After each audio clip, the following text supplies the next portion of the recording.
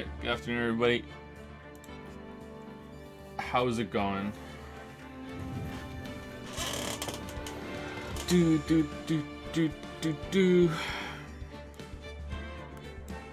Sorry that we're late. I realized that I had capped my resin on Genshin Impact and I had to go spend some real quick. I went and did 3 ley lines really fast because I'm out of Hero's Wit. I actually would have been fine and on time, but then my microphone wasn't working because OBS changes its settings whenever Windows does an update. Does anyone else have this experience with Windows update lately that it has to update like 10 times or some shit?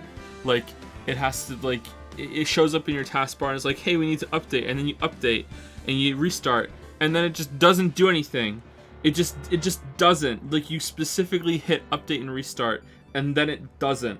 And then you do it like 10 times, and finally it restarts, and then it does the update, and it's like, okay, cool, I finally did it. And then you come back to your computer like later on the evening, and the fucking update symbol's back.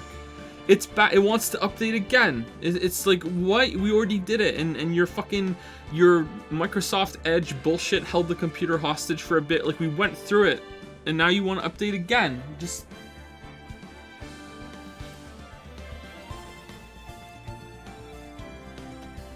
ugh. Can't relate. Sorry, Linux Master Race. Boomer Joe, a little bit boomer, a little bit. Oh. All right, so it's almost Christmas, everybody. So you all know what that means, right? What does almost Christmas mean? It's almost Christmas.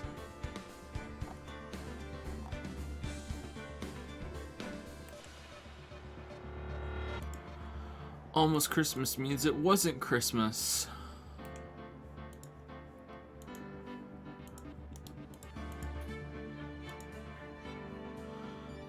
Alright, so here's the plan for this week. I'm hoping that I heard that the episode 4 of this game is short. So the plan is to finish episode 3 and 4 today, and then tomorrow and the next day finish episode 5, because I hear episode 5 is long. And then Thursday we're going to stream Cyberpunk for I don't know how long. I don't know. I'm having, this is gonna sound ridiculous, and I'm sorry. I was never one to have any anxiety or anything like that about anything really, apart from public speaking, which is just like funny now considering the profession. But I don't really consider speaking to YouTube and speaking on stream to be public speaking. You know, like if you were all in front of me, I would be terrified. Like if I have to go up like in front of a crowd, I would be terrified. So I have a lot of anxiety about like since the kids were born, like I've become a person that has a lot of anxiety. I don't know why specifically. It's probably to do with being a father, and there's a lot riding on you now. Like when you're a dad, you getting sick becomes like a really big thing because of other people. But anyway, I'm having a lot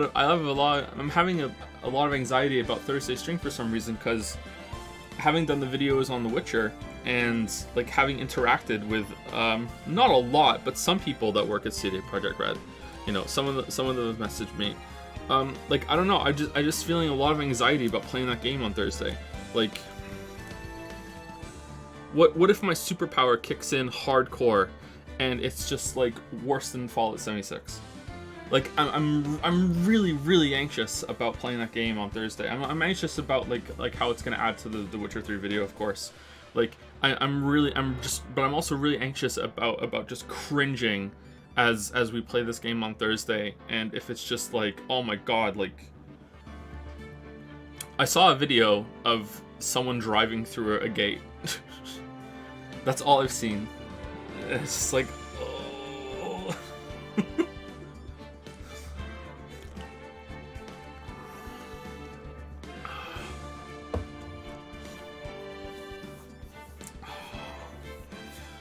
I'm anxious, man. I'm anxious. Okay, one other thing, I've been playing some games. I've been recently playing Sakuna of Rice and Ruin, and I am sorry to say that I am going to stop playing it. I played it for about 4 to 5 hours, and I'm not enjoying it. I was thinking of making a video on it, and like just making the video and then just not releasing it until the Witcher 3 video is done, because I just felt like making a really short, like, flash in the pan video. You know, just a completely new project, a new game, new everything, and I don't like it. And considering that it's a lesser known game, and no one's really gonna care that much about a video on it. Like, I'm sure some people find it interesting no matter what, but like, you have to pick your projects a little carefully. I just don't want to like pick on the game.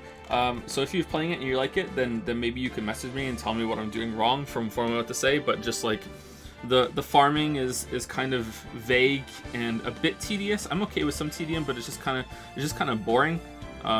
I feel like they're not giving you enough direction, and it's just kind of like, like the combat is very, very progression based, in that, it has an additive system where if you don't have the stats, you're literally doing 1 damage.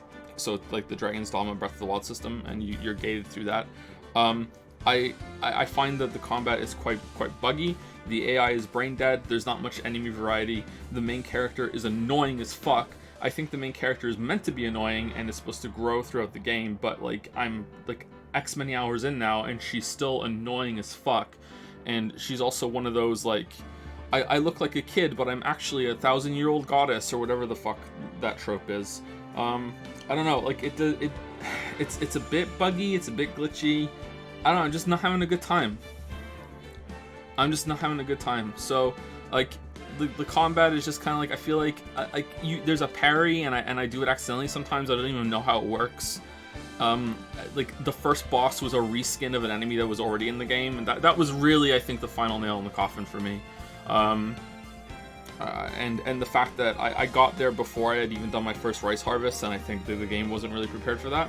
So yeah, I'm not having a good time with Sakuna of Rice and Ruin. If you have played the game and you loved it, and you want to message me and tell me it really picks up, after you get through the forest area, or something like that, or after you do your second rice harvest, it really picks up, then message me and tell me that. Like, I will read your case, and I'll be like, okay, cool, maybe I'll go back and give it another try. But as it is right now, I'm giving up. I don't like it. Are you talking about again? No, I'm talking about Sakuna of Rice and Ruin.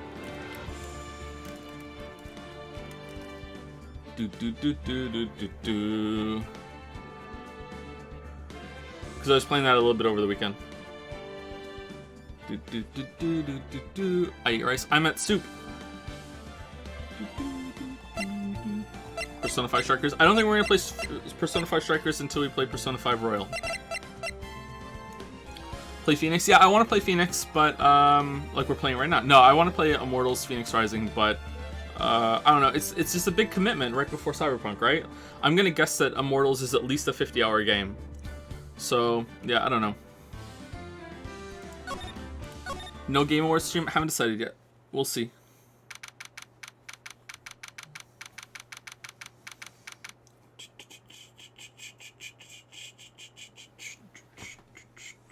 Have you by any chance seen the Portal stuff I sent you? Any opinions? I have not seen that, sorry. If you want to send it to me again, I might check it out.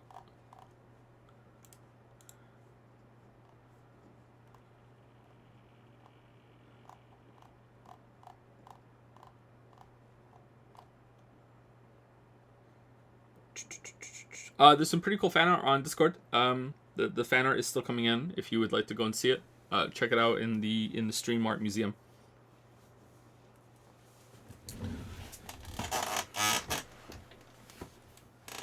I check out everything that comes in there. But for now, fan art is still gone. Sorry. The new policy is still in effect. I've purposefully oversteered with a bunch of stuff, and then we're going to correct as we go. So like the first couple streams back, I barely read chat at all. Now I'm reading chat a little bit, and we'll settle somewhere. But like, I just want to be clear, it is never going to be what it was ever again. Like, we're never going to get back to what it was. And that's intentional, and that's for the best for probably all of us involved. But we will be finding somewhere in the middle to be comfortable, but it'll be closer to the new thing than it was to the old thing. And if you don't like that, that's fair. You can watch someone else. You can go do something else with your time. This is just how it has to be. Apologies. Or I'm afraid.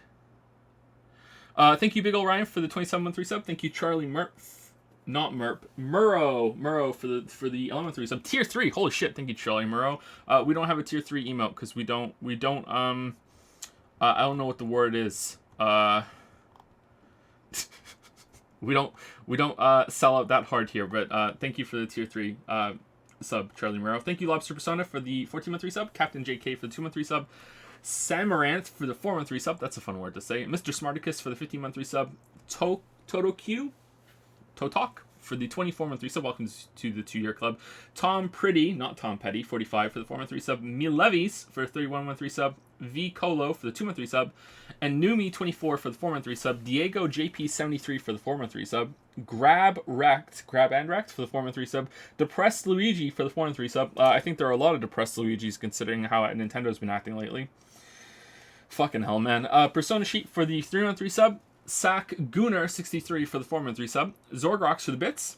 333 bits. Nice. Bozo Link for the 6-month sub. Ipsin 13 for the 12-month sub. Welcome to the 1-year club. Ralph Clogs for the 34-month sub. Holy shit, 34 months. Sly Gamer 64 for the 24-month sub. Welcome to the 2-year club, Sly Gamer. Gamtheus or Gametheus, depending on your mood, for the 5-month sub. Sly Gamer 64 for 2,000 bits as well. Holy shit, Sly Gamer, thank you so much. And Finn Freezer for the 21-month sub, which always makes me think of my son digging through the freezer for a secret popsicle or something. Alright, so we're in the trial, and I don't really remember everything that went on in the last stream, but I don't think I need to recap it because the games usually do that for us. So I'm sure there's going to be some sort of recap, and we'll get through it as we go. So yeah, let's get into it. Our goal today is to finish this trial and the next case, and then we're sitting pretty for getting case 5 done tomorrow and the next day. So today might be a longer stream. And I'm drinking my coffee. Lily Blend 101. Just the perfect amount of Nesquik. Makes you realize that you're not drinking coffee.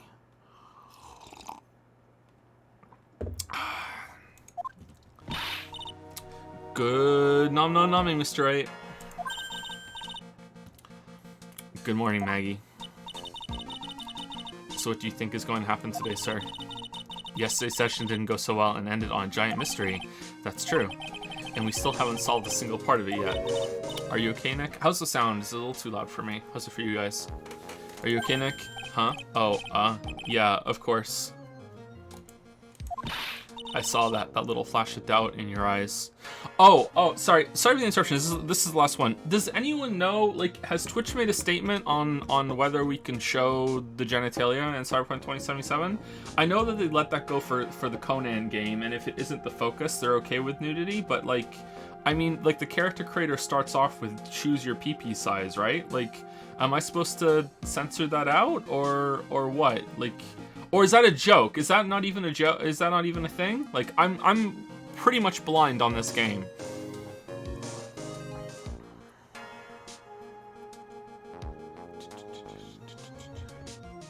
Can people stream Witcher 3's boobies?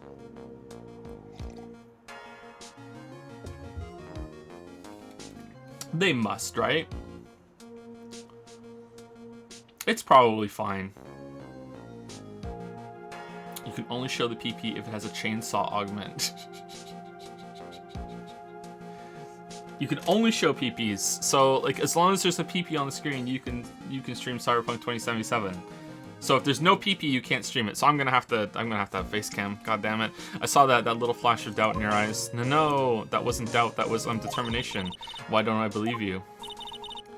It's nearly time, Maggie. You better get going to the defendant's seat.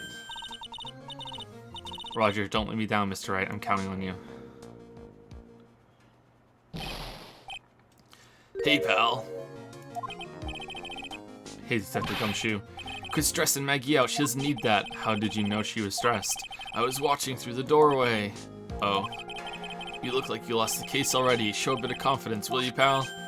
Here, maybe this'll help. Huh? Have you taken up aromatherapy too? Not in a million years, pal.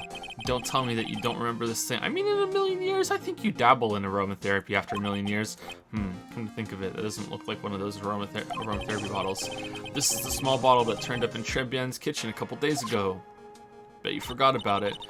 Wow, look at all these little bottles. Oh, they're aromatherapy oils. He's got so many, they're overflowing onto the floor. Hey, wait a minute. There's one bottle that's different from all the others. Well, what do you know? It doesn't have a label either. And sniff, it doesn't smell. We finally got the analysis results back from the lab. So, what is it? Is it the poison? I'm afraid not, pal. It's medication. Medication? Yeah, for ears. Topical use only, apparently. For ears, you mean? Yeah, it's the medication Glenn Elg was using for his ruptured eardrum. Oh, okay, so he's the kleptomaniac stole it. All right, what was Glenn Elg's ear medicine doing in the kitchen? The same reason our Magatama was in the kitchen. Small bottle refilled into the court record. Refiled, sorry. What about the unidentified fingerprints? Anything on that? Someone screwed up, so they only had time to analyze the contents of the bottle. Convenient. Another hour, and they might have gotten something on the prints, but that's going to weaken its impact as a piece of evidence. Cool. Okay, pal, this is it. Make sure your defense is impregnable today. Got it? Today's trial. I'm gonna expose that guy for what he's done, or my name is in Phoenix, right? This really is Markiplier candidacy. Right? I'm not the only one who thinks he kind of looks like that Markiplier, right? Thank you. When I said it, a lot of people in chat were like, what? I'm like, thank you. I think he kind of looks like Markiplier too. Just from that angle. January...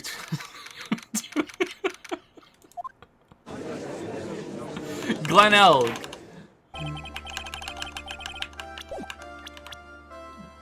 This guy, right? He kind of looks like Markiplier. This is Corey's on session for the trial of Maggie Bird. The defense is ready, Your Honor. Ready and waiting as always, Your Honor. Very good. Then we'll get underway at once. Yesterday we heard the testimony of Mr. Victor Kudo. He claims to have witnessed the defendant putting a powder into the victim's coffee. However, the witness's testimony was plagued with a number of problems. The mark on the rim of the cup shows that the victim drank from it with his right hand. But according to the old man's testimony, he picked it up with his left hand, and we're not even going to entertain the possibility that he just picked it up like a Chad and didn't use the handle. His fingers Markiplier's fingers couldn't even fit in that handle. He just picked it up, wrapped his thumb and his forefinger right on the left side, like I am right now. Thank you, Mr. Godot. Furthermore, according to the witness's account, the victim was listening to the radio with an earpiece in his left ear. Yet the victim's left eardrum was ruptured, which made him effectively deaf in that ear. It's amazing how many contradictions a single case can have, huh, Nick?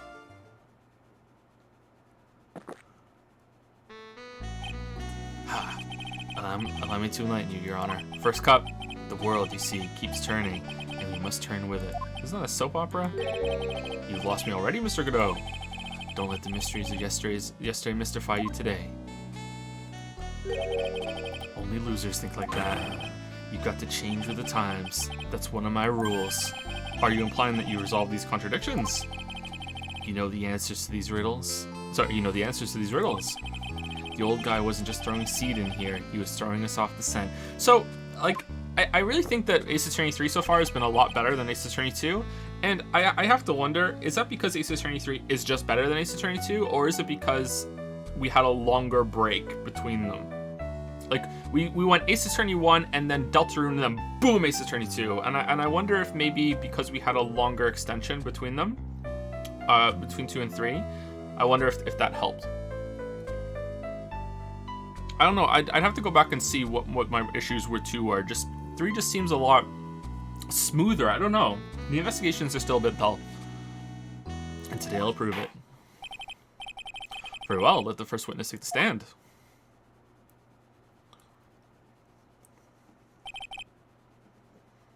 And you are? Oh, bonjour, everyone.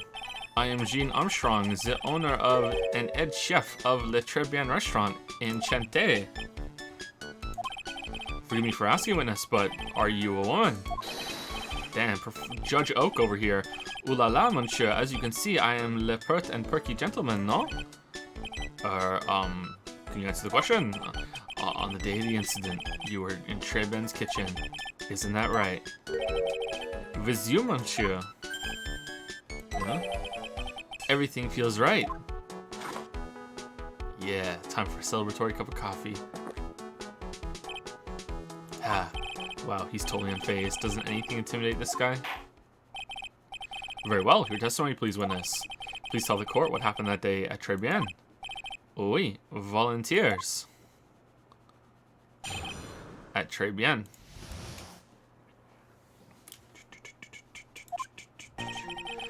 When it all happened, there were just 2 customers in my restaurant. I remember I was experimenting with some new art deco that day. Like, this accent is just the fucking word. Like having a large mirror between la tables, for example. Oh, great! We're only saying that now? Oui, perhaps that is what la old man was looking at. La cup, la epiers, and la glasses. He would have seen everything in reverse. Now, oh, we're just like revealing this bombshell in the first testimony?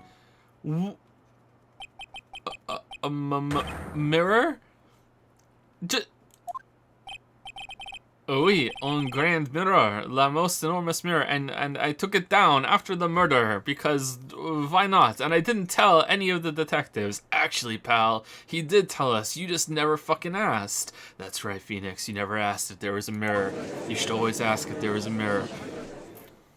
I knew that already, and suddenly, the mystery disappears.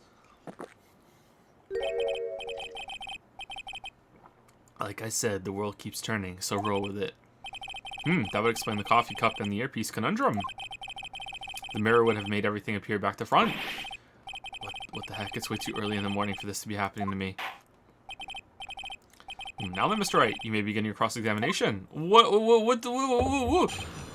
Why didn't you say this before? Hey, remember earlier when you and your friend tried to beat me the fuck up? How about we bring that up when it all happened? And who were the 2 customers exactly? Mice, of course, the young man who died. And the other, not so young man. You are referring to yesterday's witness, I presume. What about the other man Maggie says she saw at the table? Something tells me Mr. Armstrong isn't planning to disclose his existence. We need some hard evidence first before we can bring him up, don't we? I guess I'll just have to try a different approach for the time being. I remember I was experimenting with some new art deco that day. You were experimenting with art deco? How come I never heard about that before today? You never asked. You are not familiar with the language of interior design, monsieur. Monsieur, please stay on topic. Now, why didn't you tell the court about this before? But I did, just a few moments ago. Excuse me, Mr. Armstrong. This deco you mentioned, are you referring to some sort of decoction? No. Art Deco. Art Deco, it is a style of design, Your Honor. He's talking about interior design, walls, ceilings, carpets, that kind of thing. Yes, of course. That deco. I was trying to achieve a more effeminate look for my restaurant. I was planning the most bold remodeling of le decor. Like having a large mirror. How big of a mirror are we talking about here? Boof, something about 4 meters wide and, about 2 meters high. As big as the largest genitalia option in Cyberpunk 2077. Let's see. If 1 meter is about 1 yard, holy glass in a frame, that's huge. Is that how you got $500,000 in debt? I was intending to install it on the ceiling eventually. The ceiling? Was there a mirror on the ceiling? I don't remember. Mais, no, but I decided not to go through with it in the end. What should I do? Should I ask him more about... Of course we ask him more about the mirror. Where was it? If you really had such a large mirror in the restaurant, someone would have noticed it. But there's nothing about a mirror in Mr. Kudo or Maggie Bird's testimonies. But... Objection! You didn't ask, try it. You have only yourself to...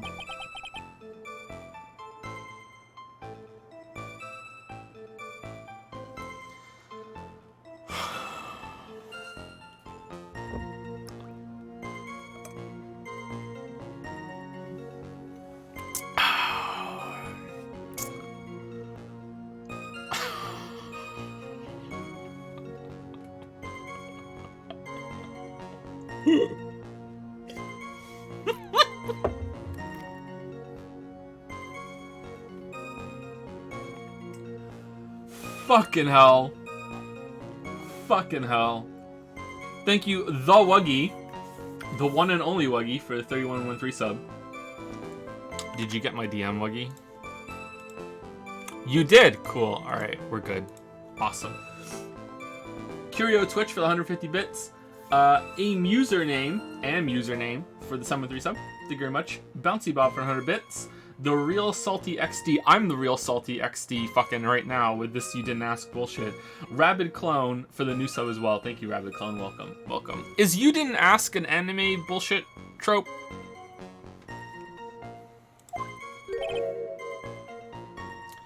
What?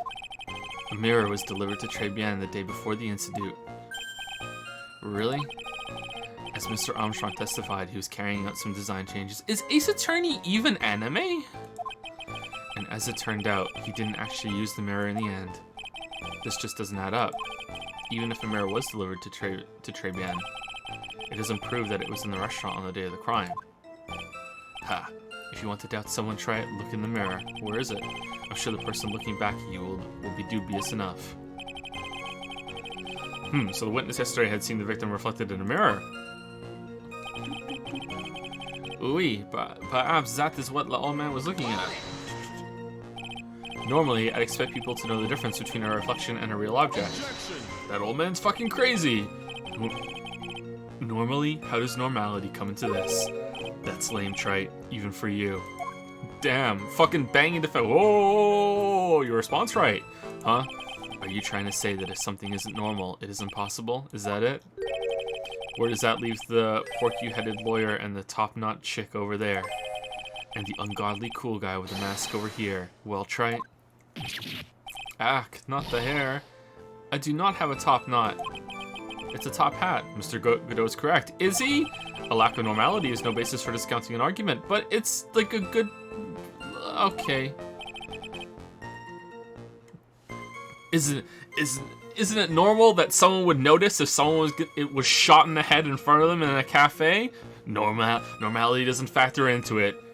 Just because it's not normal doesn't mean it's possible. Someone wouldn't notice someone getting shot in the head right in front of them. That's a good point. Yeah, normality doesn't add into it. Yeah, well, your response to it. Bien, logic has won la day, has it? The cup, the earpiece, and the glasses, he would have seen everything in reverse, no? Where did the mirror go? Everything. He would have seen everything in reverse? Oui. Hey, Nick, we should take a second think about what old CD said in his testimony. How do you phrase it again? The boy was wearing the earpiece on the same side as the green lens of his specs. No question, you can lock me up if I'm wrong. It was his left ear, without a doubt. And then he used the same hand to pick up the cup, his left hand. If he saw everything he described reflected in a mirror, then everything he said he saw on the left was actually on the right, huh? And that clears up the problems with his testimony, I guess. Or does it? It's kind of hard to believe everything's the fault of a mirror, but do you think old CD saw everything through a reflection? If he did, it would explain all the contradictions in his testimony. But that just makes the situation worse for Maggie. There's got to be something in that old man's testimony. We've just got to dig deeper. Okay, but, like, this is his left eye, right? Just to be clear, I understand that it's on the right of the image, but it's his left eye, and it was his left ear that was... Like, this isn't reflected, is it not?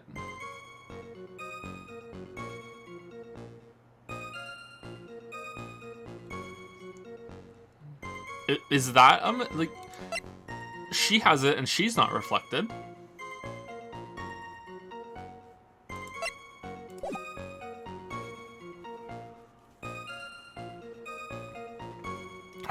See, after the possible messed up art, like I don't know if that's a mistake, or like is that the corner? I don't think so. I don't know if that's a mistake or if that's a clue. Shit, man.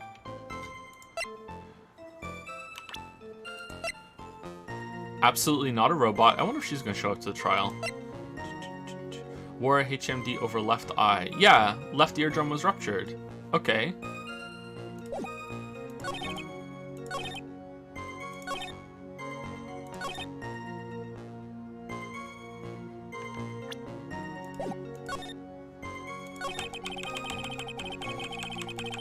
There's no way they got that wrong, because that's from an inspection, right? That's not from a reflection thing. Okay, let's present it. The coffee cup, the earpiece, and the HMD. Let's think back over Mr. Kudo's testimony for a second, shall we? The boy was wearing the earpiece on the same side as the green lens of his specs. No question, you can lock me up if I'm wrong, it was his left ear without a doubt. So, to summarize, we were told both the HMD and the earpiece were on the victim's left side. Now, if Mr. Kudo saw all that in a reflection in a mirror, it means both the HMD and the earpiece were actually on the victim's right side. Okay, I'm impressed that was actually a clue that you have to know this. All right, that was really good. I enjoyed that. Good. I'm really, really happy that wasn't just a mistake. And exactement, you see, monsieur, now that you think about it, it is not so odd, no? Unfortunately, that's where we run into a monumental contradiction with the facts. I love that word. Use it in every video. If Mr. Kudo really did see everything in the mirror, why is it that the HMD is now on the wrong side of his head? Ah! Order! Order! Mr. Wright is correct. If the witness genuinely observed the victim reflected in a mirror, then we would expect the victim's eyepiece to have been on his right eye, over his right eye. How bitter. Try it. You should have a taste of this bitterness. It'll calm you down in no time. Are we talking about your coffee, or something completely different? Whoa. You don't understand the way the witness thinks. How he thinks? You remember this, I presume. The I broke the vase, sorry, apology I mean Mr. Kudo's sworn testimony? Exactly. The old man has one very grievous habit, other than throwing seeds. Making up bullshit. The more of an impression something makes, the more muddled his mind makes it. And what's the most striking thing about Mr. Elk? Clearly it's the victim's eyepiece. And that's my point. The old man strikes again. So, despite this argument, everything he said is still going to be valid testimony. Mr. Elk's HMD made a big impression on the old man.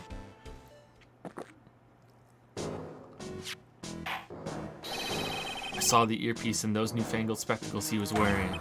Oh yes, they were both on his left ear. Do you hear? His left ear. Ha. Well, try... That's the worst but best impression of Kudo ever. Wow, I really thought he was old seedy for a minute there. Godot's good. Godot. Enough? I must agree that yesterday's witness was irresponsibly rash in much of his testimony. Bad luck, Nick. Looks like the boil of a contradiction you found is just a rash. A mirror can't be beaten by a handful of seeds, nor can it lie. So, what exactly was the old man looking at? Fill us in, Mr. Armstrong. Go on, tell the court. We're all ears. Except for the victim. Oui, I can explain. Please, if you will look at the plans of the restaurant.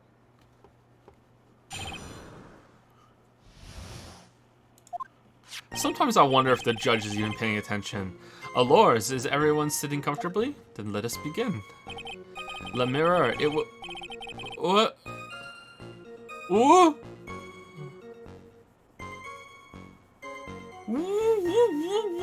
What do you mean it was here? La mirror, it was in the middle of the restaurant, dividing the two halves. Was like the other guy sitting on a different table completely and they were just like having a remote conversation? Like, what the fuck is this shit? There's only one seat from which you could have seen an image of the victim. That was the seat at the table next to the victims. That was where the old man was sitting. This is pure Danganronpa bullshit right now. Oh my god.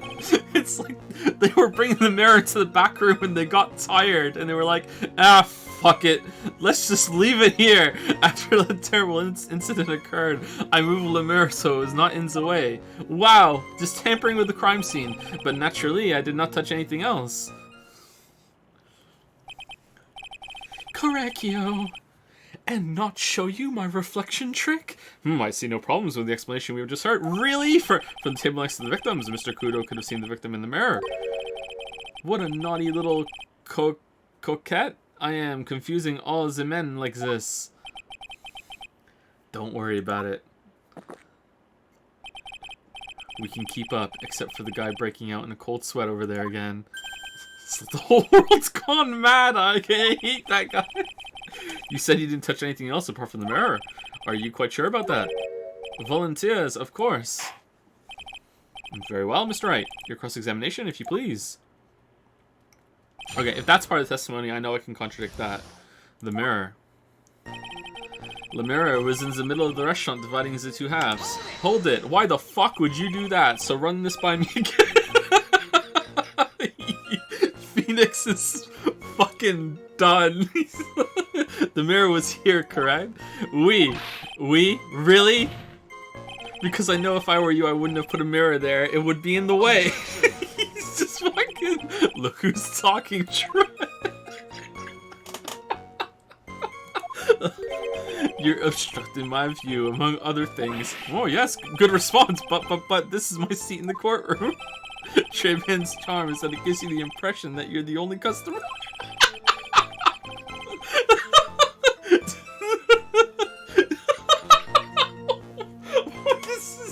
This is amazing. It's just temporarily placing a mirror in that spot would hardly be in the way. Unlike you. I tell you once, yeah, the mirror was there. It's the middle of the restaurant. Judge! Zerk is only one seat from which you could have seen an image of the victim. And where would that be? Oh la la, look how you lean towards me. I always attract the younger boys. Maybe I should keep you in suspense a little longer. Oh, please don't. Mr. Armstrong, tell the court what you know at once. I attract the older ones too, you know, Ansem. Shall I tease you too? Yeah, it's working. I'm already seeing a very hot someone, so I'm afraid you'll be waiting for a long time. I bet she has mocha cream skin and cappuccino perfume. Oh man! Does she make your coffees into mochas? Bien, I will tell you, there was only one seat from which you could have seen. That was the seat at the table next to the victim. So why can you only see the victim from that particular seat? Mais, monsieur, is it obvious, no? It is obvious, no? If you look at the plans, you will understand. The victim would have been reflected in the mirror like so. But what about a second mirror that we haven't asked about yet? If there was like another mirror here and another mirror here, and you turned your head in the right way, you could probably like bounce it over here. Like we never asked about a second or third mirror. The victim would have been reflected in the mirror like so. If you were sitting at the table next to him, you would have seen everything, no? So that's the seat Olcidi was sitting in on that day. When the poisoning happened, the old man was sitting at the table next to the victim. Why does it seem kind of odd? After the terrible incident occurred, I moved the mirror so it's not in the way. Did you move the mirror while Mr. Kudo was off calling the police?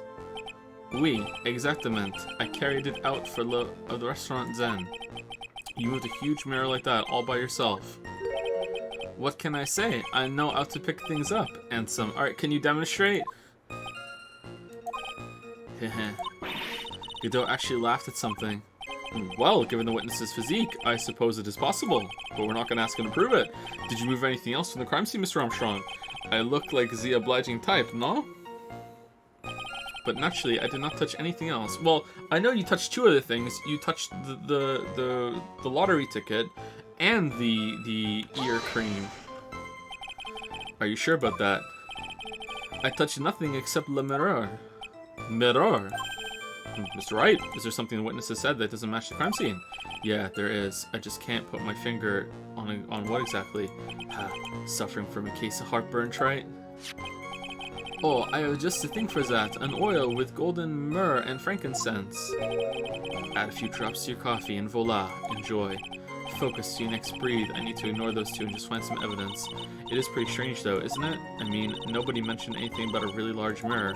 You think someone would've! Yeah, but Maggie didn't, and neither did old CD. Then the only logical explanation is that there was no mirror inside Trebien that day. Now I've just got to prove it, somehow.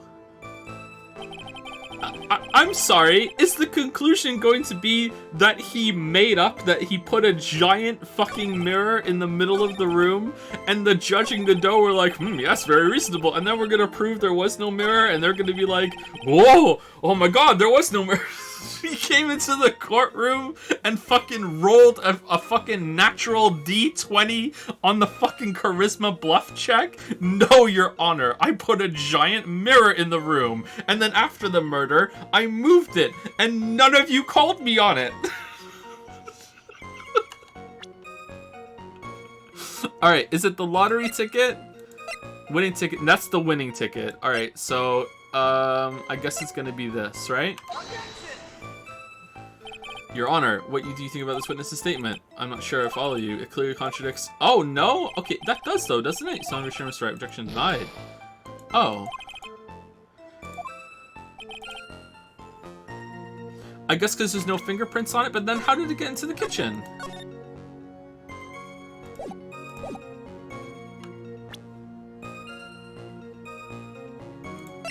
Okay, on for my, it just gave us, like, the perfume thing, right? The perfume, I thought that was a hint.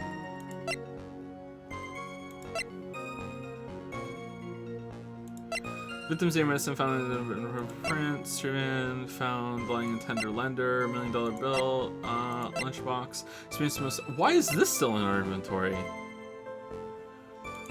Experience the most thrilling 10 minutes of your life every Monday at 1:30 p.m. Computer virus made by Glenn Elk. Okay, that was missing too. Empty bag, maybe? Hold on. Empty bag? No. Okay, let me save scum. Let me save scum. Okay. So I'm a little annoyed that that doesn't work, because I really feel like that should work. Like that is a valid contradiction. This was missing from the crime scene. It's the victim's ear medicine. It should have been there. That should work. So what does it want instead? Maybe it doesn't want this. I didn't touch anything else. On the third day, this did not meet the tiger. Victim got this one from Trey Ben. Deadly powder worn by Maggie the time the incident is some big stains. A winning tactic for advice search from coffee stains.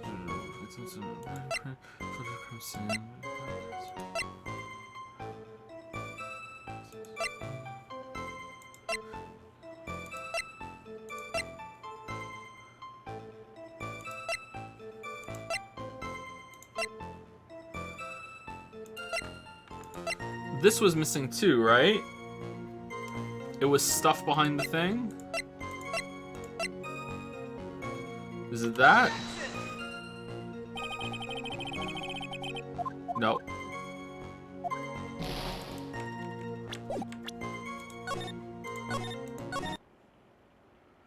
Okay, do I have to press them again? Is that one of these press ones again? Okay, but naturally I did not touch anything. Okay, but let me see it again. All right, so it's not that. Left by the victim, doodle is in the victim's handwriting. An article from December 5th says it's from. Okay, picked up. Tribune written by one incident I broke the vase at my seat. I'm sorry, and like it wasn't allowed to be fixed or anything like that. I can't remember what they said about the vase last time. Blueprints of the crime scene. Died of potassium cyanide. Time is death between 1:30 and 2:30 p.m. Photo of the scene taken in the kitchen. Coffee contained potassium cyanide covered in the victim and Maggie's fingerprints. A winning ticket for $500,000 to 100 in the by search. Did we do this one? Because he stole a ticket, right? No, he didn't. Okay, I didn't think so, but it's good to check.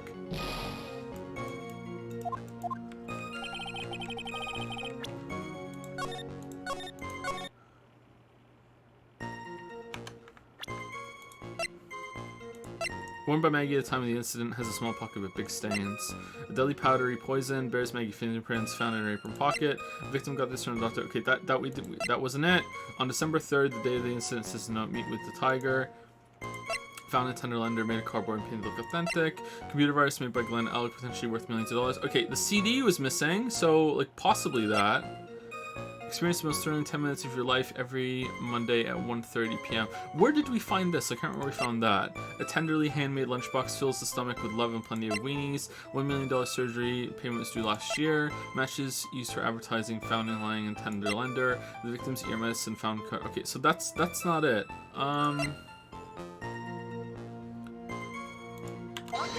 The CD? Nope.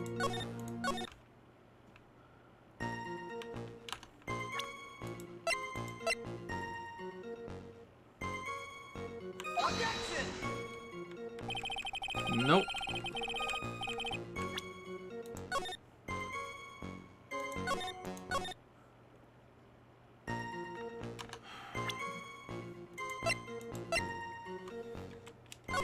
We did this one already, right? So it's not that one. Sorry if it's something else. I just want to 100% exhaust this, you know, like, just make sure.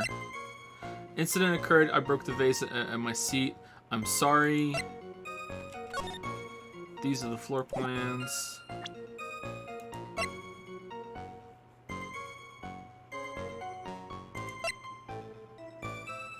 Kitchen.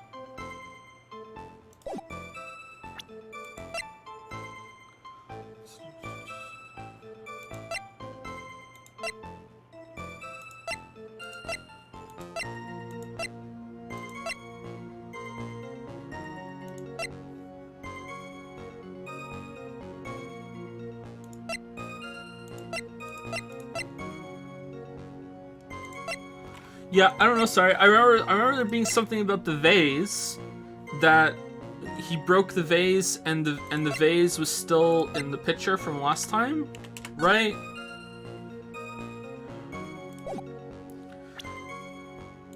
There was something weird about that. Let's try those, and if it's not that, then we will. Oh, it's that. Your Honor, Mr. Kudo's words yesterday strongly contradict Mr. Armstrong's testimony. This is the letter of the apology was written by Mr. Kudo, is it not? Isn't Mr. Kudo's like whole entire testimony is completely bunk? I realize it looks useless, Your Honor, but this is still testimony. Ha. I guess useless people are only really good at identifying useless things. What relevance does this scrap paper have to do with the trial, Mr. Wright? Mr. Kudo's testimony is actually very relevant to the question at hand, Your Honor. Because it very clearly contradicts with this piece of evidence. Okay, didn't we do this already? That he...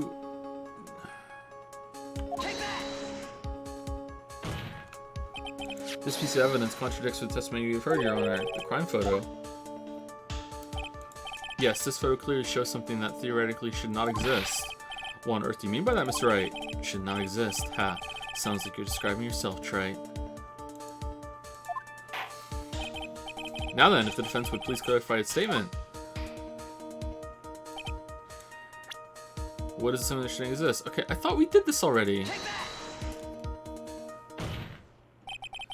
There's one thing that was clearly demonstrated by yesterday's testimony. Mr. Kudo broke the vase that was on the table where he was sitting. Was that confirmed by Mr. Kudo, though? Or by anyone other than Mr. Kudo? Maybe he just made that shit up. And yet, as the court can see, there's an unbroken vase on the table next to the victim. Why? Because Mr. Kudo was not, in fact, sitting at the table next to the victim at all. Don't be an idiot, Trite. That's impossible. That seat's the only one Kudo could have seen the victim's reflection from. Okay, I guess I'm hung up on the fact that Kudo's testimony should be thrown out and was complete nonsense. But to be fair to the game, like, Godot is still pushing it as legitimate and the judge is going along with it. So, like, this is kind of like cornering them into their own bullshit. Like, if you're going along with Kudo's testimony as like real, well then here's another problem with it. So you can't have it both ways. You can't dismiss his testimony as bullshit, but then also use his testimony as evidence. I guess, I don't know. I think that saying that he stole a bottle or the lottery ticket should have also worked there and kind of like segued into this maybe? I don't know. That was kind of weird. Exactly. There's only one conclusion we can draw from this contradiction. There was no mayor in Trade Band that day. Your testimony, Mr. Armstrong, is an elaborate lie. Mon Dieu! Don't Don't try to confuse the court, Trite. Obviously, the witness cleaned up the vase, while the police were taking their time getting to the crime scene. Unfortunately, Mr. Godot, that doesn't quite work for me. Mr. Armstrong already testified to the contrary in his own words. I did not touch anything else except the mirror. Oh, I also cleaned up the vase. Sorry, I forgot to mention it. Update your testimony, witness. Greg. Well, witness, what do you have to say for yourself? Sniffle, I forgot. I also cleaned up the vase. Sorry, I'm a neat freak. It was automatic. I just did it. I was right. There was no mirror in the restaurant that day. In light of this revelation, we return back to the original problem. Why did the victim have an earpiece in an ear which he couldn't hear? You only get one shot in life. There's no turning back. If you want to claim that the mirror wasn't there, Trey, then this problem is all yours. How do you explain what the old man saw? If I can answer this, then I'll be that much closer to the truth. I can feel it. Are you going to be okay? Can you really solve this contradiction, Nick? Do we have to? I'm sorry, what? There's more than just this one contradiction, Maya. What do you mean? Why is this on us? Remember what Maggie told us. There was another man at the victim's table, and there was a sample CD on the victim's table. It all flies in the face of Mr. Kudo's testimony. And I think I know the reason why nothing in this case is adding up. He was invisible. Well, almost right. Let's hear your answer. Yes, Your Honor. The reason behind all the contradictions in Mr. Kudo's testimony is very simple. He's crazy. The ear doctor made a mistake. Mr. Kudo made a mistake. The victim was a phony. The ear doctor made a mistake. Okay, I mean, that's possible.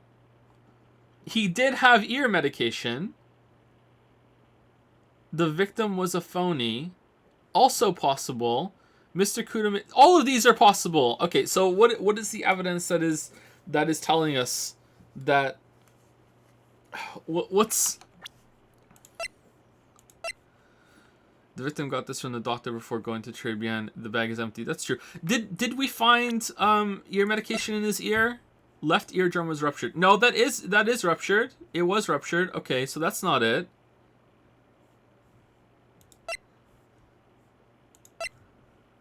So he was pretending? So he was a phony. That has to be it, right? This case is riddled with contradictions. Yet there is one very simple answer that clears them all up. And what is that? The incident Mr. Kudo witnessed and the incident the victim experienced were two completely different events.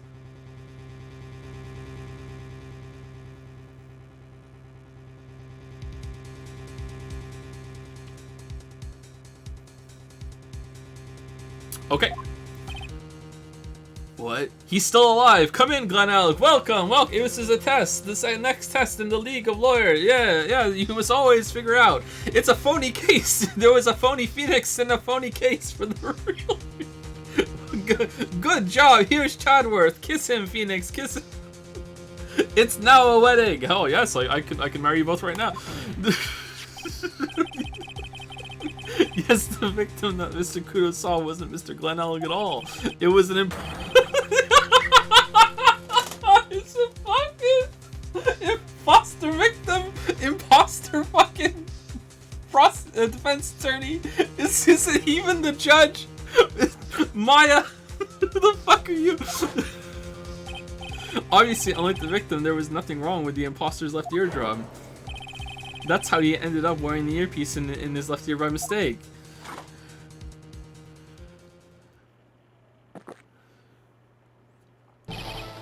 Phew. Order in the court. Settle down or I'll clear the courtroom. Quiet, Gramps. Why don't you clear out of here, huh? Whoa! What did you say? Trey, are you saying that what Mr. Kudo saw was a setup? Yes. Do you have any proof of that? No. Someone pretended to be Glenn Alec and acted out the whole coffee poisoning, all for the express purpose of creating a witness out of the one Mr. Victor Kudo. Get real, Trey. Why would anyone want to do that? Isn't it obvious? No! The thing Mr. Kudo was most insistent about in his testimony was... The servant girl brought him a cappuccino, but she put something in it. That's the serving girl right there in the defendant's chair. I remember her well. The victim was like, yes, let us fucking frame this serving girl for my real murder that's gonna happen. I will go along with this. Yes, let's do a fake murder to frame her, and then another real murder. Okay, now a fun one. Here we go. Rehearsal murder. Alright, so he wasn't expecting to be murdered, I guess? I don't know, it's this game. It's so hard to believe, but there was one and only one reason to show Mr. Kudo this fake poisoning. To show Manky Bird in the act of poisoning the coffee. Are you insinuating that the waitress in the old man's story was a fake as well? It's true that there were no other customers in the restaurant at the time, but it's also true that the chef was there. He would have noticed what was happening. He's not even a real chef! His food's terrible! Oh my god, am I even a real judge? That's right, well, if your restaurant really wasn't seen as such theatric, you would have known about it, correct? Oh la la, this is most difficult for me. No, it's quite simple. All you have to do is testify. You were under oath after all. Was there, in fact, a phony at Trebian that day? The defense demands that Mr. Armstrong tell the whole truth about what happened. The defense request for additional testimony is accepted. You will accurately explain in detail the events in the restaurant that day. Oh no, you finally asked. Now I have to. I'm under oath. In the restaurant. La victime, Monsieur Elg, he came to my restaurant alone. I remember the old man arrived not long after him. There were no other customers. Then he got word he won the lottery, man. Elg became very excited. Okay, so, like, was there a plan? And then he won the lottery? Like, he legitimately won the lottery, right? Like, you can't plan for that. Is it a fake lottery? Like, like, you can't plan for... And then was the plan off? Like... It was approximately 5 minutes later that the poisoning incident occurred. No, there was no time for a phony to do the acting. Just so we're clear, there was no mirror in the restaurant after all. Je vous demande pardon, forgive me, Your Honor. I lied because I wanted this mess to be cleared up quickly. Okay, I'll accept it. What you have just done is commit perjury, Mr. Armstrong. I will decide how to punish you later. Ooh-wee. Oh, damn, Judge bringing it down. For now, we will hear your cross-examination, Mr. Wright, if you please. He took that perjury charge a bit too well. But I'm guessing he'll be in more serious trouble after the cross-examination. You just committed serious perjury. Please continue your testimony. Everything else after this is going to be accurate. La victim, Monsieur L, he came to restaurant alone. Was he alone at his table as well? Mais oui, I saw him from the kitchen. Yet the defendant, Miss Bird, remembers it differently. She swears there was another man at the victim's table. Ha, unfortunately for you, Trite. Wait, so that means this picture's completely fucked up then, right? Is the grand twist gonna be that there was a mirror after all and even the chef didn't know about it? Like, this is fucked up now, isn't it? And this picture over here, was he at a different table? I don't understand what the fuck's going on. Unfortunately for you, Trite. Yesterday's witness also testified that the victim was alone. You know, seeing you squirm like that reminds me of a certain coffee's bittersweet bite. What kind of coffee has he been drinking? It's not coffee, it's love. It's love that's bittersweet. We put love in our coffee on Rainy Day Wednesday. Hearing Maya say that makes her seem wise all of a sudden. I remember the old man arrived not long after Ian. Oh shit! Did you see him? No, I was in the kitchen, but I heard him. I remember him shouting, yes, $500,000. Damn. Damn. Do do do do do do do do do. Who's the last person I said thank you to? Was it Rabbit Clone? I think it was Rabbit Clone. Thank you, C Snack or C Snake. It's C Snack for 17-month resub. Thank you, Violet Impetus for the 5-month resub. Thank you, Wilfin for the 3-month resub. Thank you, Pucker Star Ocean for like 4,000 fucking bits, 4,249 bits. Thanks so much, fucking Star Ocean, and like a shit ton of gifted subs too. 20 gifted subs and a shit ton of bits. Thank you, Pucker Star Ocean, for gifting out subs to Jiggly Girls, Putufu, Miisis, Fresh 190, Safli, Kevin. That's a lot of E's. X, Abombu, Sharlock93, Rich SC21, Oslius, RG9S, Bard Zaku, Leonidas Nero, interesting name, a name I can't pronounce, welcome name I can't pronounce, Sola, Hyena Deus, that's gotta be it, History's Plushiest, what? Ogred99, Ogred, and No Tail 3. Thank you so much, Fucker Star Ocean. That's fucking generous as hell of you for all the bits and the gifted subs. Not your first rodeo either. Holy shit. Thank you, Solid Sora, for the new sub. Welcome. And thank you, Grum and Watch, not to be confused with Game and Watch, for the 15 monthly sub.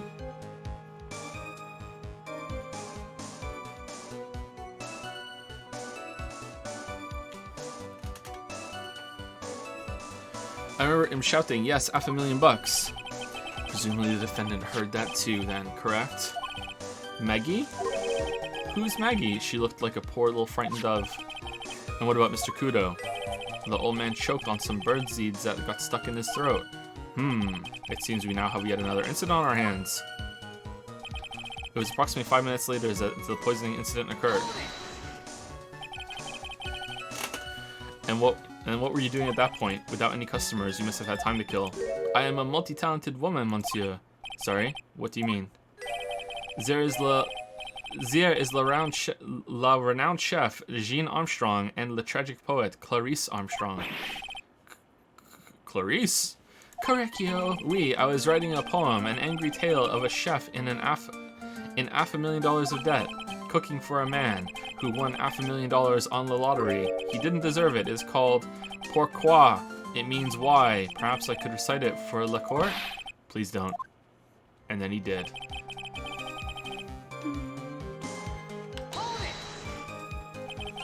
You mean you contacted the police as soon as the incident occurred? I asked the old man to call from the payphone. By your own argument, trite.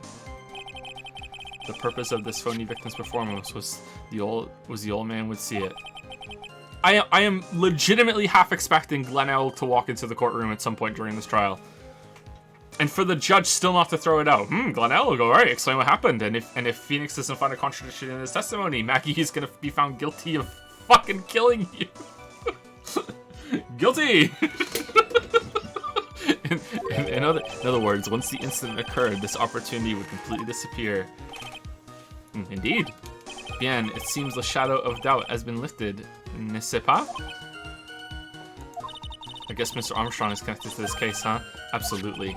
Someone was impersonating a Markiplier, and I refuse to believe he was obvious. He was there the whole time, after all. But if you're right, wouldn't Maggie have noticed too? She fell unconscious when the incident occurred, remember? Convenient! Ah, you mean that's when the phony stages act? We'll know for sure once I find a hole in this testimony. How did they know she was gonna pass out? Alright, so what's the hole? I have no idea. Like, I'm just along for the ride at this point. I have no fucking clue. Lived in Montreal, came to the restaurant alone. Okay, that seems, I don't think we can disprove that. I remember the old man arrived not long after him. There was no other customers. When he got word he had won the lottery, Monel became very excited. It was approximately 5 minutes later that the poisoning incident occurred. There was no time for a phony to do the acting. Okay, but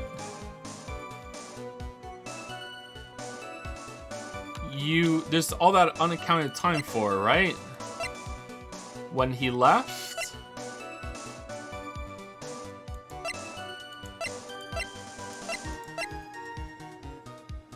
Experience most certainly. Okay, Monday at 1:30 p.m. That's when it happens, and he was poisoned. When was he poisoned? Where's the autopsy report? Time that's between 1:30 and 2:30 p.m. All right, that's a big window.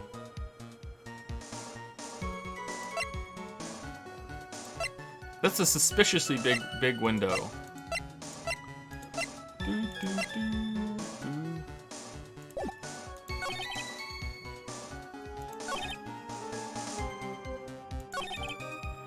Approximately 5 minutes later, the poisoning incident occurred.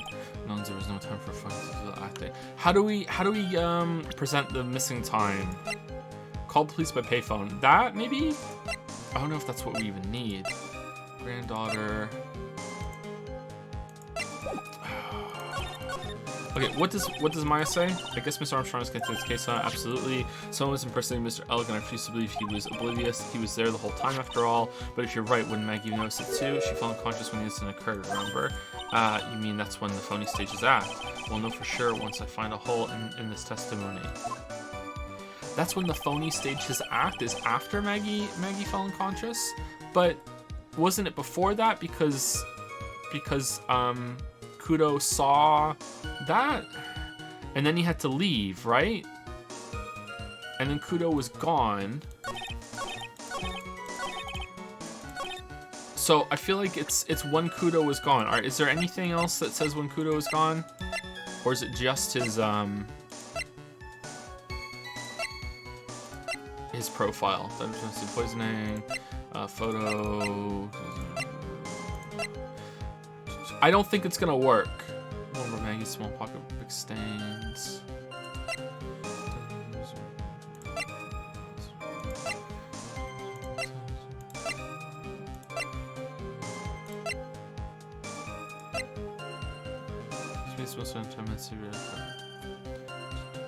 Okay, 10 minutes of your life. So 1:30. So it was 1:40 when he found out that he had won, and he was poisoned 5 minutes later, according to him. Is there a hole there?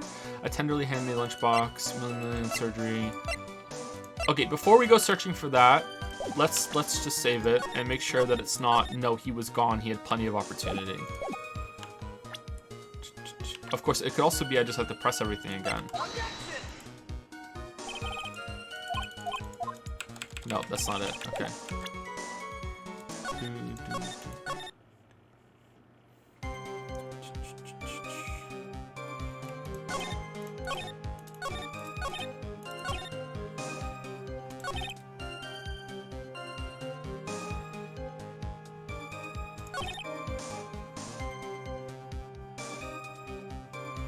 There were no other customers. Maggie saw another customer, but we're just not, I don't think we're ready to address that yet. When we got word we won the lottery, Mon Elg became very excited. It was approximately 5 minutes later that the poisoning incident occurred. No, there was no time for funny acting. Okay, I'm not sure. I'm not sure. Maybe this is one of the things where you have to press it all again. Victor Kudo. He comes to a special coffee. I drank your coffee once, Mr. Armstrong. It's special, I'll give you that. It's worth a sip just for the experience. Oh, you make me so happy, monsieur. You are most welcome anytime. I don't remember this happening. Did I miss one? I said it was worth one sip and nothing more. So old man Kudo arrived at the restaurant around the same time as the victim. Maybe I should ask about his arrival more. Yeah, I missed this. My bad. All right, how many minutes after? What time was it? Out of curiosity, about what time was it when Mr. Kudo arrived? Oh, no. I cannot remember, monsieur. I believe we were told by a witness yesterday. The crime was reported at 2:25 p.m. by a kind, scary old man, sir. Oh, that's it. You're done. You're done. Slam dunk. Does that perhaps jog your memory, witness? That incident happened about 20 minutes after he arrived. So the victim must have arrived between 2 p.m. and 2:10 p.m., no? Just after 2, huh? Thank you for your help in jogging my memory, monsieur. You are wonderful. Ahaha, I can't sit here all the time and do nothing now, can I? The time of day will be added to the witness's testimony. Oui, monsieur judge. Everything I do it for you. Damn, you know it's true. Merci bien. That's French, isn't it? Ha ha ha ha. I bet at least one person is in a good mood. He's even humming a song to himself. You know it's true. Everything I do. I'm a real manager. Okay, so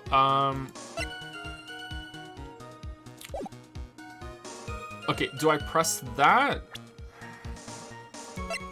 with this? Gotta be, right? 1:30. Gotta be, yeah, that's it. I'm afraid I finally got you, Mr. Armstrong. Quoi? What do you mean? At the time in question, the victim was listening to the radio with his earpiece. The show he was listening to was Millionaire Radio. Each week they announced the winning numbers of the $500,000 lottery ticket. Oui, that must be the show Mon Elg was listening to. I can't see any problem with this testimony, Mr. Wright. I wonder. You say the victim arrived at your restaurant after 2 p.m., correct? Oui, I am sure of it. I remember it perfectly now. I know it was that time because I had just finished serving the lunch menu. Get to the point, Trite, if you have one. That show is broadcast live at 1:30 p.m., and it claims to be the most thrilling 10 minutes of your life. It's on air at 1:30. Better buy a ticket. Now, supposedly the victim made some noise when it was announced that he had won. And yet, I don't believe his cry of joy could have occurred after 2 p.m. Because the show had already finished more than 30 minutes earlier by the point in time. So, did Kudo take an hour to find a phone? No, noon. Now you're changing it to noon? This victim we've been told about has done nothing but the impossible. Listening to the radio with a ruptured eardrum, catching a show that was already over. There's only one conclusion you can draw from these facts. This victim was an imposter acting out the poisoning 30 minutes after the real murder. Oh, wait. Yes, there were 2 Glenellos in Trebian that...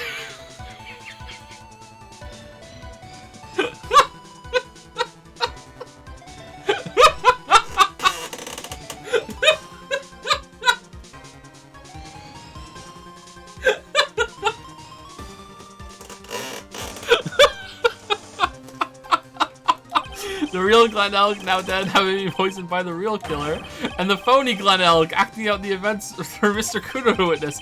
It certainly seems that way. I mean, if that wasn't the case, how could you explain the time discrepancy? Yeah, there's no other way. Quite a performance, Trite. You were almost on a roll. But sadly, you lack the rock-hard foundation of rhythm to build your song. What is this, Music Theory 101? Let's recap. According to your imaginative theory, it's now just after 2 p.m.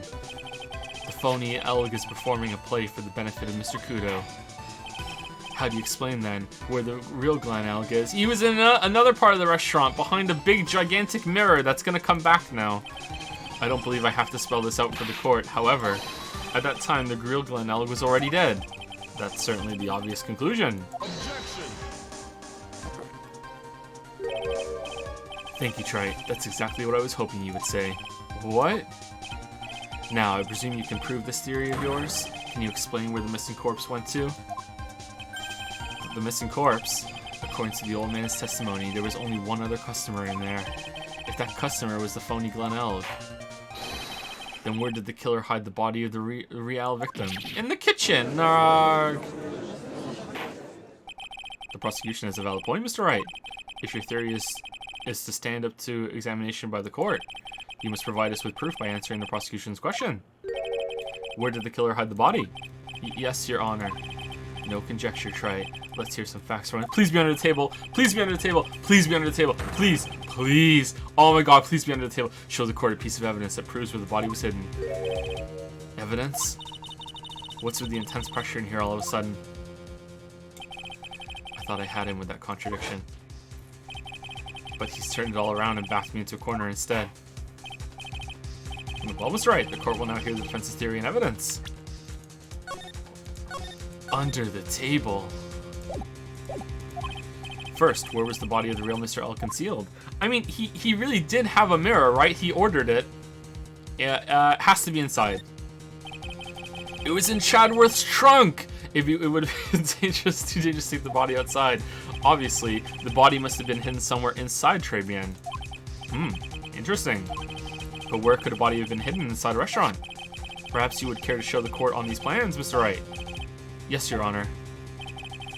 The exact location where the body was concealed inside Trebian is... Okay, it could be the kitchen, right? They could have moved the body into the kitchen and then staged it and then moved it back afterwards, right? I mean, that's possible. But it could also be under the table. The body was hidden here. I see. Nice supposition. But the real question is, can you back it up? Where's the evidence that proves the body was hidden in that location? Shit! Shit! No! It's not under the table. It's not.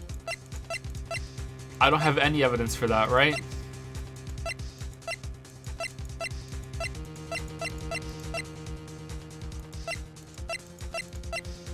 I'm a lawyer. That's my evidence. That's all you should need. Too bad. I don't think you'll ever grasp the real heart of rock and roll. What are you talking about? He means that your evidence is irrelevant, Mr. Wright. You're not a lawyer. Come on, Nick. You've got to think it through. Feel the beat and then hit him with some heavy metal. Okay, I need to calm down with my facts straight. Pick another location. There's nothing wrong with my logic so far, I'm sure of it. I'll have another go at proving where the body was hidden. It would have had to have been too dangerous to take the body outside. Obviously, the body must have been hidden inside. Okay, so it's in the kitchen. It's in the kitchen. If it's not in the kitchen, I don't know. I mean, it could be over here. All right, it wants evidence for where it could be. So it's in the kitchen because that's where his ear medication ended up being, I guess. It's in the kitchen. The body was hidden here. I see. Nice supposition, but the real question is, can you back it up? Where's the evidence that proves the body was hidden in that location? Left by victim. An article from December 5th. Okay. G says $500,000 the owner's lender.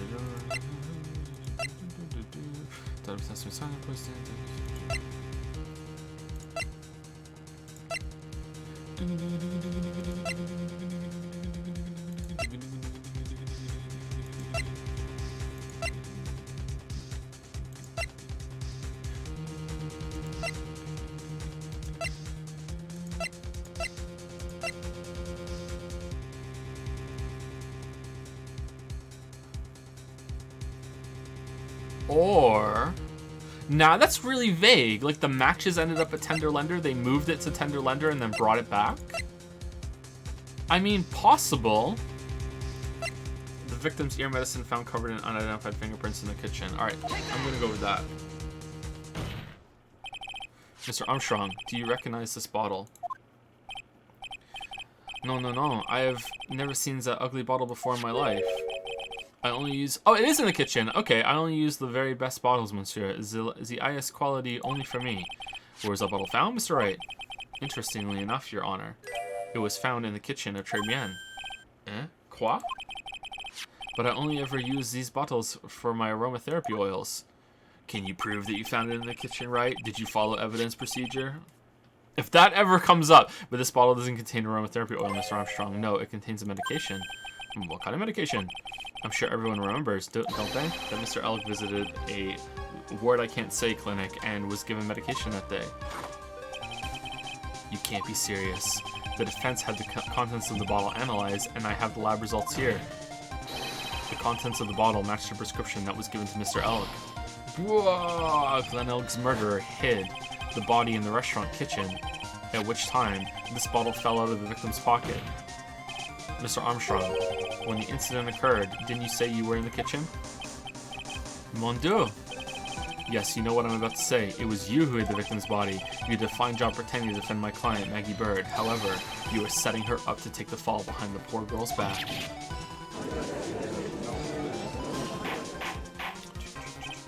Order! This is an extraordinary development.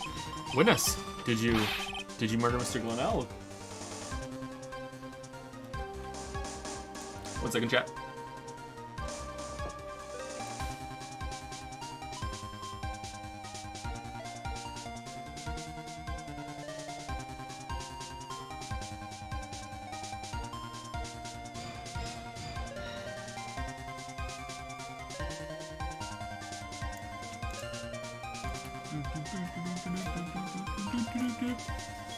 Thank you, Pumpkin Swift 33 for the 313 sub and 100 bits. Thank you so much.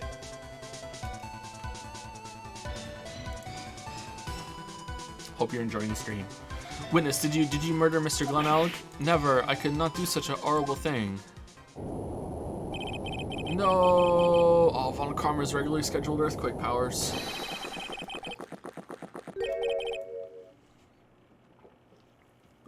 Mr. Godot. Wow. The bitterness.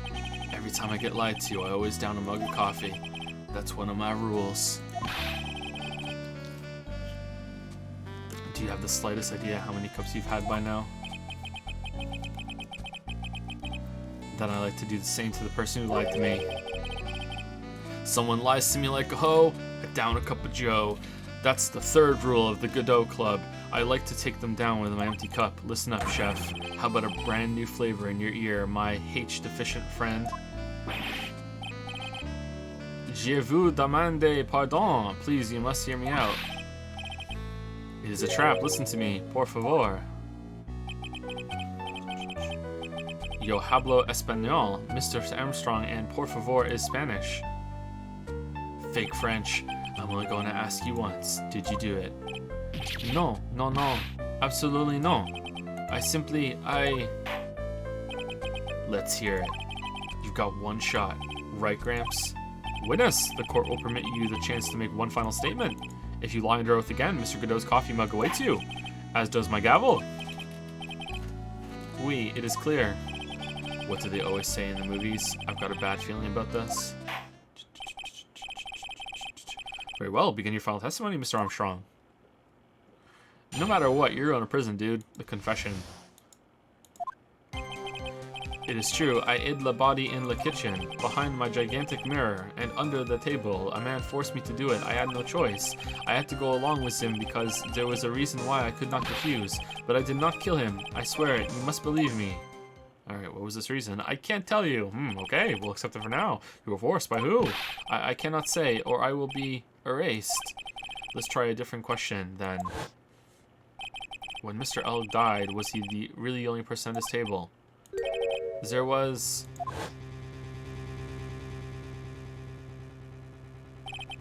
another man. I knew it. Maggie was telling the truth. You must cross-examine the witness now, Mr. Wright. There's just one more thing I need to do. I gotta break this guy and get him to tell us the name of the real killer. The confession. It's true, I hid the body in the kitchen. I mean, this feels pretty much over. I guess there's going to be a recess, and then Fake Phoenix or Wednesday Addams is going to go on the stand, but that kind of feels unnecessary at this point. Or maybe it'll be a good part of it. I don't know. Did you carry the body yourself? Oui, I carried him, and I carried Maggie too. Maggie too? When she saw the victim collapse, she fainted. Oh, it was actually a legit fainting. I could not leave her there. But why did you hide the bodies? A man forced me to do it. I had no choice. Well, this was a real impromptu fucking recovery. An hour later, how did you get an actor to come in and do it? What man? Who was he? No, I cannot say. I fear for my life. Was it also him that came in and pretended to be Glenn Elg? Is this just fucking master of disguise over here? And he just never, like... He's really scared. You'll just have to put the words in his mouth, Nick. Yeah, you're right. If he won't tell me, I'll tell him. But why would you go along with this man? I had to go along with him because there was a reason I could not refuse. And what reason would that be, Mr. Armstrong? You know, monsieur, yes? Surely you cannot expect a young maiden to talk about such an embarrassment. A maiden? You're a bit old to get away with that, and a bit too male. I can't finish the cross-examination without establishing his reason, so I'll just have to prove it. With evidence! But I did not kill him, I swear, you must believe me. So you were claiming that all you did was hide the bodies, is that correct? Oui, that's right. If we were to believe you, Mr. Armstrong, you must tell the court everything. You must make clear the identity of the man who ordered you to do this. He's already confessed this much. He might as well stop dancing around the real issue. Yeah, but he really doesn't want to tell us who the killer is. Then sock it to him, Nick. Yeah, that's not a bad idea. It's true. Okay, man forced me to do it. I do the reason I could not refuse. Okay, and that reason is that he's like really in debt, right?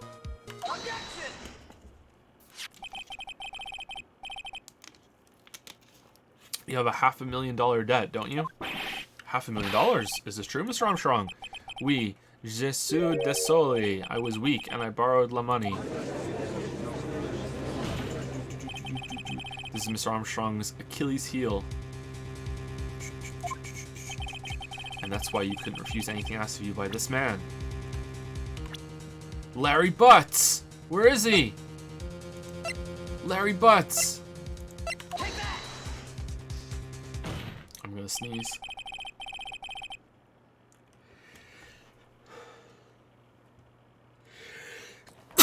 Sorry about that. For Canadian, Joe sure knows no French. I'm not from Canada, that's why. I consider myself Canadian, but I'm not from here. I mean, I've lived here for over 20 years, so you would think I would have picked more up, but it wasn't. Has it been 20 consecutive? Oh yeah, it has been for sure. More than 20 years then. 20, 25? Yeah. 25 years. Not 25 consecutively though. You would think I would have picked more up, but no. $500,000 loan from a bank, a black market loan shark. And you had no way of paying it back, did you? That's why you were forced to do anything this man told you. Oui, it is as you say, Mr. Armstrong. Le Tiger. He told me he was going to use my restaurant for a business rendezvous. On the day in question, he was meeting the victim to demand that he repay his loan. I don't know why it happened like that. I just did what he told me to do. I had no choice. I carried the body and the inconscient Maggie out of the dining area and into the kitchen. After that, I just tried to forget what I had seen. I think we can now safely say that the man who forced your hand was Mr. Furio Tiger. Okay, well, I think we've proven Maggie's innocence without a shadow of doubt now. Slam dunk, we're done, right? I do have one further question for you, Mr. Armstrong. The poison and lottery ticket that were found in the defendant's apron pocket. Was that your doing as well? No, I knew nothing about that. Making it look like it was Maggie who had done it. I was not. It is despicable. Mr. Godot. You will summon the Furio Tiger as a witness. I doubt that can be arranged today, so we will adjourn for now. What? Proceedings will continue tomorrow. No! No. He's outside. Please. Please, not another investigation. 30 minutes. What? The trial will go on. I'll see it to it myself. I need half an hour to get that guy on the stand. Not a minute more. That's very precise. How the don't sit back and relax yet, right? No one knows if that chef is really telling the truth or not. This trial could still go either way. Sure. Very well. Your request is granted, Mr. Godot. We will resume once Mr. Tiger is ready to take the stand. Until then, the court is adjourned for a 30-minute recess. Time for the Godot racing minigame. Apprehending time. Do.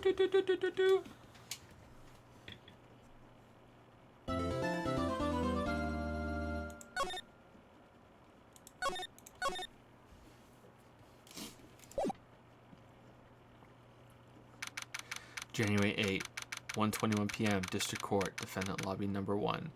Someone in chat a little while ago asked if I got a review copy of Cyberpunk 2077. I did not. I didn't ask for one either. I don't take review copies of anything. So even if it had been offered to me, which it wasn't, I would have turned it down. I don't take review copies of anything. If I took a review copy of something, I would feel biased in some way, and it wouldn't necessarily be biased to be favorable to something. It might even be the other way. It might be biased that I have to be really hard on it to justify that I wasn't biased because I got a review copy. The only key I've ever accepted was for Factorio's Steam release, and I already had the game. It was just they offered me a key for the Steam release, and I wish I hadn't taken it actually, because it wasn't early access of anything really. It was I just didn't know that at the time, but I wish I hadn't taken it, and I disclosed that in the video that I made on Factorio. To be clear though, I want to clarify this every time I bring this up. I do think it's possible for someone to take a review key and be unbiased. I do think that's possible. I just don't think I could do it. That's why I don't do it. But like for sure it's possible. So we're finally going to see the Tiger on the stand. We've almost got this case won now, Nick. I wish I could agree. Huh? When I cross-examined Mr. Armstrong just now, he said he was just doing what the Tiger told him to do. But Godot picked up on it, remember? He pointed out that without proof, we don't know if what he testified is the truth. I don't know is Godot evil or not? Like, I don't know. Is Godot like Chadworth in that? Chadworth was going down like kind of a dark path for a little bit. I don't know if Chadworth was like becoming a bit evil or not before Phoenix kind of intervened. Like, Von Karma, like Daddy Von Karma, definitely evil. Hot Von Karma. No, that I have to be more specific, don't I? you know, Francesca, maybe a little evil? Not really. I don't know. Like, is Godot evil? I'm not sure. You think Mr. Armstrong was lying? I don't know, but if that's the line the prosecution... Well, if that's the line the prosecution takes, we could be in trouble. I get the feeling that we don't have the case-making evidence we're going to need. Hey, pal, here's some last-minute evidence, Detective Gumshoe. What are you so jumpy about, Detective? Your hair's standing on end. Hey, that's the pot calling the kettle black, little Miss Top Knot. It's not a top knot. Damn. Jackie's pout so much better. Never mind about the hair, just calm down, alright? Calm down. I can't stand still when I don't have a job to do. I kind of get wound up. Arrgh. No kidding. Gotta have something you need me to do, pal. Anything. Well, hey, I'm gonna take a job back down to the precinct. I could get some prints analyzed for you if you've got an hour. An hour? The trial will have reconvened by then. But Nick, we still don't have a really decisive piece of evidence, right? True. Without some kind of trump card to pull out of the bag, we're really stuck. You said you could get some fingerprint analysis done in an hour? You bet. In that case, would you mind checking the prints on this for me? Alright, well, we don't... The prints on this, right? Unidentified prints? Going back to the station anyway. Could you find out whose prints are on this? Oh, hey, that's the small bottle I gave back to you this morning, right?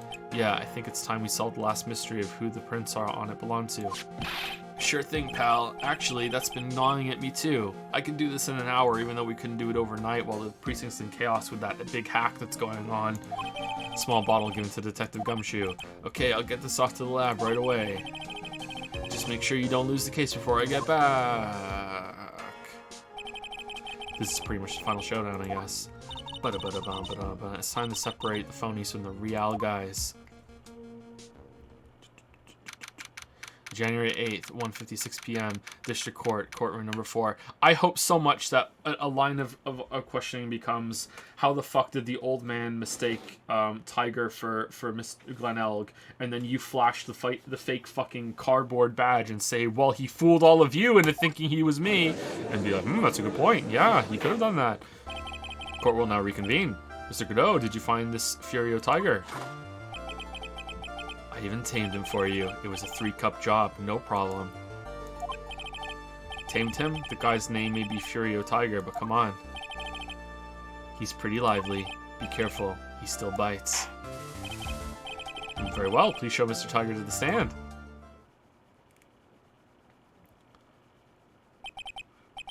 Witness, please state your name and occupation for the grog.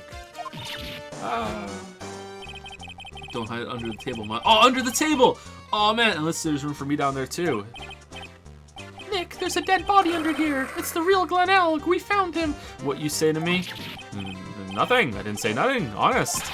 Who could have guessed that fear would induce a bad Brooklyn accent in the judge? I got business to take care of, you hear me? So who the hell called me into this hole? Was it you, Spiky? No, of course not. It was the judge. Your Honor. Oh my god, there's a dead body down here. Oh dear, I seem to have dropped my pen. Where on earth is it? Don't mind me, just carry on with the proceedings as normal. That's it. We're doomed. Maybe you just didn't hear me. I said, who the hell was it that called me in here? There's no need to shout. We can all hear you. What you say? There's no point in struggling. You're caught in a snare. The relentless snare of the law. Damn, Shadow over here. Holy shit. What the fuck? And I'm the one that hauled you in. Grr. Too cool. Don't let him get the better of you, Nick. Let's start with the basics. You know about the incident in question, correct? Incident? I don't know nothing about no stinking incident, mask boy. Oh, everyone else sees the mask too? Okay. You mean you didn't attend the previous trial of Maggie Bird? Maggie who? I've got more important things to do than watch courtroom dramas. Of course. Well, perhaps you could give us your testimony then. He pounds the gavel, but just kind of like reaching up and like hoping that he gets it. couple of fake taps on the bar before he finally gets to it. Please tell us about what you did on the day of the murder. Humph. Phoenix, right. You's the one who set this up, didn't you? You's gonna regret the day you ruffled the tiger's fur. You hear what I'm saying? Gulp. Maybe I should have brought a diaper with me today. Whoa, get a grip, Nick. The tiger's alibi. I don't know nothing about no murder. I was tied up with business in December last year. Spent all my time in my office. I got whales lined up to borrow cash from Tenderlender every single day. You want to check my alibi? Just ask Violetta. Yeah, just ask Violetta. Who the fuck's Violetta? At last, I found my pen.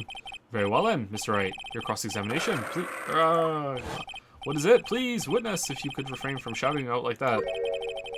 I know the kind of games that guy in the blue plays.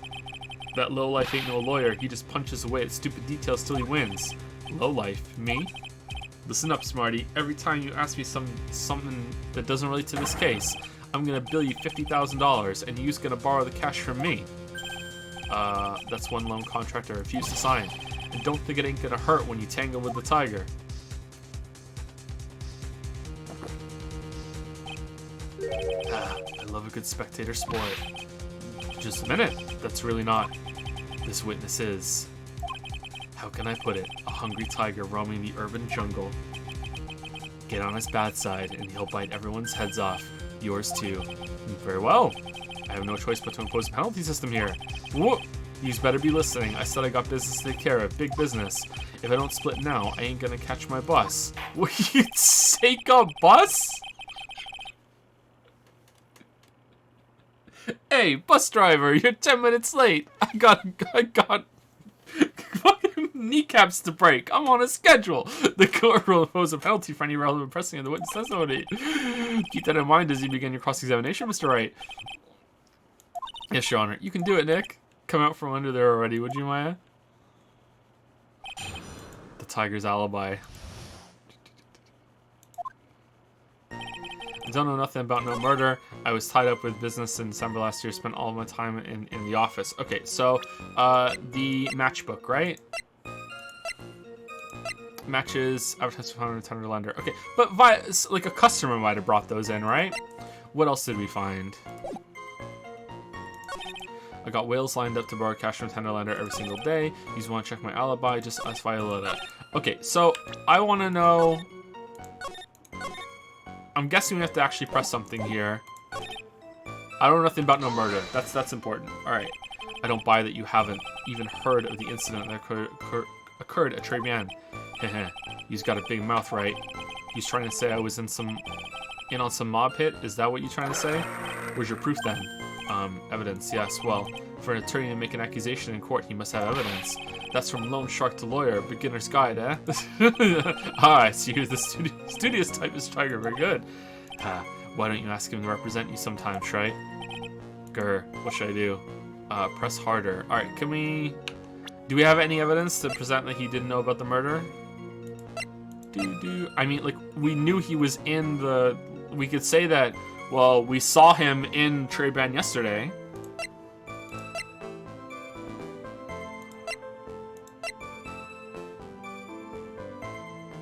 You know, you have, like, he's in debt. Incident.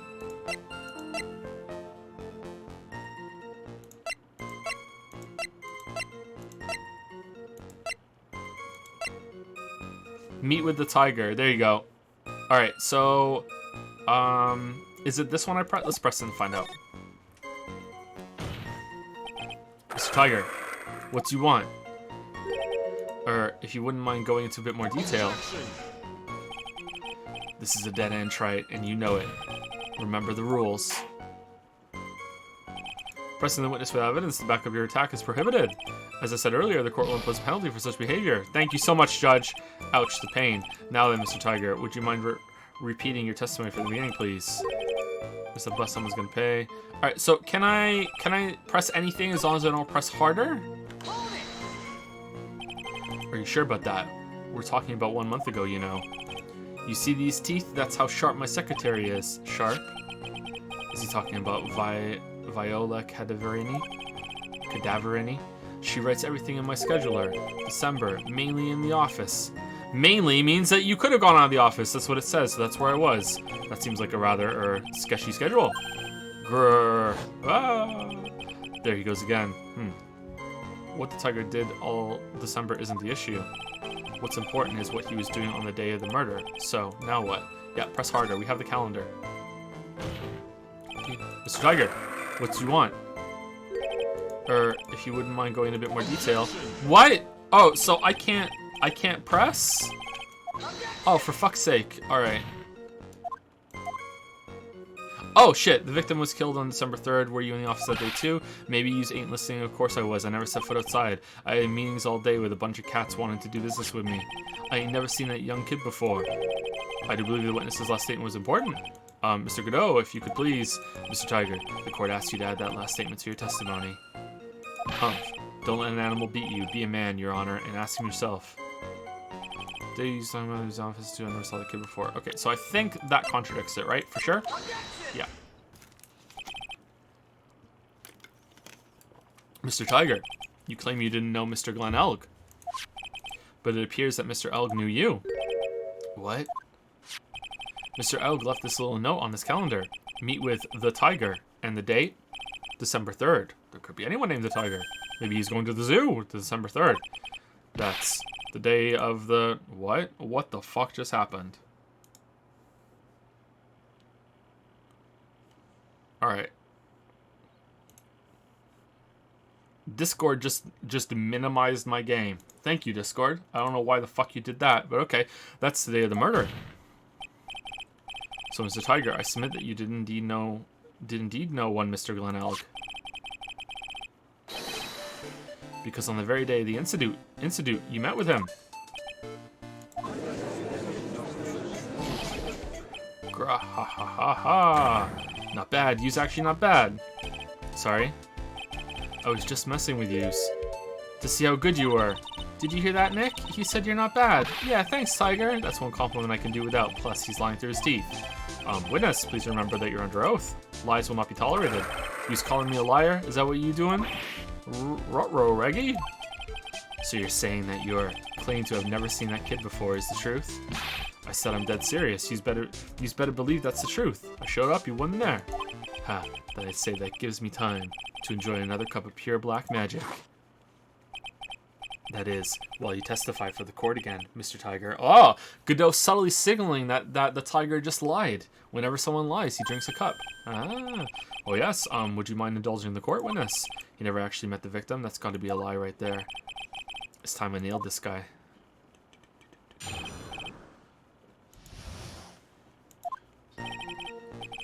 I ain't no liar. I never met Glenn Elg. There was some lame guy with that name, though, wanted to borrow cash from me. I set up a meeting with the guy at my office, tender lender. I waited around for him, but he ain't never showed.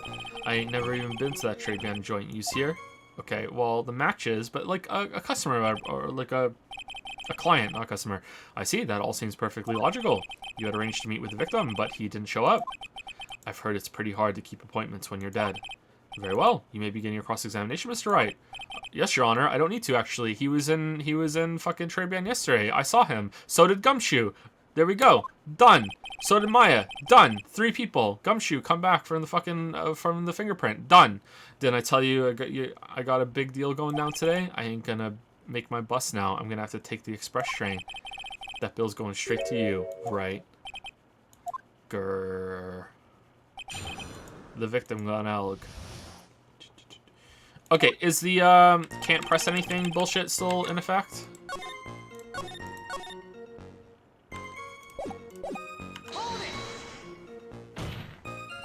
And yet, your name was written on the victim's calendar. Get that horse calendar out of my face. I'm the Tiger, not a lame horse, you porcupine. Tigers like me eat horses like that for breakfast. No, no, no. Witnesses aren't permitted to eat evidence. Not that they ever would. Meanwhile, Phoenix is like, yeah, no witness has ever eaten any evidence. Glass eaters. Well, there was a case once where a young lad ate. Anyway, if you had never met the victim before, how do you explain this note he... There was something, one to our capture. That's very strange. According to the manager of the firm where the victim worked, December 3rd was the date he had to repay his loan. He wasn't due to discuss borrowing money, but repaying what he owed. Oh, yeah, maybe he's right. Whatever it was going down at the beginning of December. So you did meet Mr. Elg then. Hey, right. You might want to cool your jets a sec. I set up a meeting with the guy at my office, tender lender. So your meeting wasn't supposed to be at Très Bien then? Why would I want to go to a dump like that? How do you know it's a dump? You've never been in there. I want to talk to my clients. I got an office stacked out for the job. I got the best punching bag you ever saw in there. Not exactly a professional office you've got there, you know. So you were in your office on the day in question. I waited around for him, but he ain't never showed. He didn't show up? What do you think, Trey? Let's see. How does a dead man get from a French restaurant to a loan shark's office? And you yourself didn't go to Trebian? What are you trying to pin on me here? Why don't you come down to my office? We can chat about this thing my way, yeah? I got the best punching bag you ever saw in there. No need. I'm good, thanks. Already been there. Listen up. I ain't got nothing more to say except this. I ain't never been in a trade manager. You here? Okay. Never? Not even once? Not even yesterday?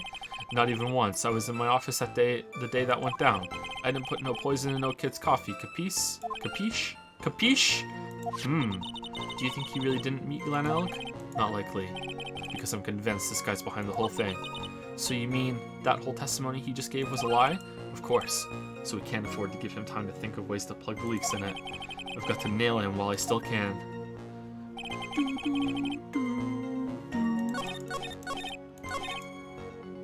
Okay, where did we find this? Okay, has to be that.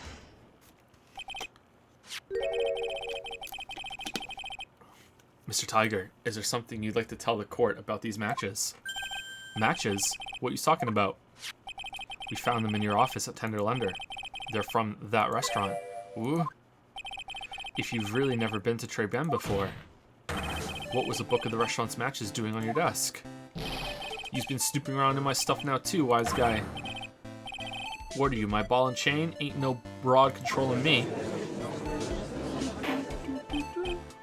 Order. Well, witness. I think it's time you started telling us the truth, don't you? Grrrr. So sorry, I'm terribly sorry, forgive me. I ain't no pussycat, I don't go back on what I said. But okay, I was at that joint that day. This is such an easy, like, a client must have brought them. Oh, it's so easy. How do they think of, no, there was a giant mirror that we just so happened to order a couple days and we put it in the middle of the restaurant and that explains what the old guy said. But they can't think of, well, I guess someone else brought them. Fuck. What? But listen good, alright? I might have been there, but I still never met that kid. Well. Looks like an order just came in for another testimony. And I'm this close to proving it was him. He did meet Glen Elg that day, and he did put poison in his coffee. He must have the poison for Glen Elg's poison. At Trey Bien. I was supposed to meet with the kid at the restaurant that afternoon. When I opened the door to the joint, I saw one ugly scene. The guy was laid out over the table, stiff as concrete. I figured if the place wasn't hot already, it was gonna be, so I split. I heard the cop's sirens on my way out, and I went straight back to my office. While I was there, I grabbed just a box of matches. I see, you didn't actually meet with him in the end then. Well, Mr. Wright, your cross-examination, please. There was a book of matches on the thing. I just grabbed it as I left. Why not? Free matches while I was there. Made the trip worth it. Yes, Your Honor. Hold it. If I wait around here any longer, I ain't even gonna make the normal express. No more stupid questions. No problem. Anytime Trent presses you on something irrelevant, I'll see he pays a penalty. Mr. Godot, that's my job. Your job is to slam that little hammer of yours and call it a guilty verdict. Godot, can you even see, Tiger? Like, can't you not see red? So do it. Yes, sir. I guess he's more orange. The Special Express ain't cheap, right? So just so use no, since you's paying. Oh man, doesn't the rule of law mean anything around here? Cross-examination, a Trey ban.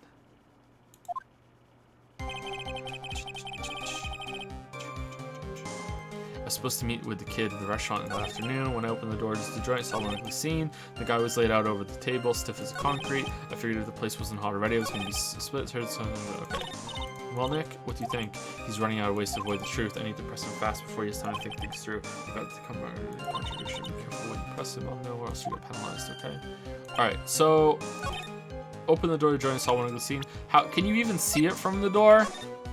Isn't it busted? I mean, that's really fucking like technical, right? Like when I went to open the door, I meant I opened the door, I went in, and I was like, I came over here and I was like fucking Grandpa Simpson going, nope. Like, but I guess so, maybe?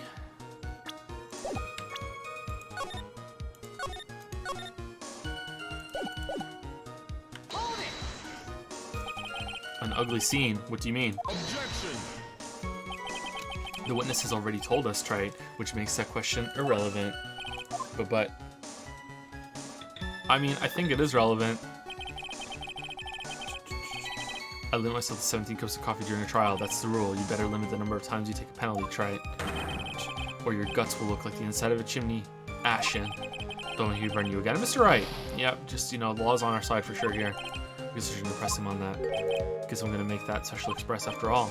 So to recap, this ugly scene you saw was the guy was laid out on a table stiff as concrete. Okay, so how did you see that from the door? Like, I wanted the door here.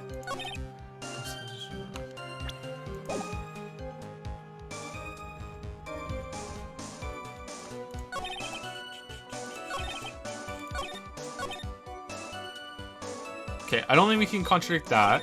When I open the door of this giant stone, the guy was laid out over the table stiff as concrete. Yeah, but how did you see that from the door? Is it that? You mean you saw Glenn Elg's dead body? I guess I did, but I only saw him from behind. He was wearing some raggy bit of cloth called a hat. And what time was this? I don't know. Huh? You know what winds me up more than anything else in the world? Watches, round watches. I ain't gonna pollute my paws with some ticking henpecker. Out of interest, Mr. Tiger, what winds you up the second most? What? Huh? What do you think? Square watches. Damn, hates watches. Hates newspapers. This guy for real? Look, all I need to know is that something bad was going down in that place.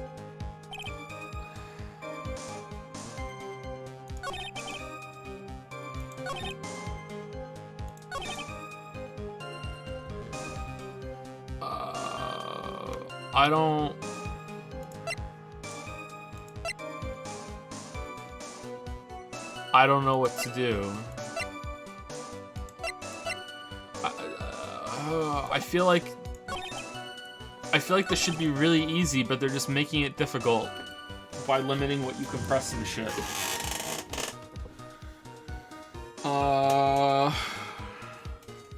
Like I really feel like the line of questioning here is, how did you see him from the door without coming in? But, like, I mean, again, he could just say, well, when I said I opened the door, I just, you know, walked in and left. Like,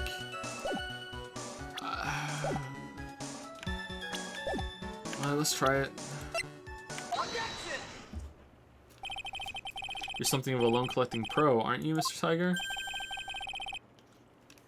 No one escapes the tiger's clutches, while I'm something of a lie-detecting pro. And no one escapes the phoenix's clutches. I think it's time we got something straight.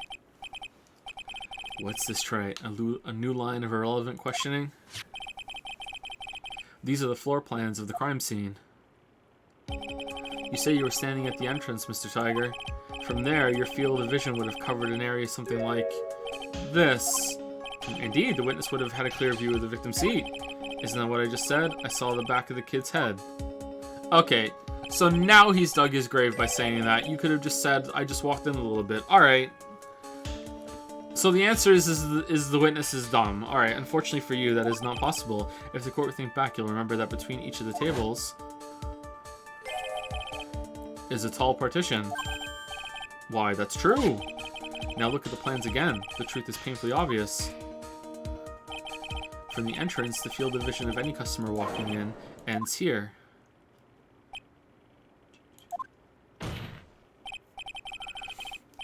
So from the entrance of Très Bien, you couldn't have seen the victim's seat, but you did see the victim that day because you met with him. Wrong. Have you forgotten the old man's testimony yesterday? The victim was alone at his table. We've already established it was fake, but the defense just proved that point to be moot. The victim witnessed by Mr. Kudo was not Glenn Elg, but a Fake. What? In order to have been In order to have Mr. Kudo falsely testify, the real killer posed as the victim he had just killed and acted out a charade. Definitely an orange suit. That will do. This trial has gone on long enough without the obvious question being answered. Who exactly was this real killer who impersonated the victim? You say the killer murdered Glen Elg, and then impersonated his victim in a performance for the Victor Kudo. In that case, Mr. Wright, reveal the identity of this criminal to the court. It was him. Obviously, the killer is Furio Tiger. No one could have done it. No one else could have done it. What? Well, witness. No, Gar, haha. Now that's cute. You think you can pin this on the tiger? Maybe yous don't understand.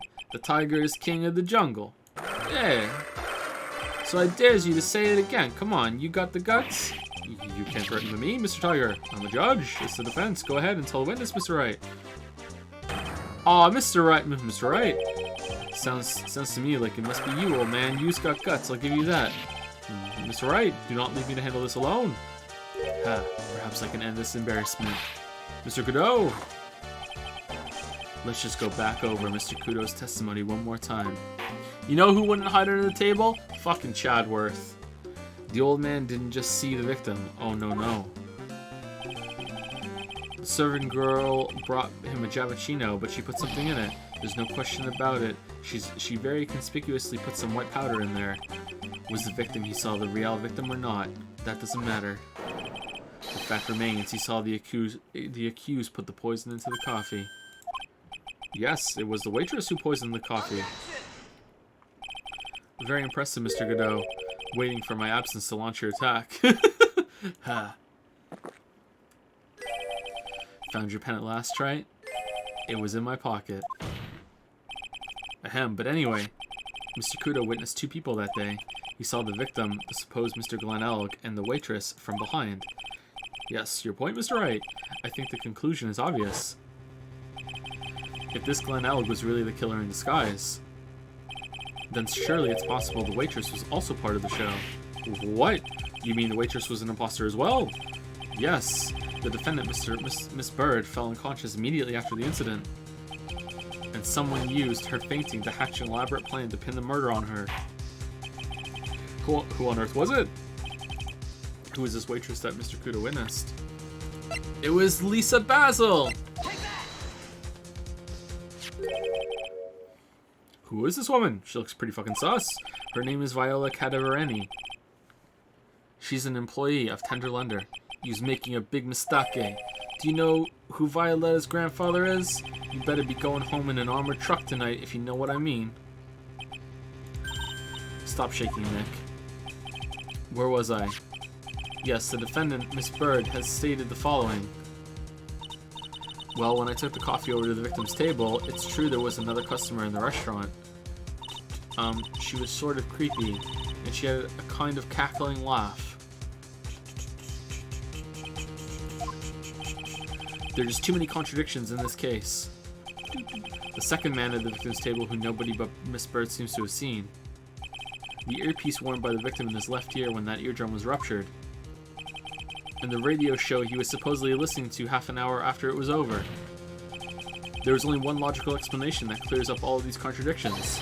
The whole incident took place twice, once for real and once for show.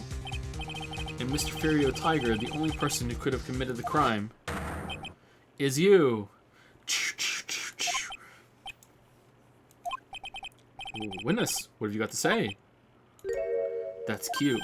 So sorry. You's alright. I could do with a guy like you around. What do you mean? Okay, I'm in on this game. I'm gonna have to charter a jet to get me to my meeting now, but I'm gonna give yous one more thing to think about before I go. Something to think about? Yous got it all wrapped up nice, huh, right? But yous missed out on one real important thing. But that can't be. I was in the joint that day, and I met that kid too. But I couldn't have poisoned him. Yous here? What? Do you really expect us to believe you now, Mr. Tiger? Ha. What a troublemaker. Troublemaker? Looks like we're going to need another one for the road.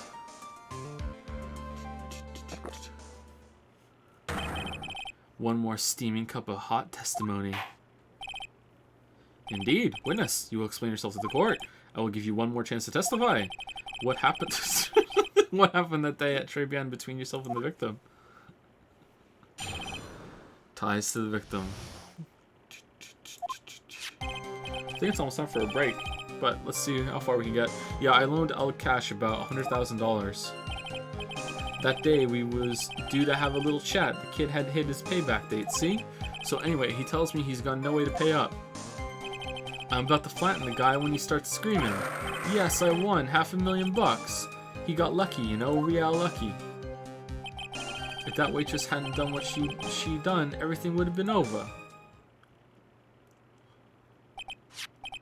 Now, I see that the principal amount you loaned to Mr. Elg was $50,000. Yeah, well, you've got the VIG to take into account?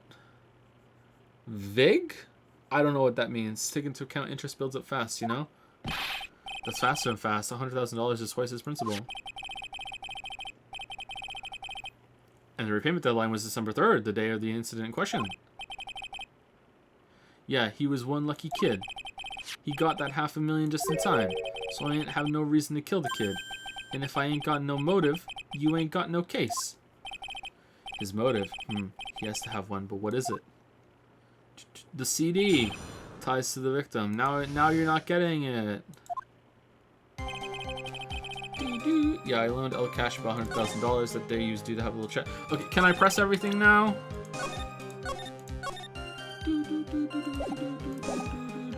Chad is explaining what VIG is. Thank you. Did he have any way of paying the loan back? The fool was a gambler. He said he couldn't give it up until he landed a big win. Yeah, there we go. Time for a break. Okay. Please enjoy Fake Phoenix on the screen. I'll be back in 5-10 minutes. If you've been sitting the whole time, I highly suggest you go up and walk around too. Go walk for 5 minutes.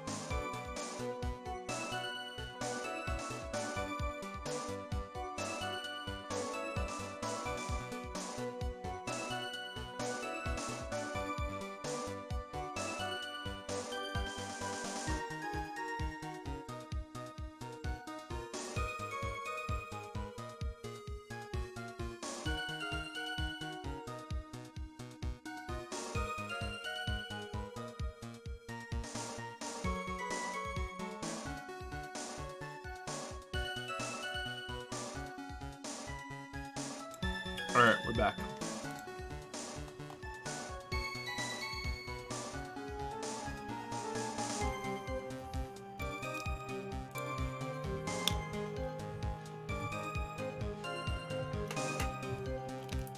Thank you, Annie Storm Sonic, for the 4-month resub. Thank you so much. Thank you, the only GJ, for the 3-month resub. Thank you, Amon3, for the 3-month resub. Your name makes me think of the Mammon Machine from Chrono Trigger. Thank you, Wanye Quest, for the 21-month resub. And thank you, FangSup7, for gifting subs out to Mate Math, Rex Corvus, and Jack Mac Windows. Thanks so much.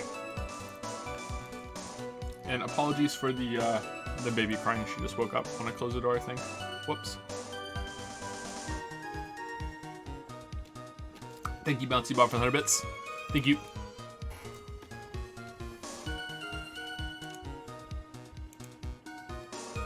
Alright, here we go.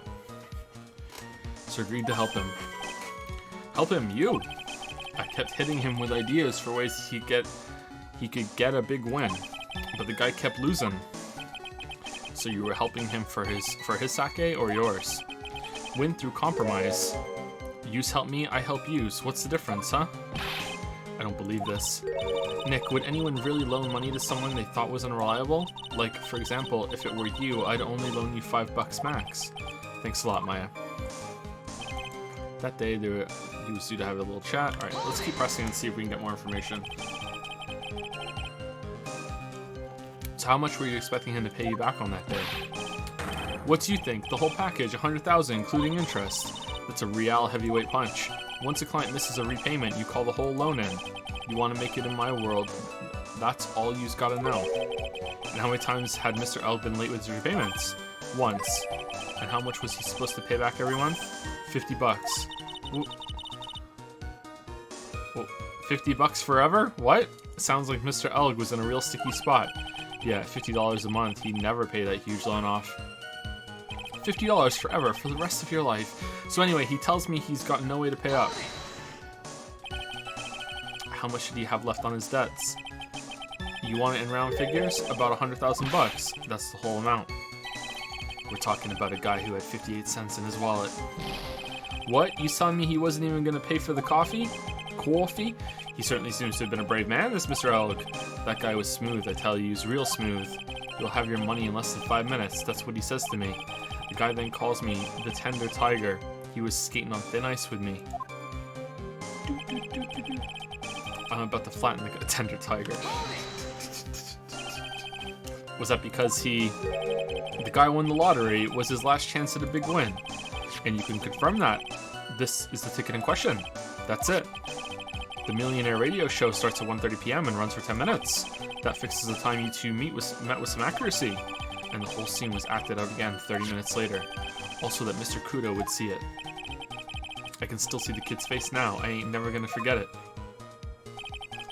Yes, I won $500,000. He got lucky, you know, real lucky. Was there anyone else in the restaurant at the time? I don't remember. If there was no one there, I'll wear that ridiculous tiger shirt for a month. Mr. Armstrong, Maggie, and if I'm right, Viola Cadaverani were all there at that time. So the victim had intended to repay you from his lottery winnings from the beginning. Seems that way to me. But you wouldn't normally expect to win the lottery, would you? Ha. The undying belief that your next roll will end the worst losing streak you ever had, and you'll finally get your Diluc. That's what defines a true gambler. It makes it sound so cool. Don't be tempted, Nick. You haven't got the willpower for it. All I know is the kid took a shot and he got lucky in the end. If that waitress hadn't done what she had done, everything would have been over. The waitress, you mean? The girl with the glasses in the defendant's chair. Who else could I mean? If she hadn't gotten in the way, things would have been bada bing, bada boom, over and done with. Maybe I should push a little on this. Ask about what Maggie did. What exactly are you implying the defendant did? How about you go ask Four Eyes about that $500,000 ticket? She wanted it so bad. She poisoned Alex's coffee. A likely theory, your word hasn't held water lately, Mr. Tiger. Let's not forget this witness was actually at the scene, Trite. The law don't exactly agree with some of the deals I send down. I couldn't be there when the cops showed up, so I split. I see. Your Honor. The witness's last few statements are worth a good 2 cups of coffee. I concur, Mr. Godot. You will amend your testimony accordingly, witness. Ha ha ha, so that's what you use after, Phoenix, right? Alright. Thanks to what she did, my business with that kid was over.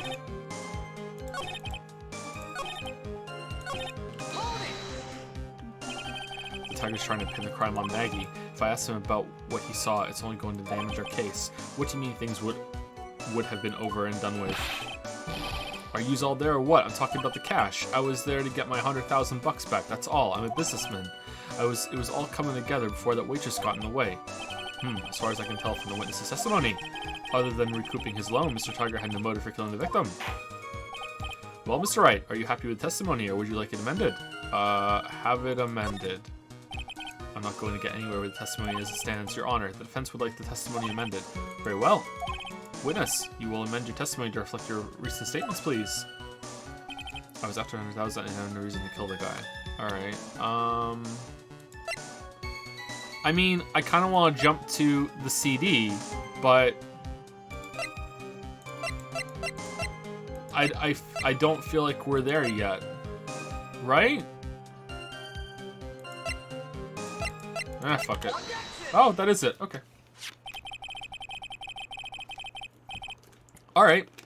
So you just intended to get back the $100,000 Markiplier owed you, correct? I loaned the guy the cash, so that's my right.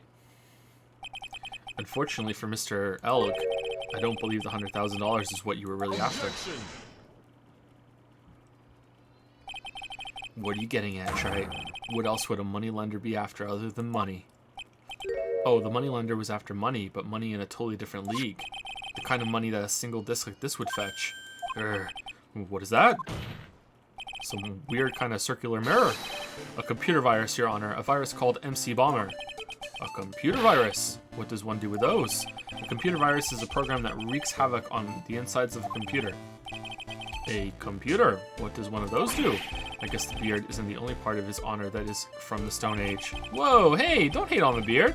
I'll explain it to you later, Your Honor. Right now, this is the important point. A virus like MC Bomber would be worth several $1 million on the black market. Several $1 million? Give me that mirror. Lending money with no hope of ever seeing repayment would normally be bad for business, but in this case, the very fact that Glenn Elg had no way to repay the money is crucial. What? Glenn Elg was a programmer, a highly skilled programmer.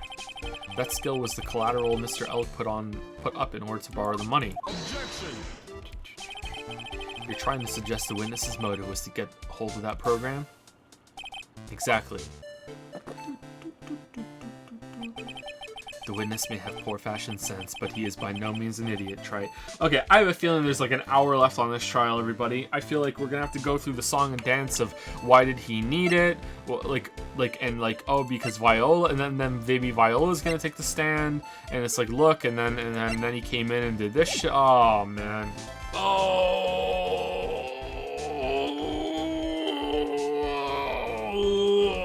The witness may have poor fashion sense, but he is by no means an idiot, Trite.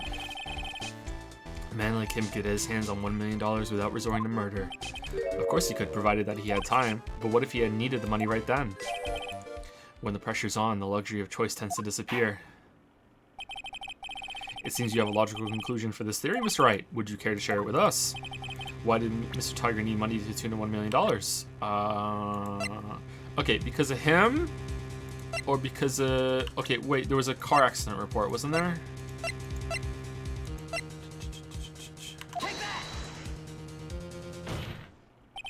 In December of last year, you found yourself in need of a huge amount of money. About 6 months ago, you were involved in a traffic accident, weren't you? An accident involving a car and a scooter, in which a young woman was injured, and now you have to take the bus, even though the scooter works. She was taken to the hospital where she underwent surgery. How much of this do you know? These medical papers document the treatment of the young woman in question. According to these, her operation cost $1 million, and yet when the payment was due last month, you somehow managed to pay it in full. $1 million, a preposterous sum. Someone should sue those HMOs.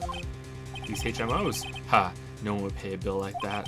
If the medical association got wind of it, the hospital would end up as dead as a morgue. But Mr. Tiger had no choice but to pay, because his very life depended on it. Grrr!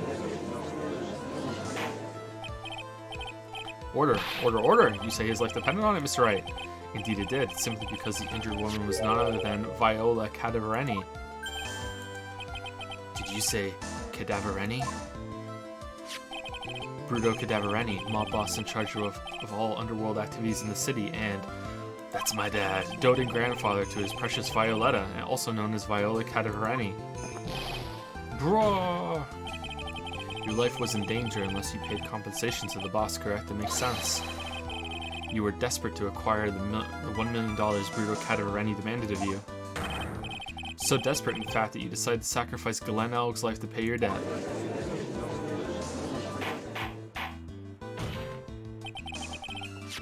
On the day of the murder, Mr. Tiger's sole intention was to get his hands on this CD. Glen Elg had no way of paying back the $100,000, and Mr. Tiger knew it. But then a miracle happened. The kind that Mr. Tiger would prefer to say never happened, but he can't, and neither can I. The lottery win? Exactly, at the 11th hour, Mr. Elg won $500,000 on the lottery, which left Mr. Tiger with no way of getting his hands on the all-important CD, at least no legitimate way. So he whipped out the trusty vial of potassium cyanide that he always carries around in his pocket, just in case, and then poisoned his coffee, so he resorted to illegitimate means. That's crazy. He murdered Glen Elg and then made his next move, to frame Maggie Bird for the crime. Mr. Tiger posed as Glen Elg, while Viola Cadavereni played the role of Miss Bird. And then they reenacted the whole thing in order to establish a witness. The witness being the one we all heard testify yesterday, Mr. Victor Kudo. Like I said, Trite, that's crazy. No one could pull off a stunt like that. For starters, there's no way the chef could have been kept in the dark about it. He wasn't. But Mr. Armstrong was on it from the very beginning. Have you forgotten already, Mr. Godot? Mr. Armstrong owed the witness money too, $500,000 in fact. He had no choice but to go along with Mr. Tiger's plan.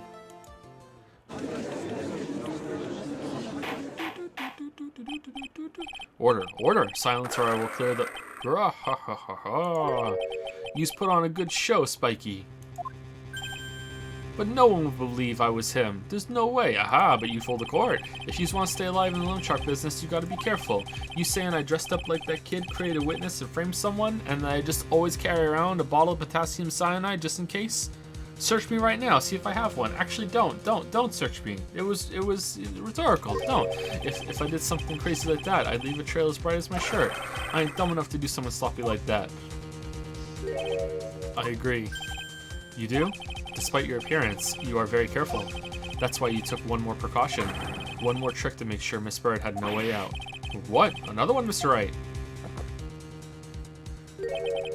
Interesting. Why don't you fill us all in, fill us all in, Trite. What was this trick you say Mr. Tiger performed to frame the accused? Oh, please, please, I'm a lawyer. Please, I'm a fake. When did we last save it? When did we last save it? No. No. It's gotta be that. I'm going for it. I'm a lawyer. What on earth is that? What an insult to think anyone could be fooled by such a childish imitation. I'm a lawyer. Consider yourself insulted, Your Honor. Mr. Tiger, you didn't just pose as the victim on the day in question. A month ago, in this very court, you posed as me. What? That's the truth. But the witness looks nothing like you, Mr. Wright. Although, now that I think about it, it was you, wasn't it? No doubt it was you, standing in here, this very court, a mere month ago. The Phoenix Wright who put up the most disreputable, shabby defense I'd ever seen. Even worse than usual.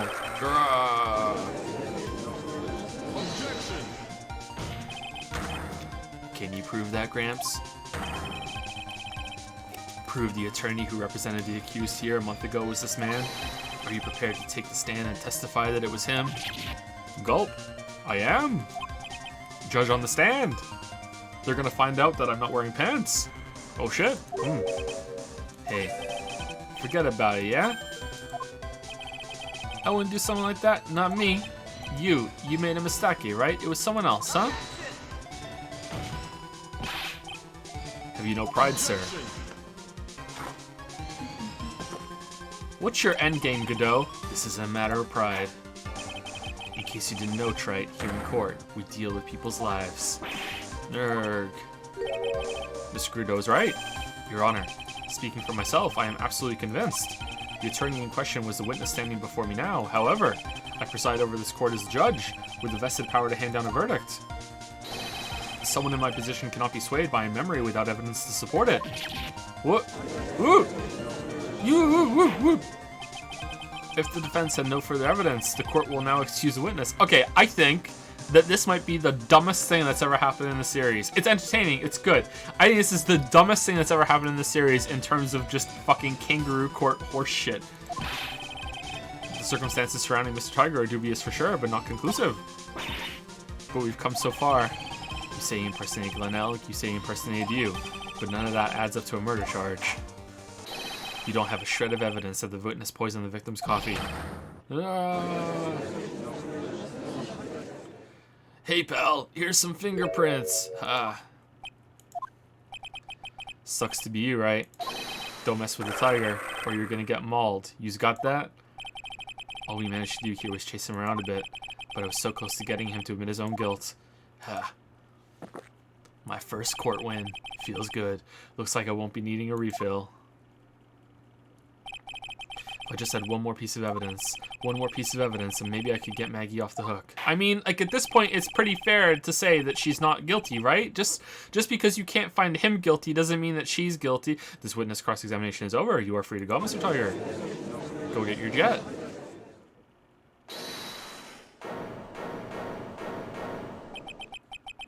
Your Honor, sir.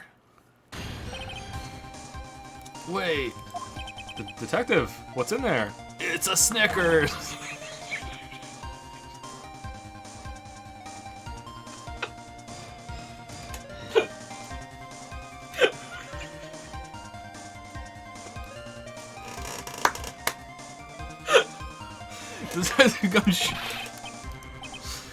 Sorry it took so long, pal. I staked everything on this, my badge, the winner. So here it is, my heart's counting on this too. What is it, detective?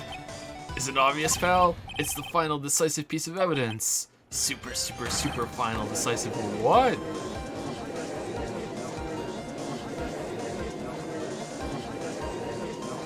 Are you the real Gumshoe? January 8, 2048 p.m. District Court, Defendant Lobby Number 1.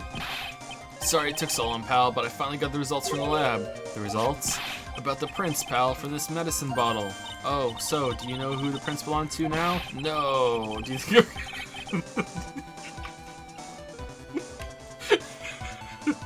do you think I'm some kind of detective? Of course I know. I just legitimately snorted. So tell us, they're the tigers, right? I knew it. You bet. Clear as crystal, all over the bottle. They're Furio Tiger's paw prints, alright? That's great, we got him now, Nick. What's wrong with you? You've hardly said a word since Detective Gumshoe got here. He's laid everything on the line for this, Nick. I know. Look, I'm sorry. This is kind of hard to say, but it really doesn't make any difference whose prints are on that bottle now. Huh? What? What we need to produce at this stage in the trial is irrefutable evidence that the tiger put poison in Glen Elk's coffee. He's already admitted that he met the victim. The fact that his prints are on this bottle, that really doesn't make any difference now. That's true. I knew it. Great. No matter how hard I try, I'm never of any use. Poor Gumshoe. Hey, don't be so hard on yourself. This is our last chance to help Maggie, and I've been working on some useless piece of evidence the whole time. It's alright. I'm a real loser. It's not breaking news to me, pal. Detective Gumshoe? Maggie? You've been working on something for me? Aww. Sorry I let you down, Maggie. I know you didn't do it. And I'm a detective. We're supposed to be able to prove stuff like that. I'm really sorry. I'll get out of your hair now. Detective Gumshoe, wait. He's gone. Isn't there anything we can do now, Nick? I wish there was. Gumshoe worked so hard to get that evidence. If only there was some way I could use it. Small bottle put into pocket, covered in Furio Tiger's fingerprints.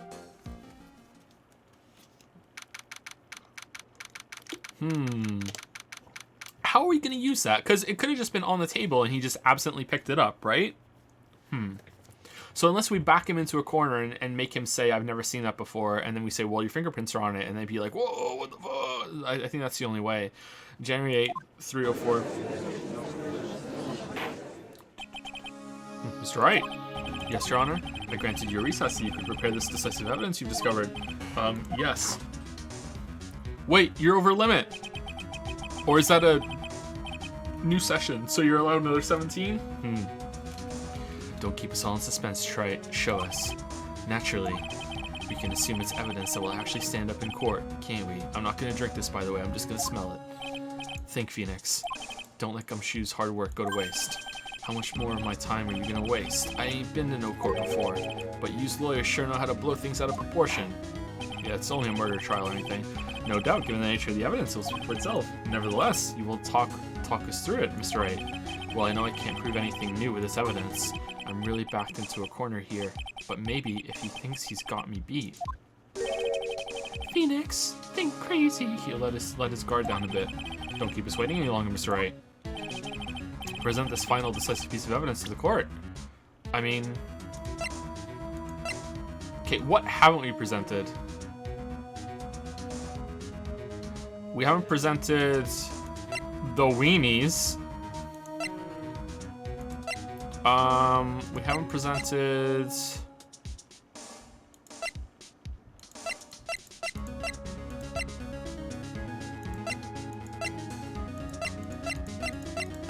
I think we just go for it and see what happens. When did we last save it? Shit. This is the defense's final piece of evidence. Isn't that the victim's... Your Honor. Naturally, the court is already aware of the contents of this bottle. However, interesting new information has come to light. We have clearly identified some fingerprints on it. Fingerprints belonging to you, Mr. Tiger. What? Doesn't prove anything, right? Oh, you're letting it go, huh? Well, Mr. Wright, what conclusion are you hoping to draw from this new information? Everyone in here knows what this bottle contains, except one man. One person in this courtroom should theoretically be in the dark. What prints are on that pansy-looking bottle? Is that what you're saying? Well, what the hell's in it anyway? A phony trial, a phony lawyer, and phony a phony gumshoe. A phony courtroom. A phony murder. Phony, deadly. Everything about this case has been phony. Seems like the perfect excuse for some phony evidence. Yeah, let's just, yeah, sure. Let's just break all protocol. Fuck it. Alright. This is where Phoenix goes to the dark side. Fuck it. They can play all their games? Fuck it. Mr. Tiger, this is a decisive piece of evidence that will prove your guilt.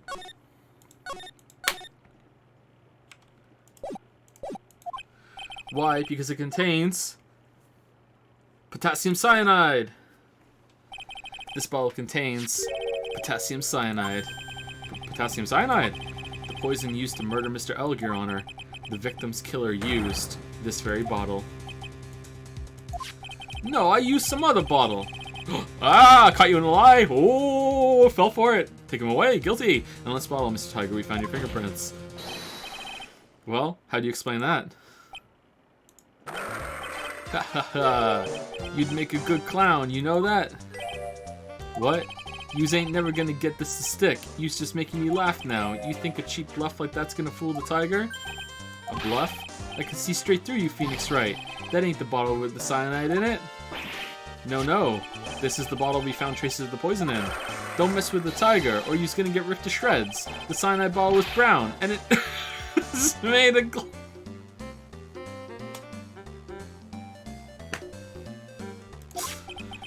That cheap piece of trash don't look nothing like it.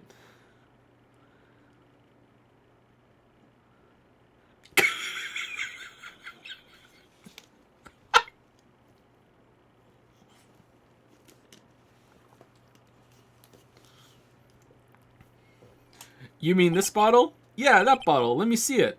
Okay, give it back. Oh, give what back? Oh, I'm bleeding. Got him at last. He writes like a man after my own heart. What? Why has everyone gone quiet? I said that bottle. Is this the bottle you're referring to? Yeah, that's it. That's the bottle that the cyanide was in. But yous ain't gonna find my prints on that bottle. Don't let that cozy-looking suit fool you people. That lawyer's just playing games. Tell him, Mr. Prosecutor. Tell that guy where to go. Oh shit, wrong voice. You still haven't figured it out? Don't you realize what you just said? What I said? What did I just say? You were summoned to this court for the first time earlier today. If you really had nothing to do with the murder, you shouldn't have known all the little details. For instance, you shouldn't have known what kind of bottle the potassium cyanide was in. Grr. But just now, you slipped up in front of every single person in this courtroom. You described the exact bottle used by the killer to hold the poison. Yous don't know who yous messing with. This is like the time when I was the imposter in Among Us.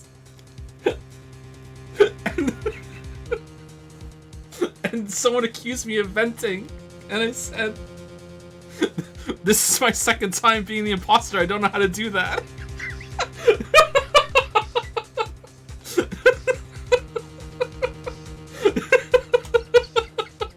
I said it ever so slightly more subtle than that. It wasn't that damning. But it was pretty, it was that bad. I didn't get voted, they didn't call me on it.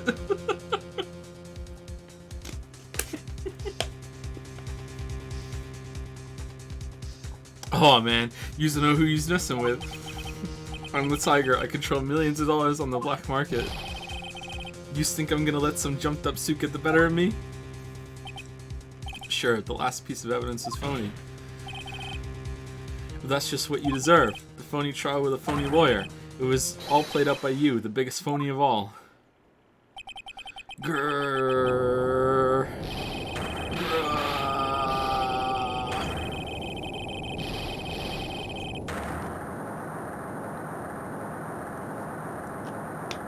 Oh shit. Full on tiger teeth.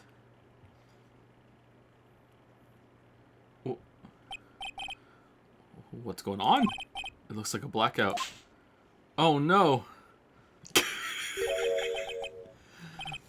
Well done, Trite. He has the power to cause blackouts? I saved my 17th cup of coffee just for you. Savor it while you watch the police restrain your prey.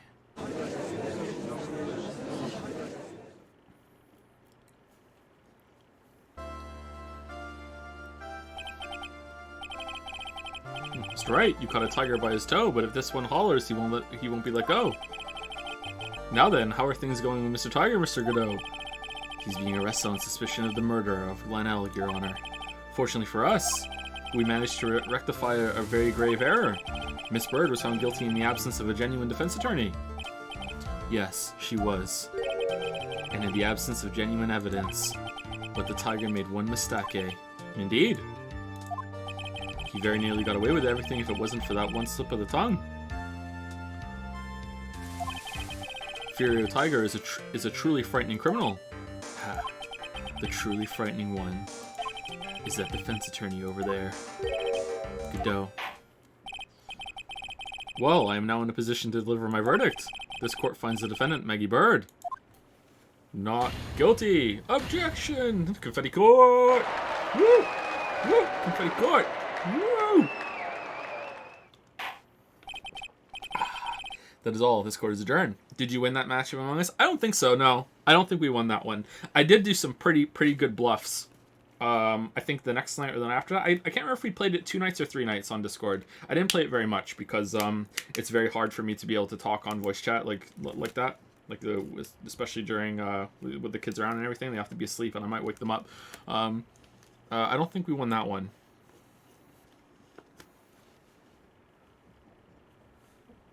That is all. This court is adjourned.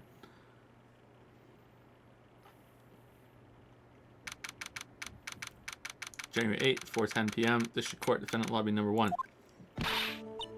Mr. Wright, aye. I'm lost for words. Thank you, sir. Congratulations, Maggie. I was so mad when Mr. Wright landed me in all that trouble a month ago, but now I feel like I can forgive him. Hey, that wasn't me, Maggie. That was the tiger. Look, Nick, in the doorway. Detective Gumshoe. Oh, guess I'll be heading off then. See you around, pal. Alright, time to present the weenies. The weenies have to be for something. Wait. Detective Gumshoe. Oh yeah. Congratulations, Maggie. Thanks. I knew you were innocent all along. Why didn't you say that in your testimony then? Huh? Oh, well, I was... Well, guess I'll be heading off then. See you around. Wait up, detective. He just ran off. Maggie, why are you being so hard on him? He busted his butt for you. It's thanks to him that we got the medication bottle. That wasn't even of any use. But it's only because Mr. Wright used it so cleverly. Detective Gumshoe was just running around in circles. Poor guy.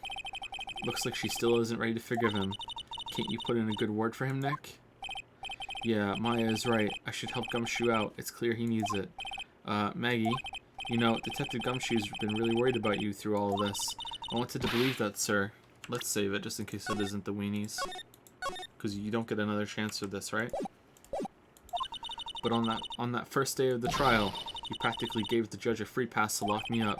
He didn't have any choice, Maggie. He's a detective. He has to report the facts. He doubted me, that's why. He thought I might have done it. I've got to prove to her that Gumshoe really cares about her. I know. I'll give her a little present to celebrate her freedom. Here's the lunch special. Oh, the winning ticket. Here's the winning ticket. Okay, it's got to be the weenies, right? It's got to be.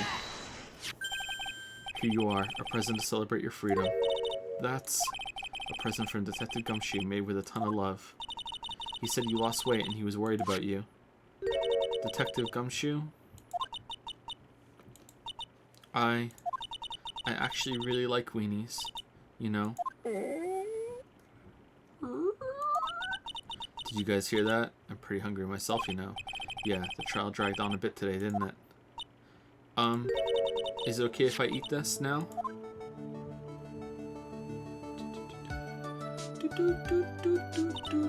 So, how is it, Maggie? It's really good. Damn, Gumshoe makes a good weenie. He steams a good weem. Weem? Ween. False allegations surrounding Maggie have all been cleared up. Sorry, I didn't read the first one. And who knows? Maybe a whole new chapter of her life is about to start.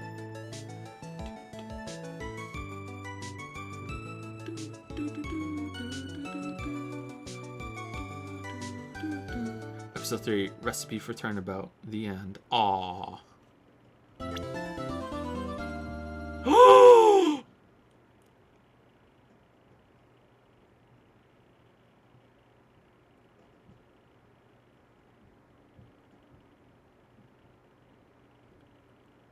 Look at that brown ass hair, huh? Look at that brown ass hair. Thank you to Bellac51 for the 6-month resub. Thank you for It's Me, George Lucas, for the 8-month resub. Thank you, Mute Akihiko. Mute Akihiko, I think. Not sure. Thank you very much. Hopefully I'm saying that right. Thank you for the resub. And thank you, Care Manag, for the 34-month resub. Or Care Manage. One of those two. Thank you very much. Damn. What's going on here? Some guy abducted a girl and held her at knife point while Jill Valentine pointed a gun at him and was like, no, you can't. And then this looks like Undercourt. What's going on here? A brand new episode has been added.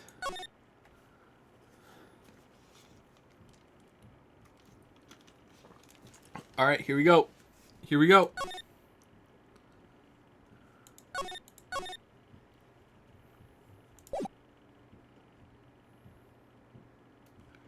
The girl. Let her go.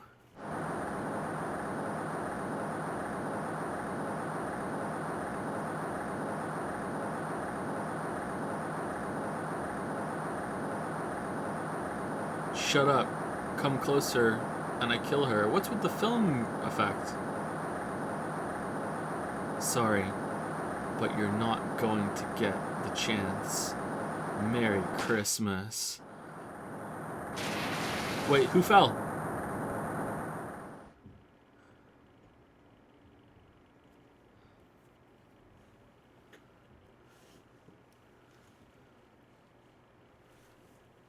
I'm reading through the file of an old court case.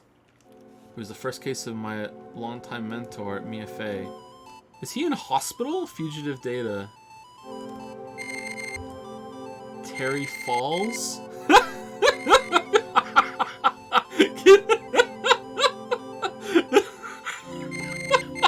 After escaping, Falls met with and then murdered Sergeant Valerie Hawthorne, recaptured on Eagle Mountain about 8 hours after his escape. Alright, totally Jill Valentine. Her very first client was a death row inmate who had recently broken out of prison. That was a whole year before Mia and I ever met.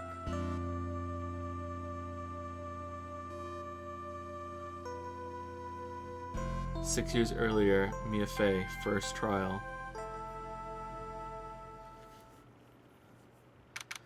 February 16, 9:24 a.m. District Court Defendant Lobby, number 4. He looks like he's next to an IV drip. What's going on with Phoenix? Ugh, I'm so nervous. I feel like I'm going to die. I never should have accepted this case. Eek. 1103. Dello. Good morning. Don't be so jumpy, Mia. I didn't do nothing. I swear, I didn't kill nobody. Terry Falls. My first client. Sentenced to death 5 years ago, and now a prison escapee. Okay, so if I remember correctly, this didn't go well for Mia, her first case. Just relax, Mia. Make small talk and try to relax him. So why did you escape anyway? Eek, I'm sorry. What the fuck? Ugh. I didn't do nothing. I didn't kill nobody. I never lie. I didn't escape from nowhere. But Mr. Falls, the police just recaptured you 2 days ago.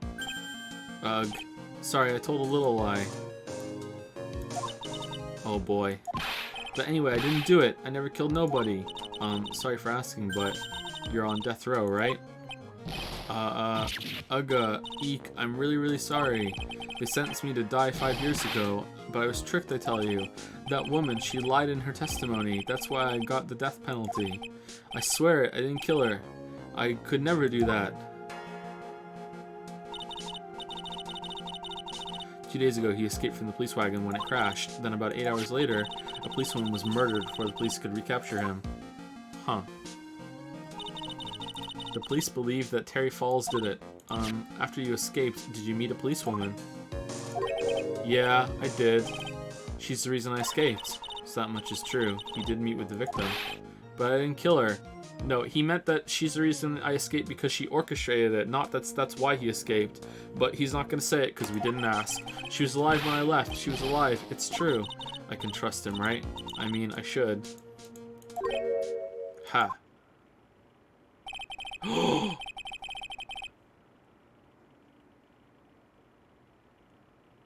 No. No. Does he already drink coffee? You're not going to figure out the truth by staring at the guy. Why are you here? I came to see how our little kitten was doing all alone in the big scary lion's den. I thought maybe you'd like someone to play with. Where's Mr. Grossberg? Ha, the old man is probably still in bed. I bet he's clutching an empty bottle and mumbling in his sleep. Aren't I good enough? Armando, aren't I good enough? After all, it's me, Diego Armando. You thought it was Godot, but no, it's me, Diego. Godot? I guess. Go die! Armando. Okay. I didn't say. So Diego Armando, the finest attorney at Grossberg Law Offices, is here for me. No, you've got it all wrong. Today, you're the finest. After all, it took an amazing amount of guts to take this case. Imagine. An escaped death row convict for a first client. Yeah, thanks. I sure wish I could get out of it though. Ha, relax. I just heard some good news. The prosecutor for today is fresh out of his diapers as well. Really? However, unlike a certain somebody who I won't mention, is it Chadworth? He's earned the reputation as a genius since beginning his law career. Genius? Well, it's about time to head in, kitten. Sharpen those claws of yours. It's go time. A solitary confinement cell for the condemned must be the world's loneliest place. And that's why my client ran away. And that's what my client ran away from. Every other lawyer gave up on him, but not me. When I saw those overflowing eyes and heard that simple childlike voice, I just had the feeling that he was telling the truth. Damn. It's got nothing to do with you channeling spirits or some shit to confirm it? No? You're just going off on your intuition? Alright. February 16, 10 a.m., District Court, courtroom number 4. Oh, he's here! Court is now in session, eh? For the trial at Terry Falls. The defense is ready, Your Honor. The prosecutor. Oh, damn! Damn! Slightly younger Chadworth. Oh man, his hair hasn't gone gray yet. Looking pretty good. Damn! The prosecution has been ready for a while, Your Honor.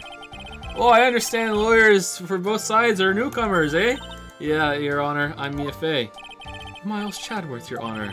Oh, so you're the new hosers everyone's talking about, eh? They say you joined the prosecutor's office at quite an early age. Only had your first Timbit last week. At 20, Your Honor. I guess our little kitten hasn't earned herself much of a reputation yet, huh? God damn, he's fucking hot. Come on, Mia. You can't lose. Not to someone younger than you. Humph. Young people running a trial. I'm not too sure how I feel about that. Now then, the defendant in this case is currently a felon on death row. 2 days ago, he escaped from a police wagon. Is that correct?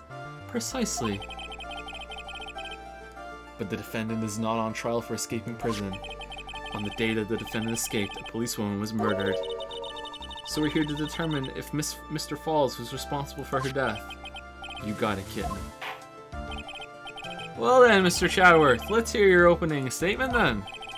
Yes, Your Honor, it was 5 years ago. The defendant, Terry Falls, was sentenced to death in this very court. I can't wait for Canadian voice and Yusuke voice and smooth cowboy coffee drinker voice to merge into one fucked up amalgamation throughout this whole fucking trial. His crimes were kidnapping, extortion, and murder. The girl he threw off the bridge was only 14 years old. Ooh, he was angry. A truly horrible crime. I remember it well. There was no decisive evidence, so the trial was long and protracted. Like whenever the Blue Jays play. Correct. In the end, what finally decided the case was a certain witness's testimony. Isn't that the Von Karma pose? Oh, back when he was impressionable from Von Karma. Nice symbolism, I like it. A witness's testimony.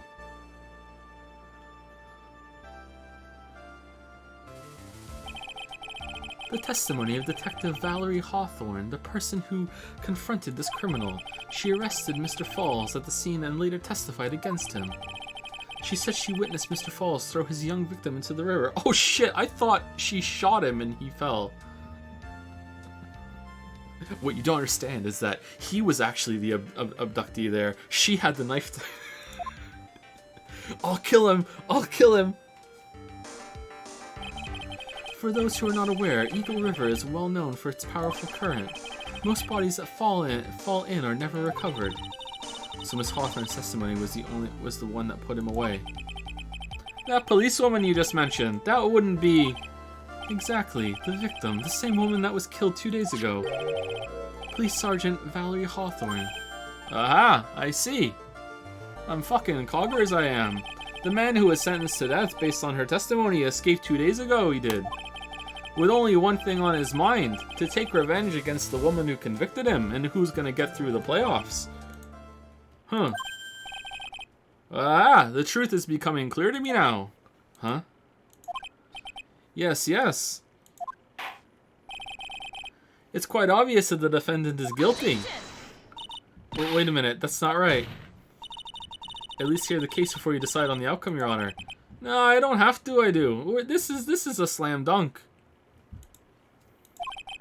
Watch yourself, Miss Faye. I'm not sure I care for your word choice or your tone of voice. Young people these days simply don't know how to respect their elders. Oh, it's one Karma fucking, like, scowl, too. God damn. Why, you're even younger than me, you hypocrite. Now then, Mr. Chadworth, please call your first witness. I call the detective who was in charge of the initial investigation of this case. Young Gumshoe. Oh, Young Gumshoe, he's not pickled yet. Witness, state your name and occupation. Gumshoe. Oh, now there's another voice. Now we just need fucking young Lotta Hart to show. Yep, I was walking around. That was back when I was a nature photographer. I was walking through the park when I snapped some photos of them on the fucking bridge. Snap a snap. Here I am, Lotta Hart, witness. Gumshoe, Dick Gumshoe. I'm the homicide detective in charge of the case, sir. I finally got promoted to the detective division half a year ago. I don't believe anyone asked you about that. Hey, ma'am, you got any idea how much work it takes? What is it? You're really gorgeous. Excuse me? No, not you. The guy next to you. No, seriously, my heart, it's aching for you. Detective, pull yourself together and try to be professional. Otherwise, I'll write you up on contempt so quick that something other than your heart will ache. Okay, I got it. Now, detective, tell us about the incident. That's becoming the old voice judge. I don't know if I can keep up Canadian judge. Tell us about the incident, eh? Yes, sir, right away. The victim was Sergeant Valerie Hawthorne, a veteran of the police force. She was stabbed in the back with a knife and died from excessive blood loss. Not much is already stated in the autopsy report. The court would like to hear more details about the incident itself. Yes, sir, I gotcha. Okay, let's take a look at this aerial map of the area here. 5 yards. This is a sketch of Dusky Bridge, an old suspension bridge. Fucking really old. And the river that runs under there is Eagle River. The victim and the defendant met there, on top of the bridge. After stabbing her in the back, the killer carried the victim back to his car. He was Oh, this is... They met at the same bridge that this went down. Okay, huh. They still haven't fixed the bridge? He was recaptured at a police checkpoint as he was trying to make his getaway, sir. Oh, I see. Dusky Bridge map added to the court record. Bridge located 40 feet above the river. Was the victim's blood found on the bridge? The victim, Sergeant Valerie Hawthorne, was wearing a thick coat, sir. Unfortunately, no traces of blood were found on the bridge. Mr. Chadworth, I warn you that I absolutely despise conjecture. If there was no blood on the bridge, then you have no proof that they even met there. Your Honor. If you would listen to the testimony we have prepared, I'm sure you'll be convinced. The two of them most certainly did meet on the bridge that day. Did his hands get bigger after this? Why, Mr. Chadworth? I'm not sure I like you wagging your finger at me as though I were some hoser. Keep it up and I'm gonna make you roll up the rim. Out of here I am. Detective, proceed with your testimony. Yes, sir. Here you go, Mia. Hang on. Okay, now, listen carefully, kitten. One little mistake, and this guy will drink you for morning tea. Sorry, trust me, and get ready. Summary of the incident. On the day of the incident, an unknown person phoned the sergeant and asked to meet. Sergeant Hawthorne went to Dusky Bridge at the designated time and met with Mr. Falls. And that's where she was brutally murdered, sir. The criminal stuffed her body into his car trunk and tried to make a getaway. Mr. Falls was arrested at a police checkpoint we set up at the base of the mountain. Huh. Well, you certainly have established the importance of the bridge, eh? That's about it. Naturally. Now, would the defense please hurry up and proceed with the cross-examination? Yes, Your Honor. Cross-examination coming right up. Hey, settle down there, kitten. If you keep trembling like that, you're gonna make me spill my coffee. I'm not trembling. It's just cold in here. The courtroom can be a cold battlefield, all right, especially for a beginner. I don't need you to worry about me. I mean the defendant, the witness, everyone's a beginner in here. Ha, you got me there. But maybe you should keep your claws out and show them what you've got, kitten. Damn. It's okay, Mia. Stay calm. Just remember those court procedure videos you stayed up all night last night watching. Summary of the incident.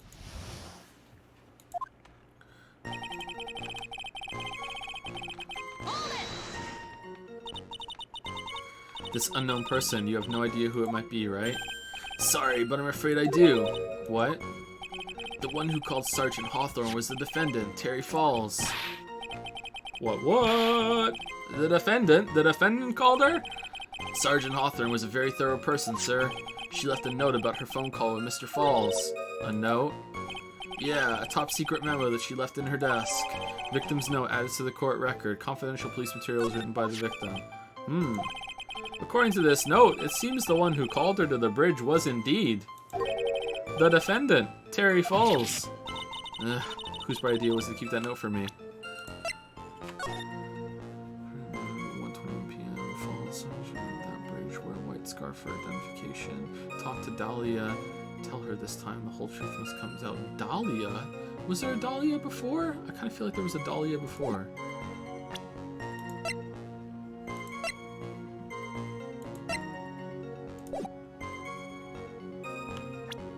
Wasn't there a Dahlia before?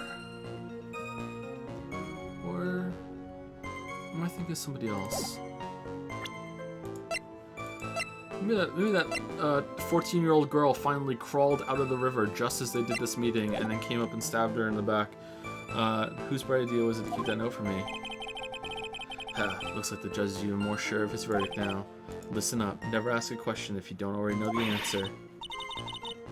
It's the detective's fault. He's the one that said unknown person. Hey now, don't make that face at me. I just said it that way because the prosecutor told me to. Was that a trap? With that cute face, I didn't expect him to be so sneaky. It's fucking just the cutest face. Humph. Sergeant Hawthorne went to okay, what I want to check one more thing. Does it actually say written by the victim? This looks typewritten to me, but I guess that could just be like how it shows. Okay. A bridge up in the mountains, but why meet there? Because it is a very important place to the defendant, that's why. What do you mean by that? If you remember, 5 years ago, the defendant kidnapped a young girl. He was chased onto a bridge, and it was there that he killed his hostage. And the place where all of this occurred is, of course, Dusky Bridge. Dusky Bridge! The very place where Sergeant Hawthorne arrested and handcuffed Mr. Falls. Ha, returning to the scene of the crime. How nostalgic. Who's hotter, chat? Armando or Chadworth? Oh man, that's gonna be a tough one for chat. Oh man, I feel like people are really thirsty for Armando. Oh, Armando's taking it. Armando's taking it. Wow. Holy shit. Wow. And that's where she was brutally murdered, sir. I feel like we pull hotness of guys way more than girls. The body of the victim discovered right away. Yeah, we were really on the ball. We found the criminal within 1 hour of the murder. It was great. We even got to say, "Don't move, we've got you surrounded." Wait a second. Isn't there something weird about that? Location was a suspension bridge up in the mountains. So how did they find out about the crime so quickly? Sergeant Hawthorne must have mentioned the phone call to someone else, right? If that's what had happened, then she wouldn't have been killed. She never mentioned the phone call from Mr. Falls, but she left a note on her desk about it. If only I had noticed it earlier, maybe she'd still be alive. I wonder why she didn't mention the phone call to anyone. Alright, we'll pull it. We'll pull it. We'll pull it. Give me a second. We'll pull it.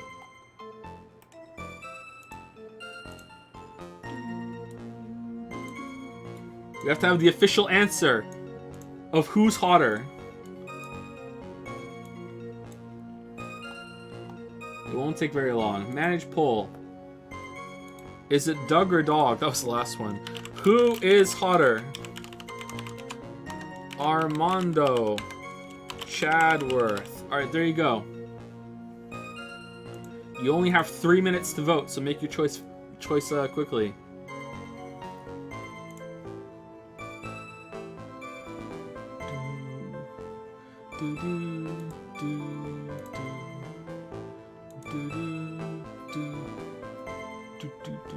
Armando by a landslide.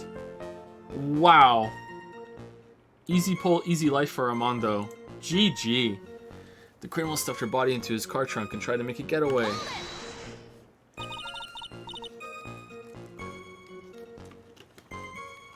Mr. Falls had a car then? Well, that bridge is way up in the mountains, ma'am. The defendant and the victim both went up there by car. I mean, how else, right? If we could do an even poll, we can't because we're playing this game. So it's gonna be like bias, like Kiru versus Armando. I wonder who would win that. The defendant and the victim both went up there by car. I mean, how else, right? What? You mean the defendant drove his own car? No, of course not. It was stolen. He stole it from a young couple that had been waiting at a red light. Car thieves. I'm not sure how I feel about car thieves. Like, maybe they're alright. Is this guy sure? A good guy, though, right? Is this guy sure about how he feels about anything? Nah, he's Canadian. We're very indecisive. This is a photo of the stolen car's trunk. The only thing we're decisive about is how much deli meat you can order when you're at the deli aisle. Naturally, that's the body of Valerie Hawthorne in there. Whoa, that doesn't look too comfortable. I wouldn't get in there. Crime photo added to the court record. Photo of the trunk of a false car. The victim, she was stabbed in the back, correct? Yeah. For some reason, men always seem to get stabbed in the back. We're talking about a woman here. You can't tell from this photo, but the knife was stuck in her back, nice and firm. Alright, was the knife already in the trunk? Was it pointed upwards? Did he just throw her in the trunk quickly so no one would see her when they were driving? And when they opened it, I was like, oh shit, there was a knife in there. We didn't know. Oh man. The condition of the body when it was discovered is very important information. Detective, was there anything strange or noteworthy in the trunk of the car? It's coming like a little Irish. I'm sorry. Here's a photo of the trunk. I don't see anything strange to you. What did the defendant have to say about this photo? What he always says, ma'am. I didn't do it. I didn't do nothing. That's all he says. Nothing. I wouldn't say he did nothing. At the very least, we know he stole the car. He didn't nut anywhere. It's just what he always says, Your Honor. And then he always says, sorry, I told a little lie. Or something like that. Well, in any case, it seems he was caught and arrested. Slam dunk. Precisely. Mr. Falls was arrested at a police checkpoint we set up at the base of the mountain. Alright, here we go. Armando won by 73%. There we go. Armando officially hotter than Chadworth. Damn. That certainly is some impressive police work. Well, no, actually, it was way too close for comfort. We set up that checkpoint just after 5 p.m. We figured that Mr. Falls might try to run. What do you mean it was too close for comfort?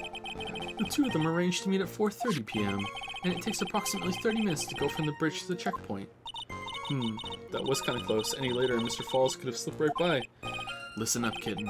There's a big trap waiting for you in that testimony. A trap? Walk into it carelessly, and it'll leave more than just a flesh wound. Fun, huh? No, it's not. Well, if you want to have any chance at all, you'd better get some more information. And if you're going to get caught in a trap, it's best to get caught early. You can always look for contradictions afterwards. The ever famous contradictions. I'm sure I can find some of those. Okay, so is the trap the one that we already triggered about the letter? So I guess we already did that. So where is the contradiction? On the day this unknown person phoned the sergeant and asked to meet. Sergeant Hawthorne went to Dusky Bridge and designated time to meet with Mr. Falls. And that's where she was brutally murdered, sir. The criminal stuffed her body into his car trunk and tried to make a getaway. Here's a photo of the trunk, but I don't see anything strange. Do you? I mean, stabbed in the back. There's no blood, but Mr. Falls was arrested at a police checkpoint instead of released in the mountain. Okay, let's review the evidence because, I'm surprised that this is like actually a trial. Police officer and the victim, the key witness in the crime against Falls 5 years ago. Hotshot lawyer, my senior and rival at the office, a bit smug. dubbed a genius as soon as he started as a prosecutor. Today is his court debut. Homicide detective in charge of the initial investigation, still new to his position. Armando's only 1 year older than Dick Gumshoe. Valley Hawthorne. Okay, Terry Falls, my client since his escape from custody 2 days ago. Okay, so what's the other evidence? Proof of my profession, it's brand new and sparkles in the light. Stabbed with a knife in the back, died from blood loss between 4 and 5 p.m. Okay. Bridge located 40 feet above Eagle River. Confidential police materials written by the victim. Photo of the trunk of a Falls car. And here it is. Okay, I kind of feel like, where's the blood? Or no?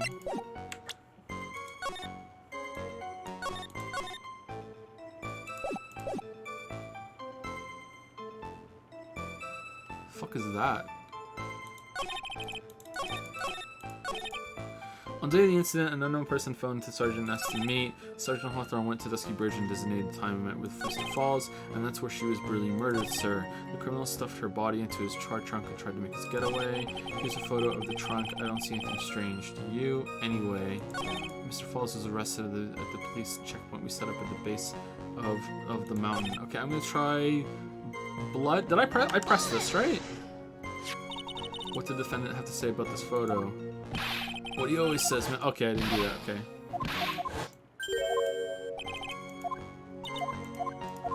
Okay, do I press the photo on the photo?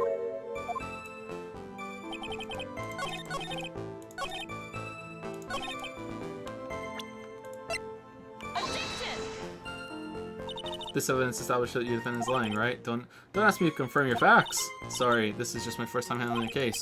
Well, let's make it a memorable occasion with a penalty. Your first penalty. Oh man, I'm back to the other judge now. And here I thought he would go easy because I'm new. Okay, is it the blood loss?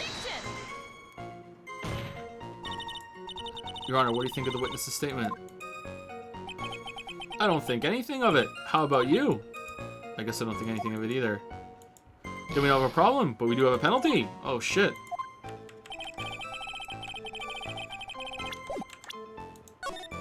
Fucking power play. Okay, I don't know. What the fuck is that? It looks like the trunk was like forced open or some shit. Like what the fuck's that? Okay, so I can't press this photograph. Okay, there must be something about the time then. Falls, 4:30 p.m. That bridge, wear white scarf for identification. Talk to Dahlia. Oh, she's not wearing a white scarf? I mean, like, she could have lost it though.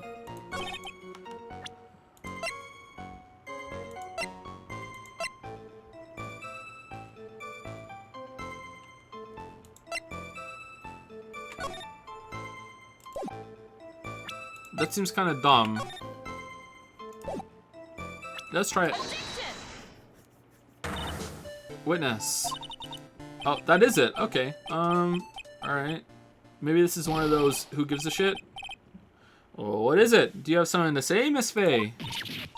I'm sorry, I totally forgot what I was going to say. This is the first time I've ever had to actually address someone like that. Girl, you should have practiced before coming to court. Honestly, Miss Faye, I'm not sure I like this. Humph. Say there, little kitten. Want a piece of my coffee candy? Candy? Well, you're still too young to be drinking real coffee. Grr. Come on, Mia. Shake it off. You're a lawyer. Shake it off. Shake it. Detective. Yes, ma'am. This photo. You said that there was nothing peculiar about it. Is that correct? Yeah, that's what I said.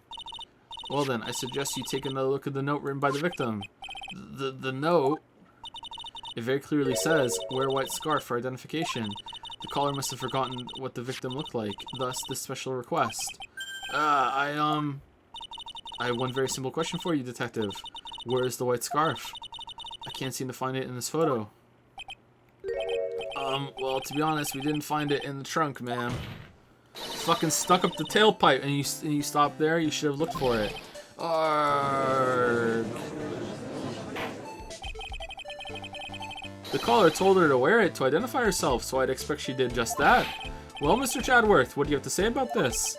Sigh, I must have just blown off or something. I see the defense is a little lacking. The scarf you were searching so desperately for. Is it this one, perchance? Ah. Where did you find that, sir? In my ass, on Dusky Bridge. I was there first and decided to conduct my own investigation. Why? Why didn't you tell me? I made a decision to keep all pieces of evidence in my personal satchel. It's the safest place I know. Yes, your personal satchel. Alright, sure. Humph, that hotshot sure has a flair for the dramatic.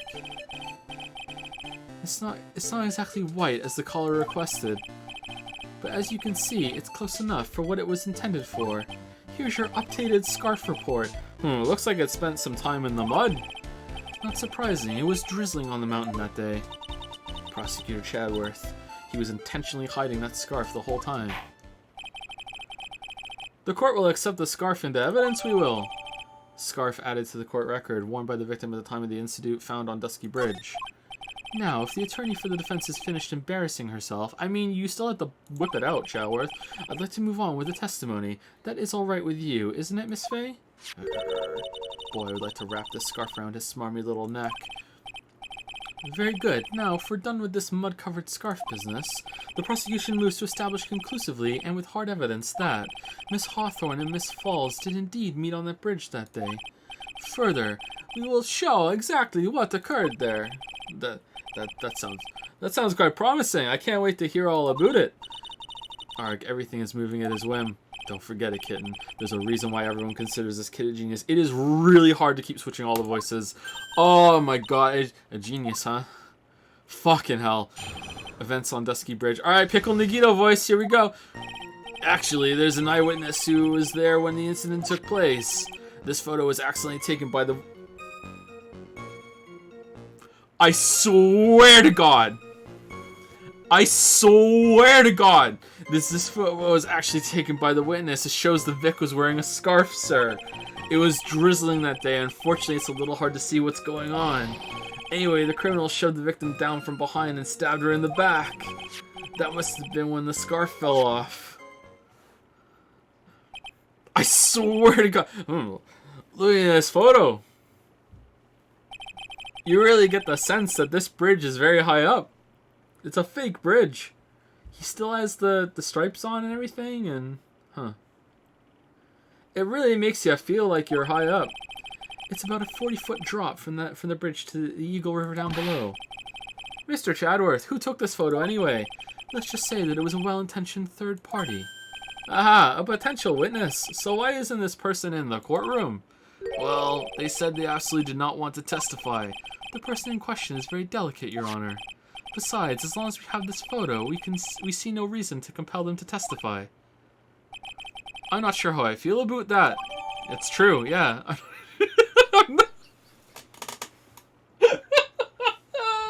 He really is Canadian.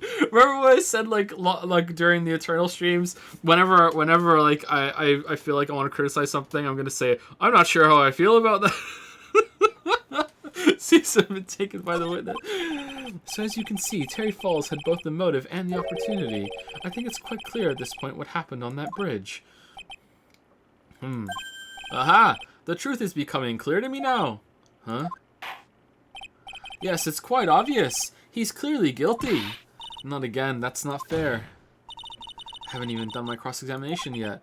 The eyes, man. He's a little fucking lizard person. What do you mean, Events on Dusky Bridge. Actually, there's an eyewitness who's there when the incident took place.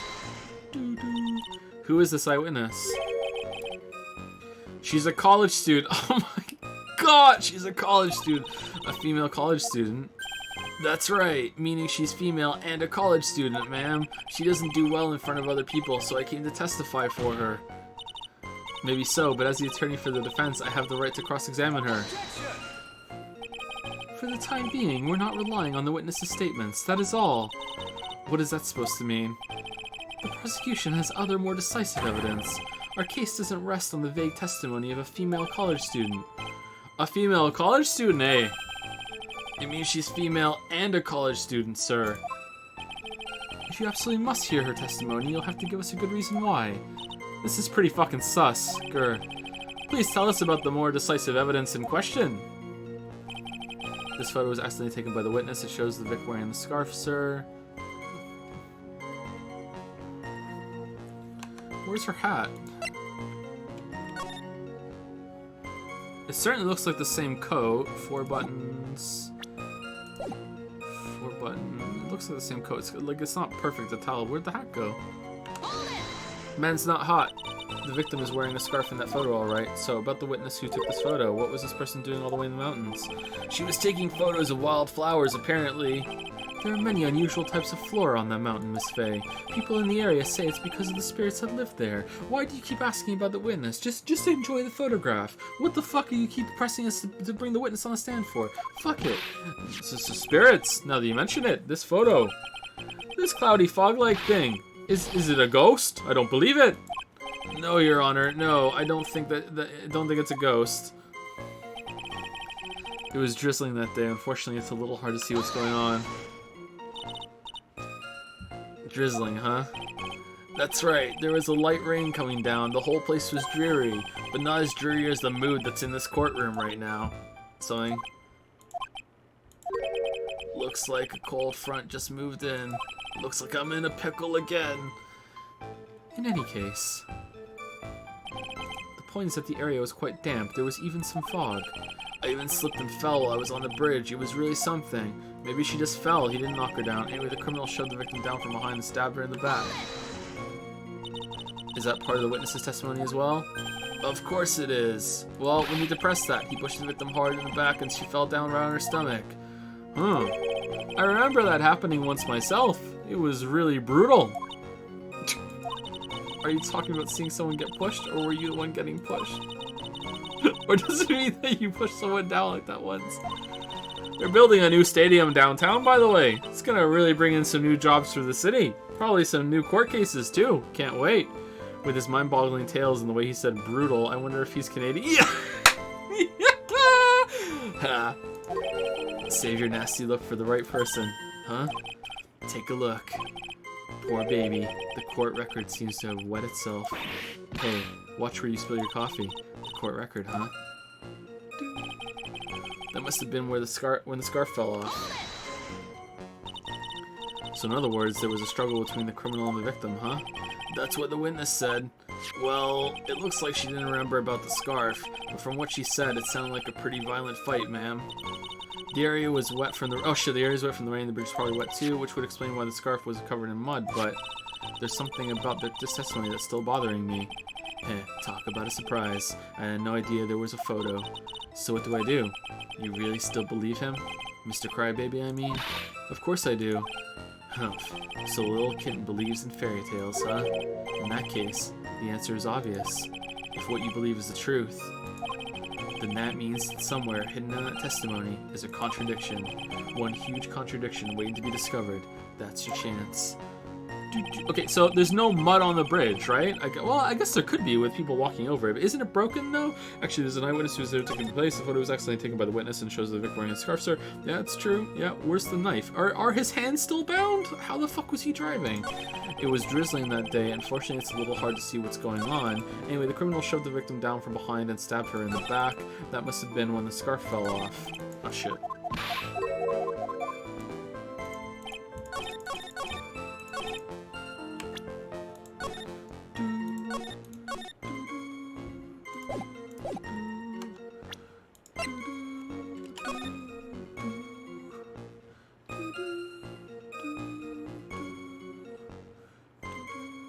Why would they meet on the bridge? Okay, so that looks like she went on the bridge first, right? He's still in chains. How the fuck did he do this? Standing there from the back, from below, from 400 p.m. Bridge located 40 feet above you. Okay, so yeah, they're here.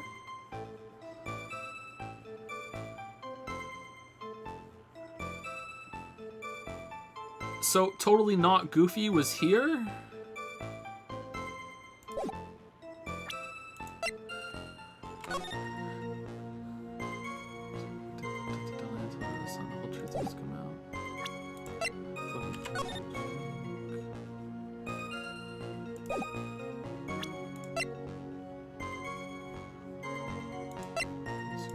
I guess it has to be. There was no mud on the bridge.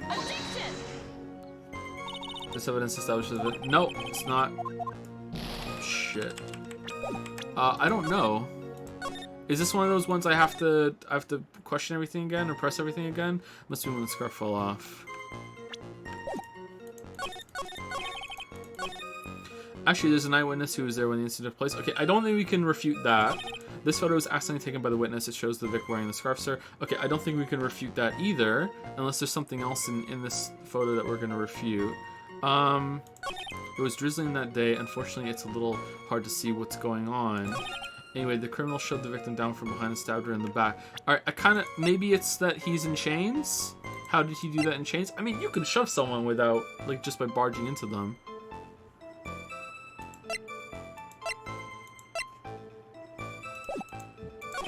That must have been when the scarf fell off.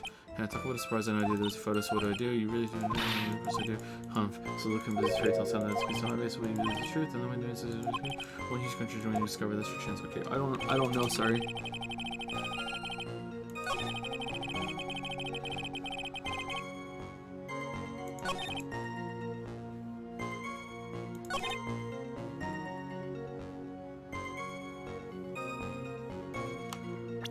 Okay, I think I'm gonna go with he was in chains.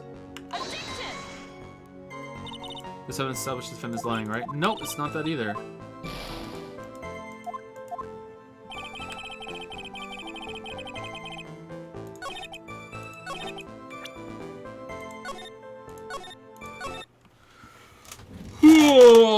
All right.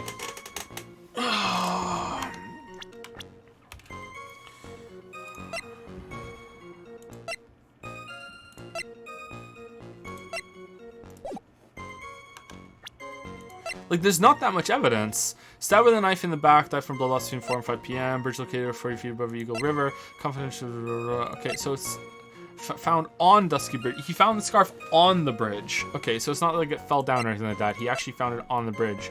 Okay, seems to have been taken by the witness. The photo of the trunk of the fallen's car. Like, is it that it should have fell? It should have fell off. It should have fell down on the bridge. No, it could have got wrapped around something pretty easily. Photo of the trunk of the fallen's car. It's like the hat is missing too, but I don't think it's anything to do with the hat. It could be that it's hard to see that it's her. Like, maybe like this doesn't prove that it was her. I mean, it's the same kind of thing with the scarf. I don't think that's it either. You know, the criminal showed the victim on the back. It was dead, and unfortunately, it's a little hard to see what's going on. Is that? It's just like, yeah, it's very hard to see what's going on. We can't really see who it is. Nope.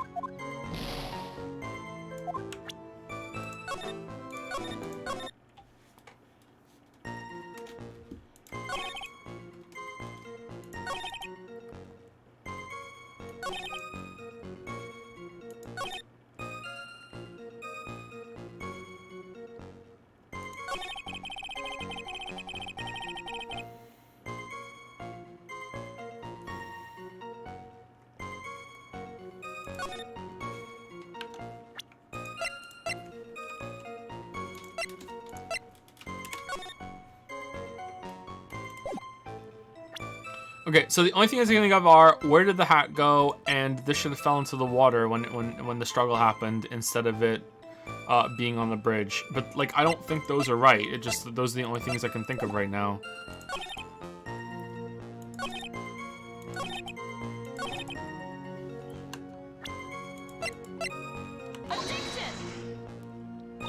No, it's not that either. So it's not that it fell down.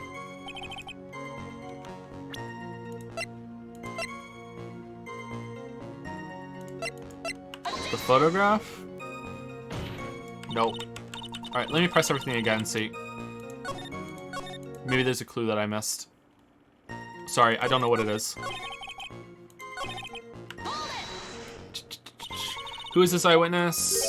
She's a college student, female college student. That's right, meaning she's female and a college student. Ma'am, she doesn't do well in front of other people, so I care to testify for her. Maybe so, but as the attorney for the defense, I have the right to cross-examine her. For the time being, we're not relying on the witness statements. That is all. What's that supposed to mean? The prosecution has other more decisive evidence. Our case doesn't rest on the vague testimony of a female college student. Female college student A. Okay, that seems like a bust. Please tell us about the more decisive evidence in question. All right. This photo is accidentally taken by the witness. It shows the Vic wearing the scarf, sir. The victim is wearing a scarf in that photo, all right. So, about the witness who took this photo, what was this person doing all the way in the mountains? She was taking photos of wildflowers, apparently. There was many unusual types of flora on the mountain, Miss Faye. People in the area say it's because the spirits that live there. Spirits, not you mention it in this photo. This cloudy, foggy thing, is it a ghost? I don't believe it. No, Your Honor, I don't think it's a ghost. Okay, that was kind of weird. Is it why was she pointing at the bridge? Like she must have been here, right? Like, or here?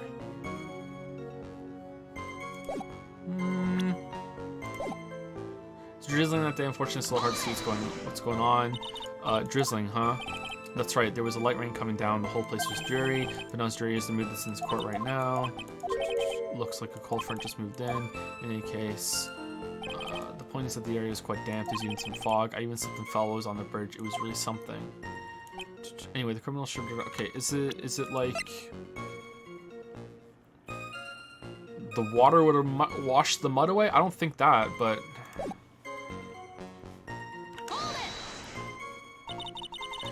Is that part of the witness testimony as well? Of course it is. He pushed the victim down hard in the back, and she fell down right on her stomach. I remembered that happening once myself. It was really brutal. Are you talking about that? Okay. Haha. Seriousness. Okay. Hey, watch for your coffee in the court record, huh? Okay. So was that him helping that we're supposed to press that?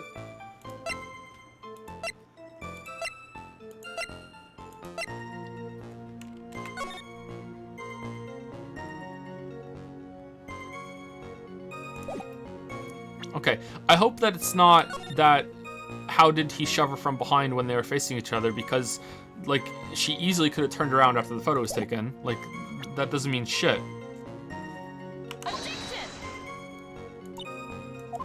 No, it's not that.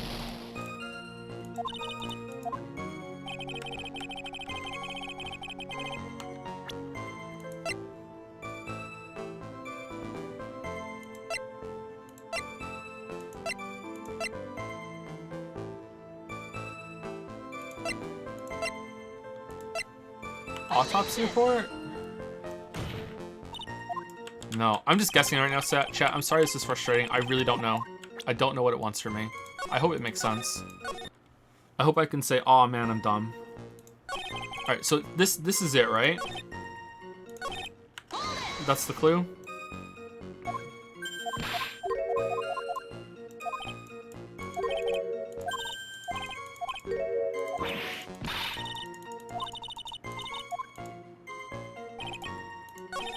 Okay, so we're pushing on this, I think. All right, so we push that. The bridge? No.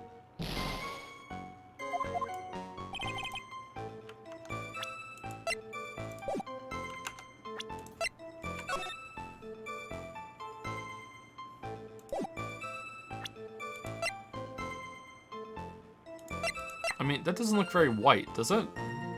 Nah.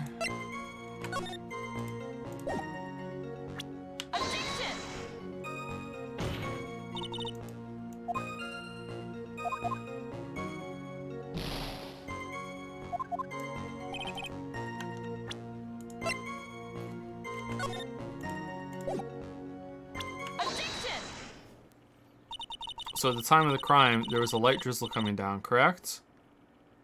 Alright. Yeah, and fog too, just a generally soggy atmosphere.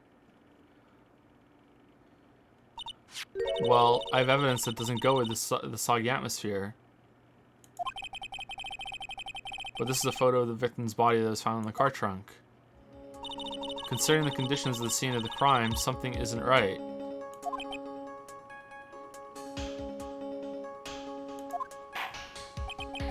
Well, by all means, please enlighten us as to what isn't right.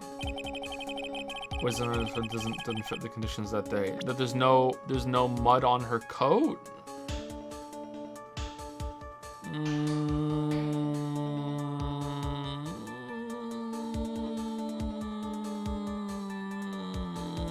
I guess that's alright. Naturally, the answer is right here. The victim's coat. As far as I can see, there's nothing strange about it. That's exactly what's strange. Recall the testimony. What were the conditions on the bridge that day? It was drizzling and foggy. Dusky Bridge was all wet. If the victim really had fallen down on her stomach on top of the bridge, then the front of her coat should have been covered in mud.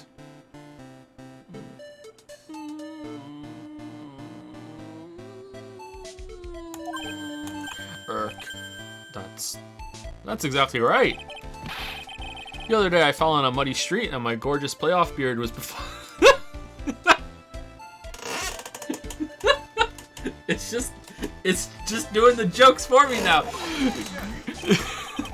I do admit that the crime scene was quite wet that day. However, that doesn't mean the top of the bridge itself was muddy.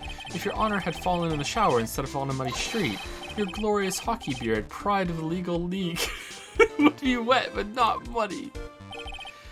Fortunately, I have yet to test that. Still, your point is well taken. Can you prove that the surface of the bridge was muddy that day? The surface of the bridge, huh? Ha, a real man wouldn't stand for a taunt like this. Neither would a real woman. Well, I mean, the scarf is muddy. It's not that muddy, though, and it was like out there for a while. Of course I can. Here's the evidence that proves the surface of the bridge was muddy. Okay, I guess this is alright. I don't really like this, but okay, let's just move on. The evidence is the scarf. It should be obvious. If the scarf fell onto the bridge and got this muddy, it means that the bridge was obviously covered in mud. No, I can't be outwitted by this novice bimbo. Whoa, hey, same to you, buddy. Himbo to bimbo. Miss Faye's assertion makes perfect sense to me. I do admit that there appears to be a contradiction between the condition of the victim's coat and her scarf. However, the real question is, why is there a contradiction? Huh? For every contradiction, there exists an explanation. Let's look at what the explanation in this case may be, shall we? Alright, it's not like he's really giving me a choice here. Ha, you're doing pretty well for a little kitten.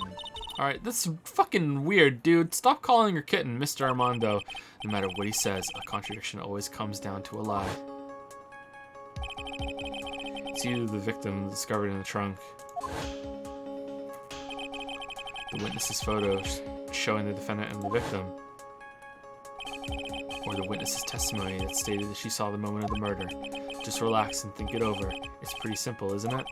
The false evidence. It's one of those three. The photo in the trunk is from before the meeting on the bridge. What you just said just now, I'm not sure I like that. I'm not sure about that. That wasn't me, Your Honor. It was the coffee aficionado over here that said it. This court is not in the habit of accepting false evidence, you know. Don't you know? Blame it on him, Your Honor. He's the one trying to slip false evidence into court. But we won't let him. We'll expose his evidence as flimsy, the flimsy scam it really is. Yes, the false evidence in this case is the witness's testimony, body in the trunk. I'm going to say the witness's testimony. It is a no-brainer. Obviously, it's the witness that's suspicious. During his earlier testimony, the detective pointed out a crucial fact. The criminal shoved the victim down from behind and stabbed her in the back. Now, is that testimony exactly what the witness claims to have seen? Yeah, that's what the witness told us. Huh. That testimony is filled with holes. After all, the victim's coat isn't dirty at all. Huh, that's true. It's not just true, it's the truth. Alright, if there was a truly decisive witness in this case, I'm certain that boy Wonder over there would have called him in the first place. Your Honor, the defense requests to cross-examine the eyewitness. The testimony presented so far is not only vague, but contradictory as well. Well, Mr. Chadworth, it appears that we'll need to hear from your mystery witness after all. Sigh. You should brace yourself for the brutal truth. Your Honor, the prosecution has no intention of hiding the witness from the court. We are prepared to present our witness at any time. Very well then. Please bring forth your witness at this time. What Mr. Chadworth said kind of worries me. What does he mean by the brutal truth? Is it the girl? Now let's proceed with the testimony. Mr. Chadworth, please go right ahead. Thank you, Your Honor. The prosecution summons the woman who saw the events that day with her very own eyes. This is it, Mia. The battle begins here.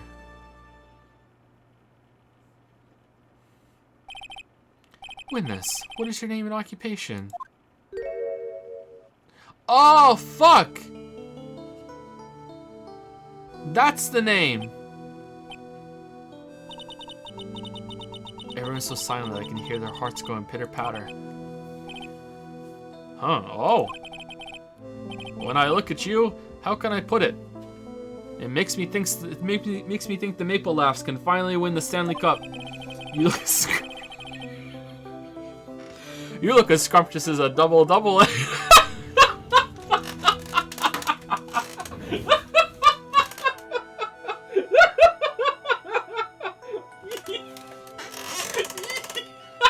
Yes!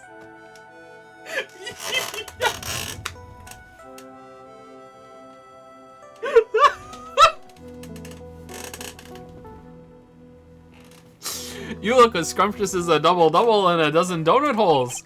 I feel like I want to hurry up and hand down a verdict just to have a bite. Oh! Hey, hey, not so fast. Sigh. As I said before, this witness is very sensitive and delicate. I would ask the court to please exercise care when addressing her. I really thought it was going to be goofy. God damn. Yes, indeed. Thank you, Mr. Chadworth. You are a true gentleman. Miss Faye, you could learn a lot from this man. If he's such a gentleman, he sure doesn't act like one to me. Sir? Eh? Eh? Yes, my dear. This is my first time, so I'm sure I'll make a lot of mistakes. Anyway, I just wanted to say I'm sorry for all the trouble I might cause. Not at all. It's no trouble at all. Now then, will you please have your name and occupation? My name is Melissa Foster.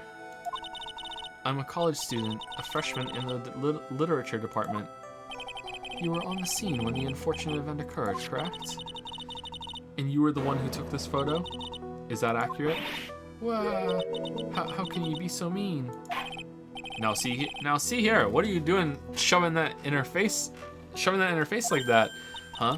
But it's not just a photograph. Sorry, but it's just a photograph. It's not like it's something dangerous. Next time I'll be forced to penalize you. Uh-oh. I don't like the turn this is taken. Into the penalty box. Is she staring at me?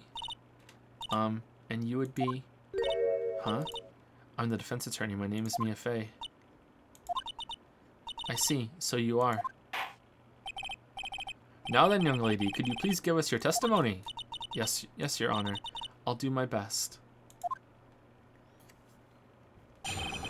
The witness's photograph. Alright, where is this going? Like, if she's coming back now, does that mean she comes back again later? Like, this feels like setup for something else. I like this. This is good. I was using my camera to take some pictures of the wildflowers. Then, I noticed there were two people standing up on the suspension bridge. Suddenly, they just started fighting. That's when I hurried and took the photo that shows the crucial moment. And right after that, I called the police. By the way, where were you standing when the incident occurred? I believe the map would be of help here. On the map. I was standing right over here. I was standing in a beautiful field surrounded by tall cliffs. So you took the photo from that location, eh? I brought the camera I was using at the time, just like Mr. Chadworth asked me to. Ho ho ho. What a cute camera. It's just like its owner. Melissa Foster took the witness's photo with this small, powerful model. Okay, so that's a fake name, right? Or is that the real name and Dahlia is the fake name? Her name was Dahlia from the first case, right? I think so. All right then, Miss Faye. Time for your cross-examination, eh? But I warn you, make the witness cry again and you'll feel the wrath of my gavel.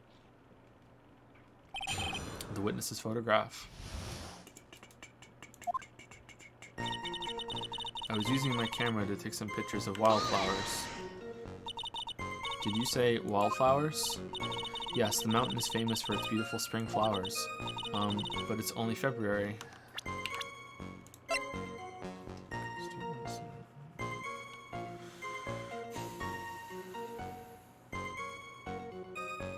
How old was the girl that fell into the river?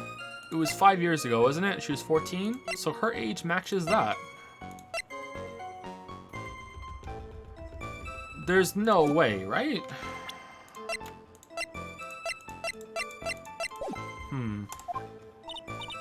Well, I couldn't wait for spring to come. Ho ho, I know just how you feel. Just like when I first started growing this glorious beard of mine. I just couldn't wait, so I wore a dyed blonde Santa beard until mine grew improperly. Would you mind if we got back to the facts of the case, Your Honor? I do. Then I noticed there were 2 people standing up on the suspension bridge. Was there anything strange about the 2 of them? I'm a bad girl, I know I am. It looked like they were having a really serious conversation up there, so I decided to watch them, like some kind of peeping Tom. No, not all. Everyone is like that. I love watching other people fight, too. In fact, I can't get enough of it. That's why I watch hockey. Actually, that's why I took this job in the first place. Too much info, Your Honor. In any case, it's perfectly natural for you to have kept watching them, especially dressed as they were. Well, anyway, I was watching them very closely. Suddenly, they just started fighting. Do you have any idea what they were fighting about? No, I have no idea. Why do you ask that? Oh, I just thought that maybe you overheard what they said. I would never eavesdrop. I would peep, but not eavesdrop. I'll watch people have sex, but I won't listen to it. I've got more class than that. That's right, Miss Faye. Don't drag the witness down to your level. Grr. Wow. That's when I hurried and took the photo that shows the crucial moment. Why did you take a photo? Well, the 2 of them were really going at it. Damn, ever since I was a little girl, I always wanted to be a news reporter. I guess that part of me just kind of took over. So I took a photo. Smells like a lie to me. Actually, I took more photos, but Chadworth only wanted 1. But I'm not going to tell you that until you ask. Yes, I understand completely. Even now, I can't completely abandon my boyhood dreams. I still use my grandson to test my comedy routines on. So you want to be a comedian, huh? No, this is the bearing on this. Hey, Canada sends all its best comedians down the States. All I could do was use my camera. So I took the photo of the crucial moment and gave it to the police. And right after that, I called the police. You called the police?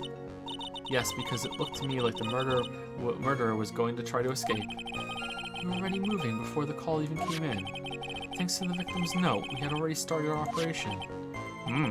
That was certainly tough luck for the criminal, eh? If Terry Falls isn't the criminal, then there must be something strange in that girl's testimony. Be careful, kid. That girl has the judge wrapped right around her little finger. You're going to have a tough time poking holes in that testimony of hers, even donut holes. You're going to have to come up with something really good, Mia. Okay, so it's been almost 4 hours, and I really need to pee. So let's just take a 5-minute break now, and then we'll continue. And I think we can finish this. I'm getting the impression that this is the whole case. It's like a prelude case to case 5. I'm guessing. I don't know, unless this goes on longer than I thought. So yeah, let's just take 5 minutes, and we'll be back soon.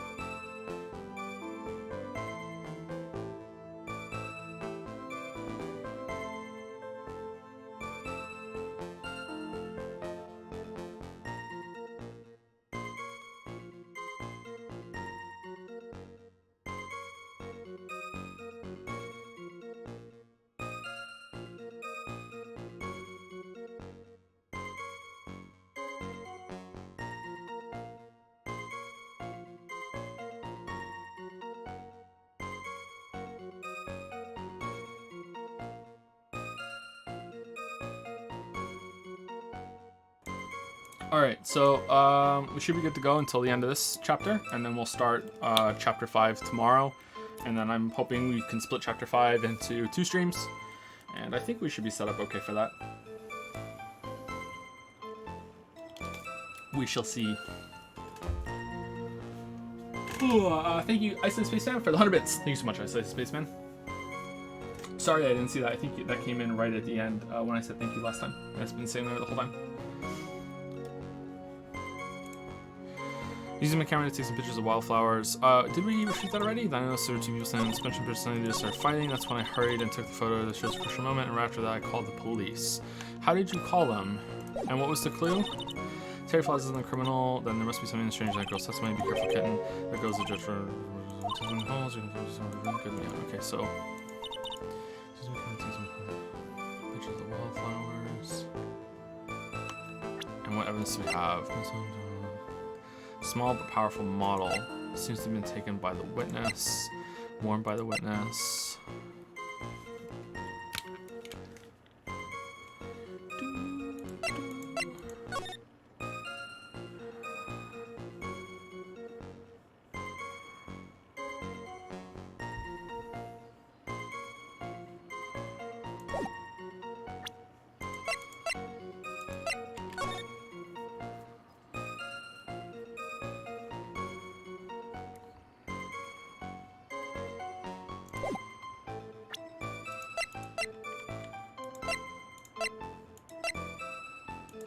Okay, so she said she was standing here.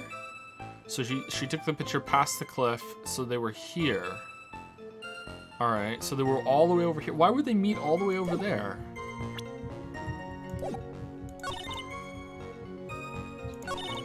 So they just started fighting. That's what I heard.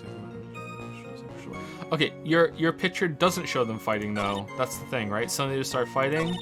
So that's wrong, right? The photograph doesn't show them fighting.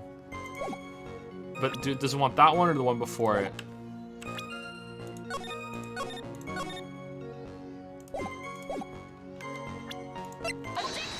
Cool. Witness. When you said you took a photo of the crucial moment, is this what you meant? Or all I can see in this photo are 2 people facing each other. You testified that you saw the 2 of them starting to fight. Normally that's the kind of thing we would refer to as a crucial moment. Why haven't you presented a photo like that?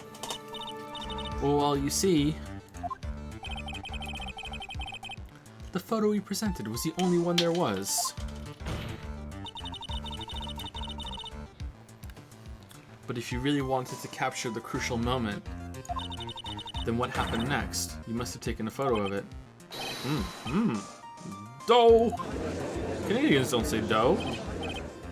Or, my apologies, young lady. I'm becoming the other judge now. But Miss Faye's assertion is not without a certain amount of merit. He could certainly downplay a situation, can't he? I'm sorry, I'm a very bad girl. I used it all up. The film, I mean. Oh, you ran out of film?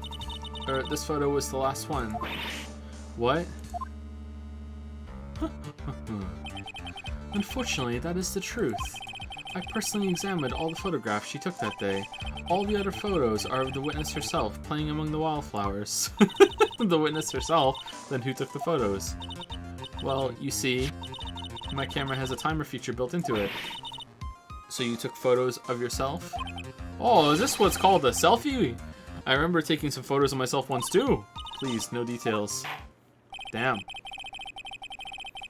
It seems that Miss Faye's assertion was not so decisive after all. Wait, just a minute. What? Well, if she had no film left, she couldn't very well take more pictures, eh? She said she started taking pictures after the fighting, though. Miss Foster, perhaps then you could tell us about a different sort of photo. Photos of the incident you took with your very own eyes. Damn. Poetry, Chadworth. Mr. Chadworth, you're quite the...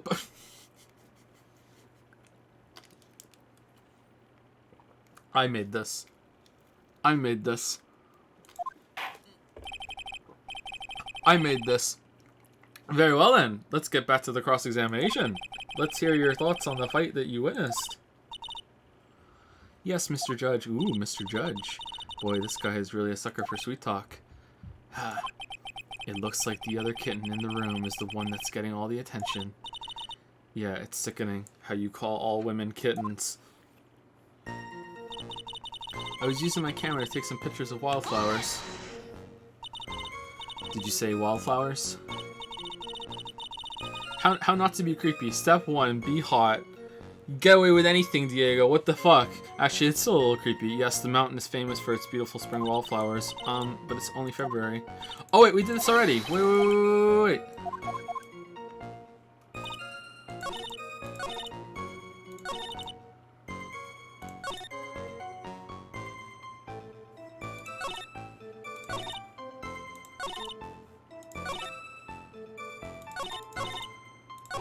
Okay, you can't get 10 yards away because they were at the end of the bridge, right? It's gotta be.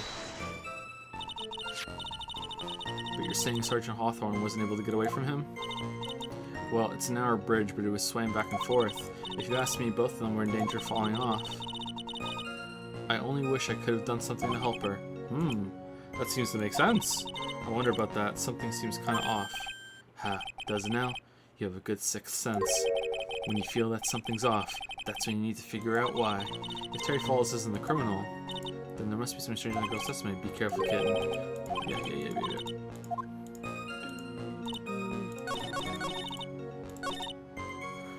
Okay, so, what does it want? Does it want the photograph? Does it want her position? Does it want the camera to show where she was? Does it want this? I think it wants the photograph, right?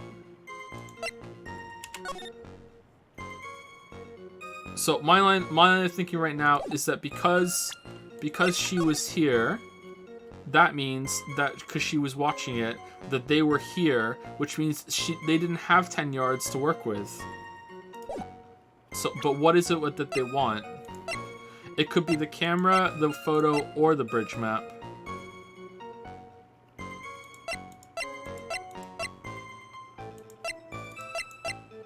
I'm gonna go with the map. Witness, your testimony is a joke. Huh? What? But I just... Miss Faye, I thought I warned you not to make the witness cry. I'm losing this accent. One short testimony and 2 bad contradictions. There's no possible excuse. You say there were 2 contradictions. It's simple. Just take a look at the diagram of the area. Look at this graph. Oh, it even has 5 yards on it. Oh yeah, no way. Does that match 5 yards? Really? According to her testimony, the 2 of them were in the middle of the bridge. But if they were, and the victim would turn around and try to run, well then, she would have hit a dead end. You said 10 yards, but she couldn't have ran even 5 because Dusky Bridge is collapsed on that side.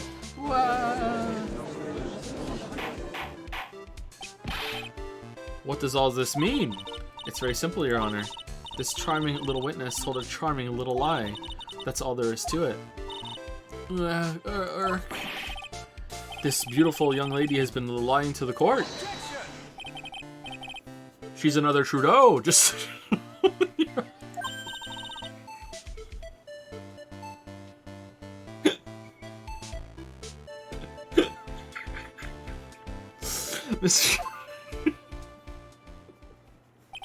I quite like Trudeau, actually, but, you know, it was a shot and I took it.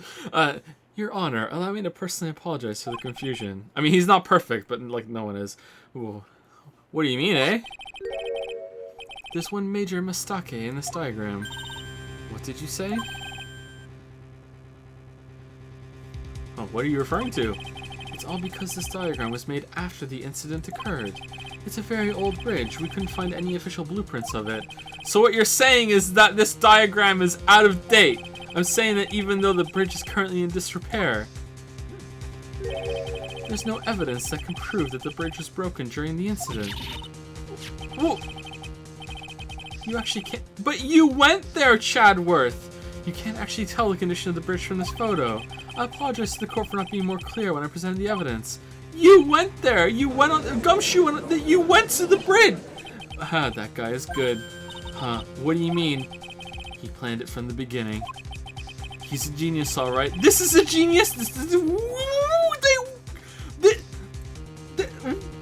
he's a genius, all right. That diagram of the bridge was his insurance policy. What? That coward. Well, Miss Faye, it seems like you once again made a reckless accusation. I mean, I could ask two people in the courtroom right now, hey, what was the condition of the bridge? Maybe even the witness herself if we wanted to get crazy, but, you know, no, we're not gonna. I'm so sorry. I should have been more careful myself. No, it wasn't your fault at all. Now then, shall we go on with the trial? I'd like to establish once and for all what it was that the witness actually saw. Indeed. All right, young lady. May I ask you to please proceed with your testimony? But it's so hard to go on. We're all on your side, Miss Foster. There's no need to worry. Just tell us what you saw. Yes, sir. Running from the crime. After he stabbed her in the back, he quickly picked her up in his arms. Then he carried her over to the car. I suppose that was the only way he could make sure the body stayed hidden. He couldn't just leave the body on top of the bridge. Oh, I'm sorry. I'm only supposed to talk about what I saw. Huh. Witnessing such violence must have been difficult. Yes, sir. I'm still shaken up. If he accepts this testimony as it is, we're finished. Don't say that. Well, we do lose, don't we? Like, if I remember, Mia said that her first trial, she lost, right? Don't say that. Oh, well. Maybe I'll stop off at my favorite cafe on the way home. They make a really great mocha latte. Nice. Nice. This trial isn't over yet. Ha. That's what I like to hear. Alright, Miss Faye. Your cross-examination, if you please. The contradiction is staring you right in the face, Mia. Go on the attack. Running from the crime. After he stabbed her in the back, he quickly picked her up in his arms. Are you saying that the victim didn't fall down on the bridge? Actually, maybe she did fall. Of course she didn't fall down on the bridge. If she had fallen down, this photo wouldn't make any sense. If that was the case, her coat would have been all muddy. Leading the witness! Leading the witness! Yo, she almost contradicted leading the witness. If you don't mind, I was asking... Yeah, tell him, Mia. Tell him, Mia, tell him. No need to be so rude. No, you're breaking fucking court protocol. Judge. What the fuck? Well, young lady. Of course she didn't fall down. The man in the prison uniform grabbed her before she could. I would love to see an actual, like, real-life lawyer stream this game. That would be really fun for me. As long as he or she got, like, absolutely fucking angry at everything that they got wrong, that would be very entertaining. They have to be invested. Or one step too slow. And then, what did the defendant do after that? Then he carried her over to the car. You personally witnessed that? Yes. Did anything strange happen when he did that? What? You can see the car from where you are. Well, I don't know if you call it strange or not, but that's when the victim's scarf fell off. You mean this scarf? Her words match what we found at the scene. I don't see any problem.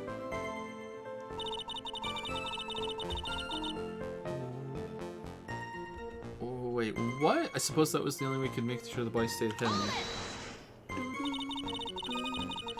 You mean the defendant carried the body all by himself? Yes. Considering the size of the defendant, I don't think it would be difficult. Yes, but let's remember they were on a narrow bridge that was ready to collapse. Is it even possible for him to have carried a dead body on a bridge like that? Well, the fact of the matter is that he did. No, that's what we're questioning, Chadworth. Whoa. Fucking young Chadworth can go fuck off with young Sheldon. Seriously, that kind of talk is just silly. Wow, why did you get so emotional all of a sudden? Miss Faye, if you think there's some other possibility, please share it with the rest of us. You couldn't just leave the body on top of the bridge. Why do you say that? It's already a broken down bridge hidden away in the mountains. Doing anything more to hide the corpse would be going overboard, wouldn't it? Yes, but that mountain is famous among hikers. A surprising number of people go up there and then don't cross the bridge. But it's February, right? And it was raining that day, correct? Why don't we go ask them if the bridge was broken? There's also a small temple and a channeling dojo there. You know those monks, they just love cold, isolated places. I think the witness is trying to say that the corpse could have been found at any time. Besides, the witness is merely reporting that she witnessed with her own eyes. Yes, it's such an isolated place that it's popular. It's popular for its isolation. Lots of people there go there to enjoy the isolation. Oh, I'm sorry, I'm only supposed to talk about what I saw. And you're absolutely certain that it was my client who was carrying the body. Well, he was wearing a prisoner's uniform, but as for his face... So you're saying you didn't get a clear look at his face? Well, they were far away, and it was raining as well. I thought I was only supposed to say exactly what I saw. Excellent, you're a remarkably honest young woman. Apart from every single testimony before this, something about this testimony is bothering me, but what? Hey, kid, have you ever put salt in your coffee? No, why would I? Why not? Huh? It may actually go better with coffee than sugar, right? Listen, my point is that if you're not sure, you might as well add a ton of salt to it. It might bring out the rust in something, like a piece of evidence.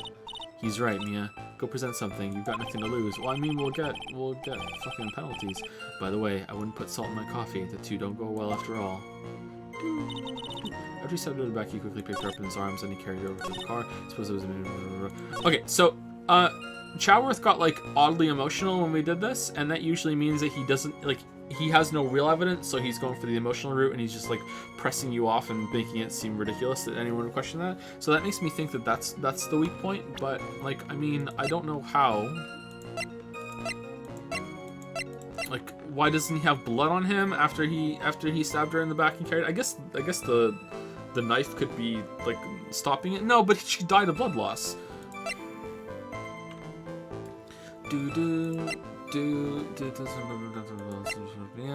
Bridge located for river. Confidential police matter. Materials written by the victim. I suppose there's a movement spicy hidden. You couldn't leave the vine on top of the bridge.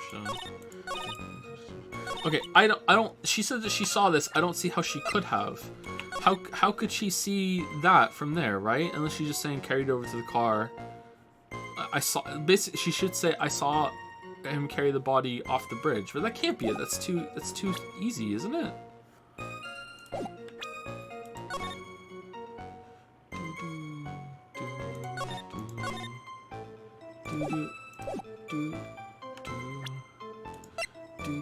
Okay, let's try that, and if it's not, we'll go fishing for something else. No, it's not that. Okay. I kind of feel like that should work, but okay, let's see. What else is there? Save scum. Save scum. Okay, let's see. So, stab in the back with a knife. No, that didn't work. Confidential like the scarf is like, it looks blue to me, but it's fine. Talk to Dahlia, tell her this time the whole truth must come out. Okay. Photos. Warned by the victim.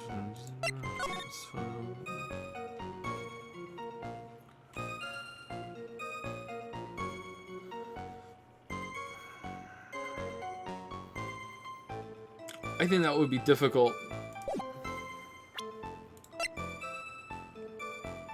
Let's try that one. Either for, like, I don't think that he could carry her, or, like, you can't see the car, like, right? Let's try that. This evidence is out. No, it's not that either. Okay.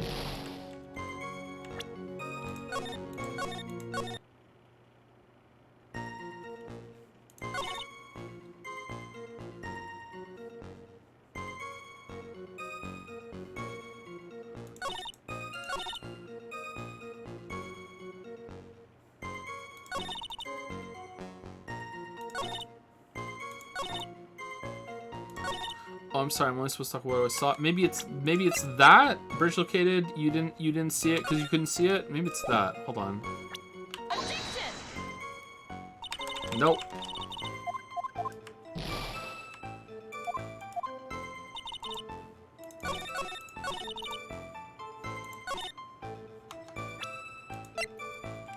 Where's the knife? How did he stab her with chains? No. Alright, I feel like this case is very particular about what it wants, and in kind of a bad way. I'm not enjoying the deductions in this one all that much, but maybe I'm just tired and dumb. After he stabbed her in the back, he quickly picked her up in his arms. Then he carried her over to the car. I suppose that was the only way he could make his survival mistaken. He couldn't just leave the body on top of the bridge. Oh, I'm sorry. I'm only supposed to talk about what I saw. Oh, isn't there something about like why didn't he just throw the body off the bridge? Like, why take it to the car? Why not just dump it off the bridge? That would be way easier, right?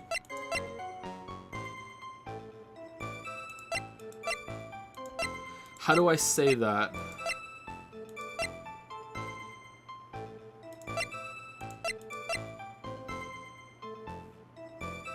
This one? Didn't establish the defendant is lying, right? Nope.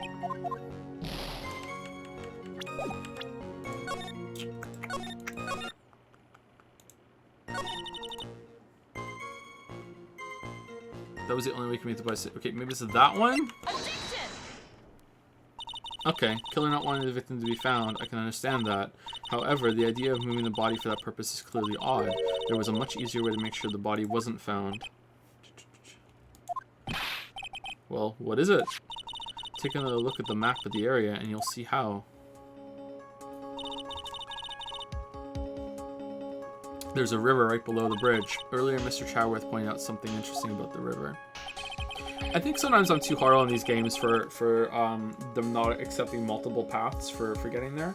I guess like if they had more text-based options right at the end, like right after you present evidence, that they could like use those to segue into the answer that they have like the artwork ready for. But like it's a lot of work to present multiple things that you can present. Like I think if they like the text isn't as interesting though. I think maybe with some clever writing you can make it work, but it would be tough. For those who are not aware, Eagle River is well known for its powerful current. Most bodies that fall in are never recovered. In the kidnapping case 5 years ago, the victim's body was carried away and never found. No, I was found. Aha! Guilty. If 10 murders were to occur in that same spot above the Eagle River, you can bet your boots that every other killer would have tossed the body in the water. Order, order, order! I'm not sure if I care for the way you put that, Miss Faye. But I must admit, it does seem odd not to have thrown the body into the river. Oh, well, Mr. Chadworth. Sigh. How sad. Perhaps Miss Faye would do well to try taking a dip in the river herself. After all, you claim to be such an expert in the ways of nature. What are you talking about? My point is that no matter how odd you may find the killer's method of body disposal, the fact is that this is what the killer did. And just because there's water in the diagram now doesn't mean there was water at the time that it took place. Maybe the river was dry that day. You don't know. You weren't there. It hasn't been updated. None of your arguments have anything to do with what the witness saw. Quite true. Miss Faye, it seems that your assertion is without merit after all. But what the witness claims to have seen is totally ridiculous. Surely you can't deny that the body was found in the trunk of the car. That's certainly consistent with what the witness has told us. Ugh. Please, witness, go on with your testimony. I'll try. All you have to do is tell us only what you saw. Otherwise, the mean lady might yell at you again. Whoa, who's he talking about? Alright, I'll do my best. Poor Mia had a much rougher first trial than fucking Phoenix did. After he stabbed her in the back, he picked her in his arms, and he carried her to the car. The killer broke into the bridge. Oh, I'm sorry, am I supposed to... Wait, what?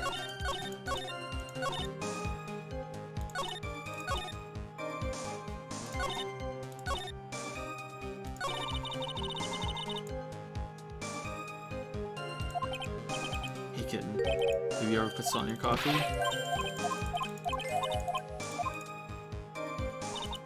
After he sat in the back, he quickly picked her up in his arms and he carried her over to the car. The killer broke into the trunk of the stolen car and... Oh!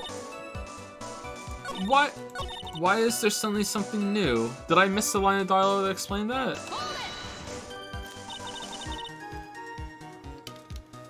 What did the man do then? Well, naturally, he got in the car and was about to flee. How did you see that? That's when I came to my senses. I said to myself, you have to call the police. And so that's when you called the police. You're sure that you saw that with your own eyes? Yes, I'm 100% certain. Okay, now is it? How did you see that? From here? Like, how? It's gotta be that. Well, Miss Foster, it looks like you've done it this time. Done what? Made a crucial mistake. A crucial mistake? Like what, Miss Faye? The killer broke into the trunk of the stolen car and hid the body in there. You're saying you saw that, right, with your very own eyes? Yes, and? It's simple, Miss Foster. Take a look at the diagram. The place you claim to have taken the photo from that day is here. Yeah, but we don't know if this cliff was here on the time that this took place. Like, maybe there was an earthquake here after, like, since then, and there's a tectonic plate right here, a fault line, and that kind of lifted up more of this cliff, and she could have seen it at the day. Like, we don't know, you know, like, it could be, like, you have no idea. The place you claim is... Von Karmas do have the power of earthquakes, right? Do you see what I mean? Even if you try to see the car, this outcropping of rock is directly in the way. Ah, that's right, Miss Foster. From where you were standing, you could not have possibly seen the killer's car. I admit that the diagram shows a large outcropping of rock. However, it isn't so tall that it would stop you from seeing the car. That's right. It's not high at all. I was able to see his car just fine. I'm so sorry, but that just doesn't wash. I believe it was the witness who presented this as evidence to the court, yes? This is the location that the photo was taken from. Your own photo tells the whole story. You can clearly see the left side of the bridge, but the outcropping that is being referred to is really more like a cliff. Ah! Your view should have been completely cut off by this cliff, and you still claim to have been able to see the killer's car. Maybe it just dips down really suddenly. No. Order in the court. What is the meaning of this ballyhoo? Ballyhoo? What's ballyhoo? Your Honor, don't jump to any hasty conclusions. The fact that the escapee fled in a stolen car was reported on the news. After witnessing a murder, I'm sure you can appreciate that the witness was very upset. She must have heard about the stolen car and convinced herself that she saw it. Yeah, okay. But she was repeatedly warned before starting her testimony. She was told to testify only about what she saw with her own eyes. Oh. Mr. Judge? What is it? I think I must have remembered things wrong. No! Hey, wait a minute. You can't just say that. Of course she can. Why not? Miss Faye, no one on the face of the planet is perfect. Except for me. Yes, indeed. Quite true. Oh, you know what they say. To err is human, to forgive divine. And a triple is too far. You stop at double. I'm inclined to give the benefit of the doubt to our witness here. What? That's not fair. It's kind of BS. Kind of par for the course, though. Save the tears for later, kitten. Mr. Armando, don't look back until the trial is over. Now's the time to go forward. But that wasn't fair. Okay, kitten. You need to relax. Then you need to remember, life isn't fair. Life is unfair. The other kitten's testimony. The killer broke into the trunk of the stolen car and hid the body in there. So tell me, how did she know that? How did she know that he broke into the trunk? Aha! Well, Miss Foster, until you can explain how you knew that, you're going to have a lot of very suspicious people on this side of the courtroom. Oh, they could hear that. Oh, okay. Well, witness. Well, I'm certain that he broke into the trunk because there were marks left on the trunk lid. I'm certain they were scratch marks from when he broke into it. What? Let me see that photo. It's true, eh? These certainly look like scratch marks around the keyhole. It's obvious that this trunk has been broken open. Looks like he used a hockey stick. Well, Miss Faye, are you satisfied? The judge is on her side. I can't make any mistakes here. What she just said. Is there a contradiction in there somewhere? I'll buy it. It doesn't...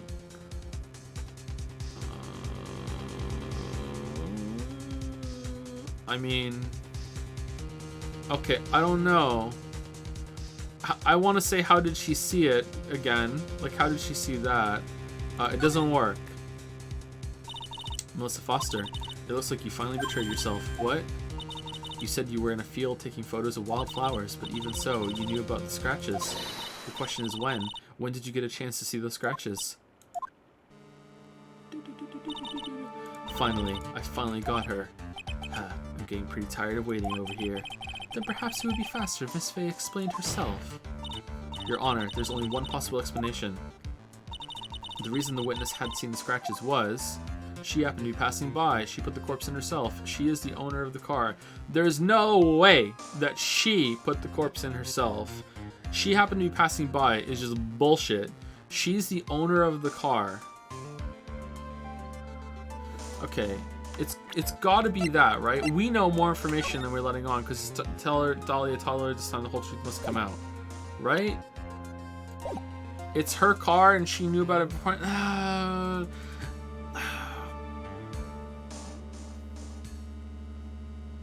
None of these are good.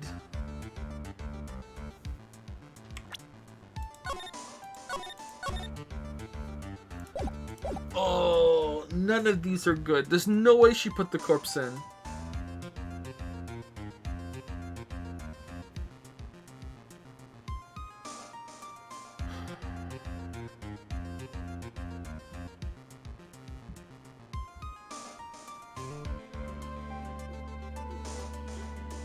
Let's try it.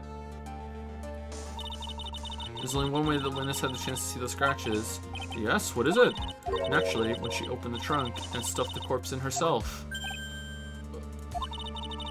The person who really hid the body of the trunk in that car was... Melissa Foster. It was you that did it, wasn't it? I really don't see how she could do that. Like, how... Like, quite a bit bigger than her, right?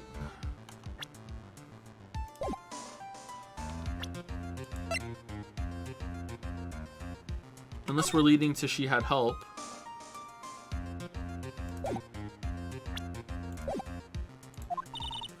That's ridiculous. I could never. It was the man in the prison garb. He's the one that... I don't think so, Miss Foster. If Mr. Falls had been the one that put the corpse in the trunk, he would have simply used the car key. There was no need to break it open. But he stole the car. He stole it from a young couple that had been waiting at a red light. Which means that the key would have still been in the ignition. Oh, I see. Thank you for telling us about the scratches, Miss Foster. Without that, we never would have uncovered the truth. That it couldn't have been Mr. Falls that put the body in the trunk. No! Preposterous. To even suggest that the witness put the body in there. Can you bring up the fact that she's like, what, like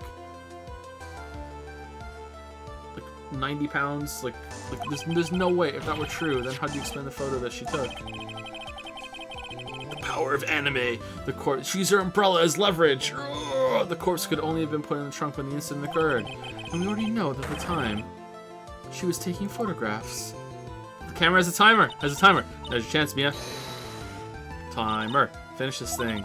On the contrary, I'm not so certain about that anymore, Mr. Shadworth. There's no need to think too deeply about it. What I'm saying is that the shutter for this may have not been pushed by Mr. Foster herself.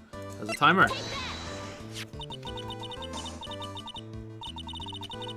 Let's take a look at this camera and see what features it has, shall we? It has a timer built into it, even a mini tripod. Oh. Why, it's almost as if she had brought this camera just to take this picture. What are you trying to say then, Miss Fey?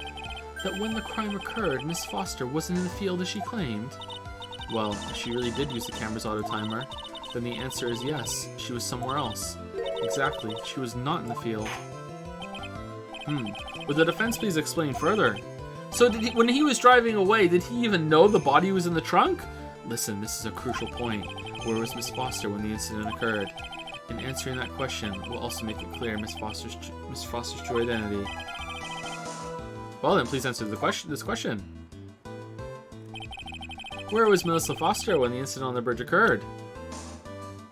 I mean, she could have been disguised herself as the victim, right? She could have been right here. I'm guessing she was over here. If it's not that, was she already dead in the trunk? No, he drove here. He drove here with the car, right? He stole the car. He came here. And then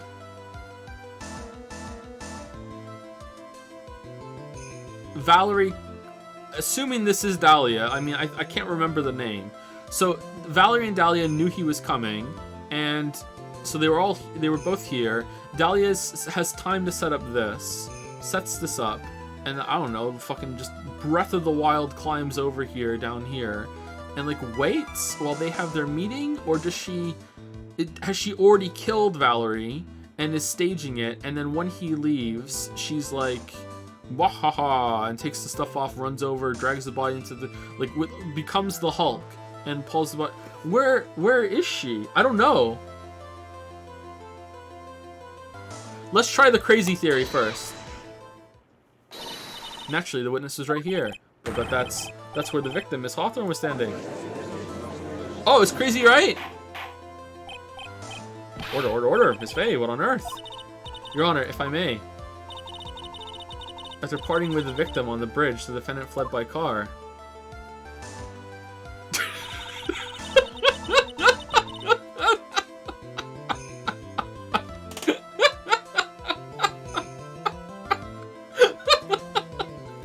I don't know why it's so funny, it just went boom. But this would mean that there was no time to put the victim in the trunk. In other words, if someone put the body in the trunk, it could only have been before the defendant met the victim. How asinine. Of course Mr. Falls met with the victim. The only person with the opportunity to put the victim in the trunk is the same man that killed her, Terry Falls. You still don't understand, do you, Mr. Shadworth? By the time the witness's photo was taken, the victim was already dead. The person in the photo was not Valerie Hawthorne. What? I've never heard anything more ridiculous in my entire life. Then who exactly is the victim in this photo? It's obvious, isn't it? It's your own witness. What? It's the only possible explanation. The woman that Mr. Falls met on the bridge that day was not Valerie Hawthorne. It was you, Melissa Foster. Mimi, let's remember that it was raining and foggy on the mountain that day. Mr. Falls himself believed that the woman in front of him was Valerie Hawthorne. But the defendant knew Valerie Hawthorne very well. After all, she was the woman whose testimony helped get him convicted. My client is an idiot, but since then, my client has spent 5 hard years in a federal penitentiary. He couldn't remember exactly what she looked like anymore. You were just making this up as you go along. Where's your proof? I've got it all right here. This piece of evidence will blow this case wide open. Will it? Well, I hope you know what it is, Mia, because I don't. At the time of the incident, Miss Falls has forgotten what Valerie Hawthorne looked like. Oh yeah, it's white scarf for identification.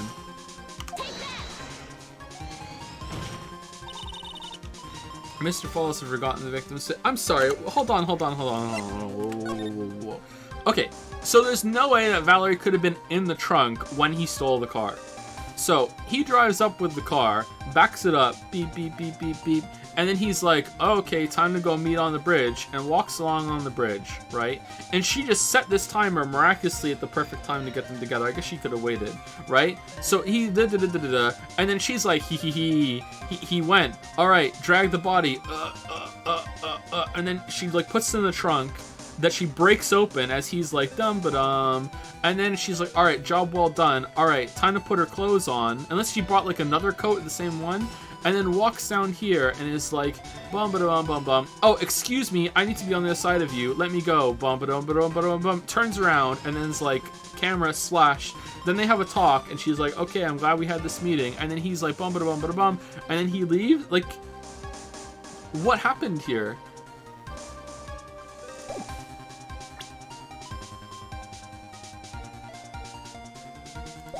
Mr. Falls had forgotten the victim's face. That's why he needed some piece of identification, namely this muddy scarf.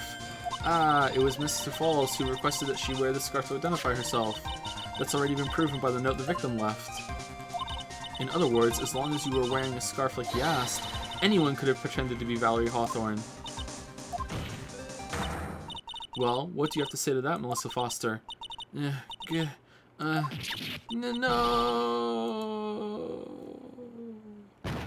Oh no! Oh, the delightful college girl witness just fainted. Well, I guess that's the end of it. I find the guy guilty. Fuck off. The end. Where's Miss Foster? She's collecting herself in the lobby. Damn, this judge blacks out too. Huh. It's obvious that Miss Melissa Foster did it. She hid the body in the trunk and disguised herself as the victim.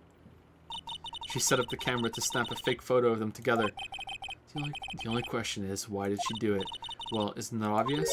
She's the real culprit. Well, we'll have to wait for Miss Foster to compose herself before we start again. Until then, this court is in recess. The defense and the prosecution are both to wait in their respective lobbies. Oh no, she's fucking gone. Yes, Your Honor. Understood. Very well. I will go along with this. This court is in recess.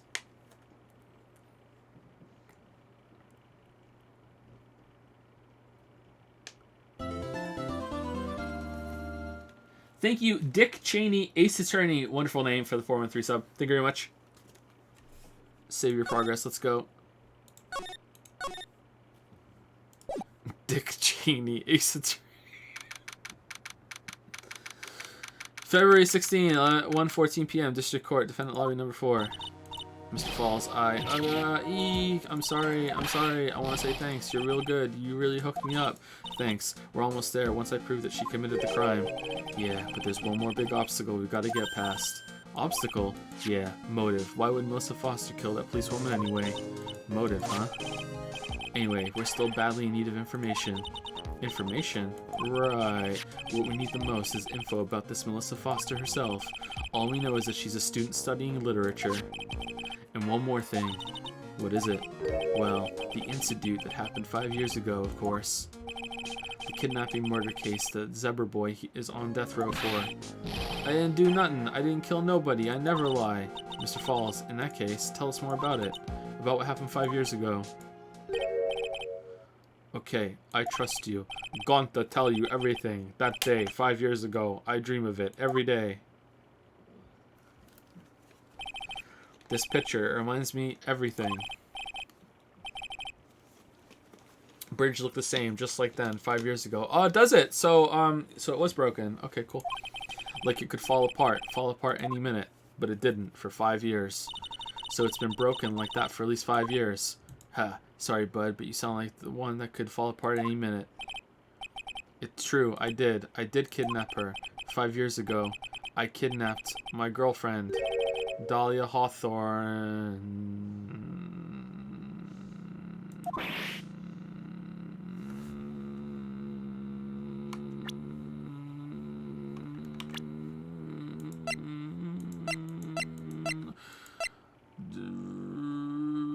Okay. Hey, hold on there. Did you say Hawthorne? The victim's last name. Dahlia Hawthorne. Valerie's little sister. What? Are you serious? The girl let her go. Wait, how old is he?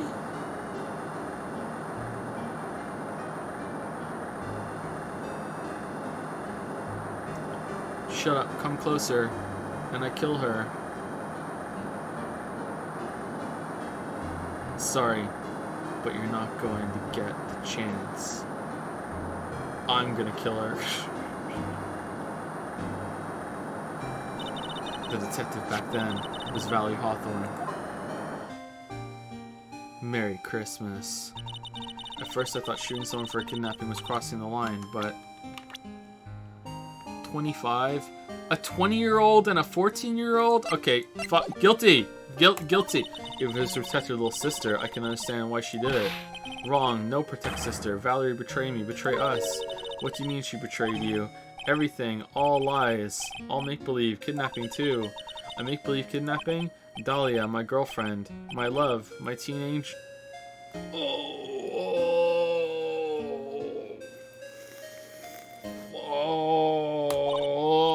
Did he actually say my teen angel? He's seen one to me soap opera.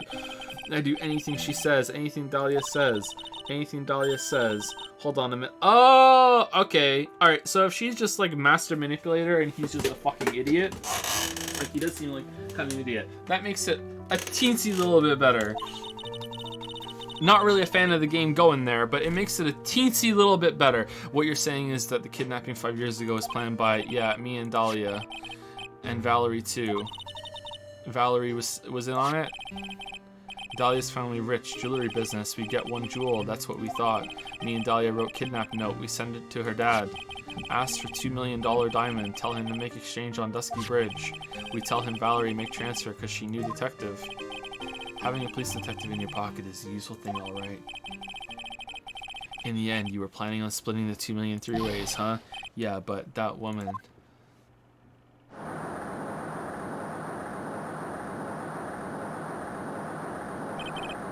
That woman, Valerie, she'd do it for real. She'd shoot at me for real, me and Dahlia. Bang. I was shot in the arm. Dahlia, she jumped in river. Expert swimmer, very good, very strong. That's how she able to carry body. Jump, you don't mean she jumped on purpose, do you?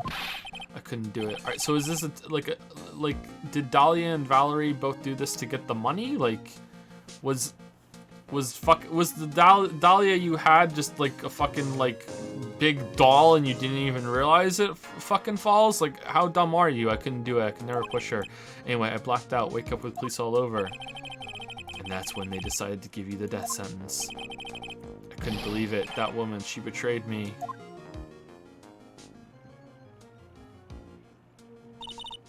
That man, Terry Falls, he killed her. He threw her off the bridge. He threw my beloved sister into the roaring river 40 feet below. These 5 years, all I wonder is, why? Why did she lie? That's all I want to know. So that's why you called her. You wanted to hear the truth from Valerie herself. Yes, but I forget what she looked like, so I tell her to wear a scarf. Did you also forget what Dahlia looked like? I don't want to hurt her. Just ask why. Why did you lie? Why did you betray me? I just want to hear answer come from her mouth, that's all. So that's why you made a crazy escape like that. Just one thing, Zebra Boy. My senses are tingling all over. Tell me, Mr. Falls, where is it? Huh? Where's what? Come on now, kitten. The ransom. The $2 million diamond. Kitten? Remember that now? Did you give it back to Pops? Did the police take it? I don't know. Huh? You don't know? No, really, I don't know. It's gone with Dahlia. With Dahlia. That day, on the bridge. Dahlia put it in backpack.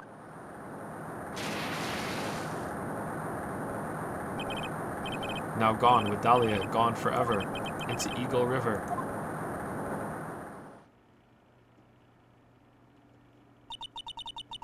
It disappeared with Dahlia, huh? Wait a minute. You can come back in now. We're about ready to go. Mr. Falls, just one more question. When you said, with Dahlia, do you mean the diamond is still missing? Along with the body of Dahlia Hawthorne? Never found her. My sweet Dahlia. They never found her. Swallowed by river, gone. Dahlia, my teen angel. Your teen angel. How old was she anyway? Just 14. 14? I guess you were robbing cradles before diamonds. She plans a fake kidnapping and disappears into the river with a rock worth 2 million. Man, oh man, angels these days. I mean, okay, look, I don't have a problem with media like exploring like yikes shit. You know what I mean? Like, there are horrible people in the world like that exist, but like, it's Ace Attorney, man, and it already had the fucking problem before with pearls. Like, come on, man, oh man, angels these days. Falls takes the fall and gets a one ticket to death row. Is Dahlia Hawthorne an angel or is she really a... It's time, kitten. Looks like we have a few more aces up our sleeve now. You bet. Diamond added to the court record. A $2 million gem used to ransom Dahlia, lost in Eagle River 5 years ago. Train wheels come off now, Mia. You've got to strike while the iron is hot. That's one of my rules, remember. Oh, I thought we were done, actually. I thought there was going to be nothing else after the recess. February 16, 1:49 p.m. District Court, courtroom number 4. Now then, let's continue with the trial of Mr. Terry Falls. Witness, are you feeling better? Yes, Your Honor. I'll try my best.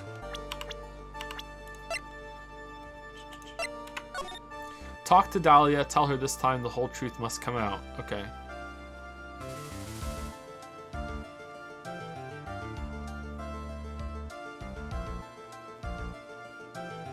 Does this even read like it was from Terry?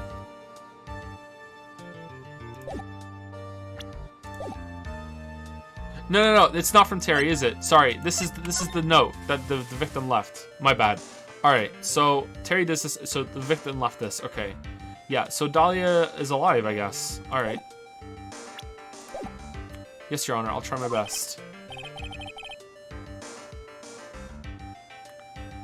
Oh, you're a brave young lady. Not this again. I can understand a defense lawyer wanting to get her client off the hook. However, to try to pin the crime on an innocent student is... What are you talking about? My witness is not the person on trial here. She's an innocent bystander who witnessed a violent crime, that's all. What possible reason would a girl like this have for murdering a policewoman? It's certainly hard to imagine this woman as a murderer. Her motive, huh? I figured that's what I had to establish next. Well, Miss Faye, do you have any evidence of a motive? Yes, of course. I think. Ha! You're still acting as tame as a kitten. Mr. Armando, listen. A lawyer is someone who smiles no matter how bad it gets. Smiling on the outside while your guts are twisted in knots is the mark of a pro. Like, you have not done that in the other trials, bro. Maybe so, but I wish you would quit grinning at me like that. Excuse me, may I speak to Mr. Judge? Oh, of course. Mr. Judge is ready anytime you like. I'd like to say something. Some people here are suspicious of me, right? That's why I at least wanted you, Mr. Judge, to know that it's not true. Aww. I see, you're such an honest and upstanding young lady. It looks like this witness is a real professional. What do you mean? Look at that 100-watt smile. Just when things are darkest for her, click, she lights right up. Very well then, let's hear what the witness has to say.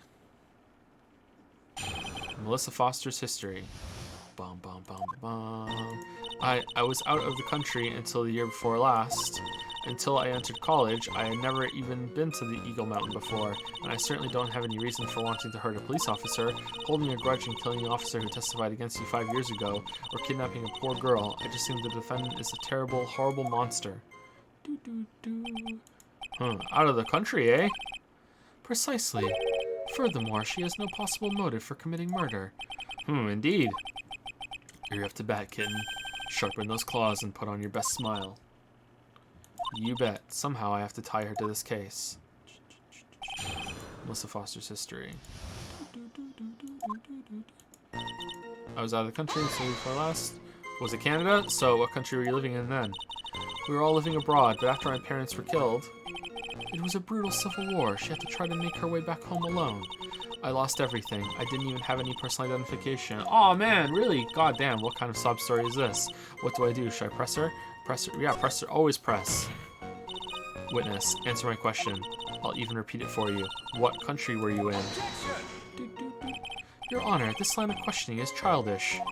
What country she was in and how many languages she may speak are irrelevant here. What we're here to evaluate is whether this witness has any connection to this case. I've lived abroad ever since I was a little girl. That's why I could never have known Mr. Falls or Detective Hawthorne. Yes, I think we've established that point. Yes, indeed. Well then, shall we add what you just stated to the official testimony? Yes, please, Mr. Judge. What? Naturally, I didn't know either the victim or the defendant. You didn't know either person? Are you certain of that? Yes, I'm afraid I'm rather shy around people. Oh well, that can't be helped. Why is he disagreeing with everything that comes out of her mouth? The first time you saw either of them was when they were on a bridge, correct? Yes, it really was a coincidence. Until I entered college, I'd never been close to you. So what made you decide to go to Eagle Mountain anyway? I just love being outdoors, picnics, hiking, you know, that sort of thing. You don't look like much of a hiker to me, but you do look like a digger of sorts. But Eagle Mountain is a 2-hour drive from here, and no trains run through there. There are plenty of mountains that are closer and easier to get to. Well, I went there once with the college hiking club. I fell in love with its stark, desolate beauty and its cold yet romantic gloominess. Didn't know you were such a goth. What? By the way, what's the name of your college? Prosecution objects to any questions that involve the witness's private life. But all that matters is that she is a material witness to a crime. The witness doesn't need to respond to questions that are clearly malicious in intent. Thank you, she's really gone too far. Miss Faye, you're treading on thin ice here, and I should know ice. I hardly said anything, talk about sensitive. When I certainly don't have any reason for wanting to hurt a police officer. Alright, so we have to push something about her past here, I'm guessing. Perhaps, but your behavior that day was very suspicious. Not only have you contradicted yourself here in court, but you know things you shouldn't. For example, the scratches on the trunk of the car. Well, that's... Unfortunately, Miss Faye, your last statement proves nothing. Oh, really? And why is that?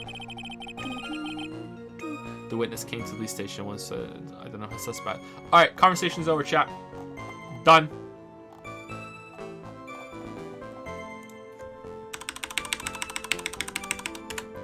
Done. There's the line. No more.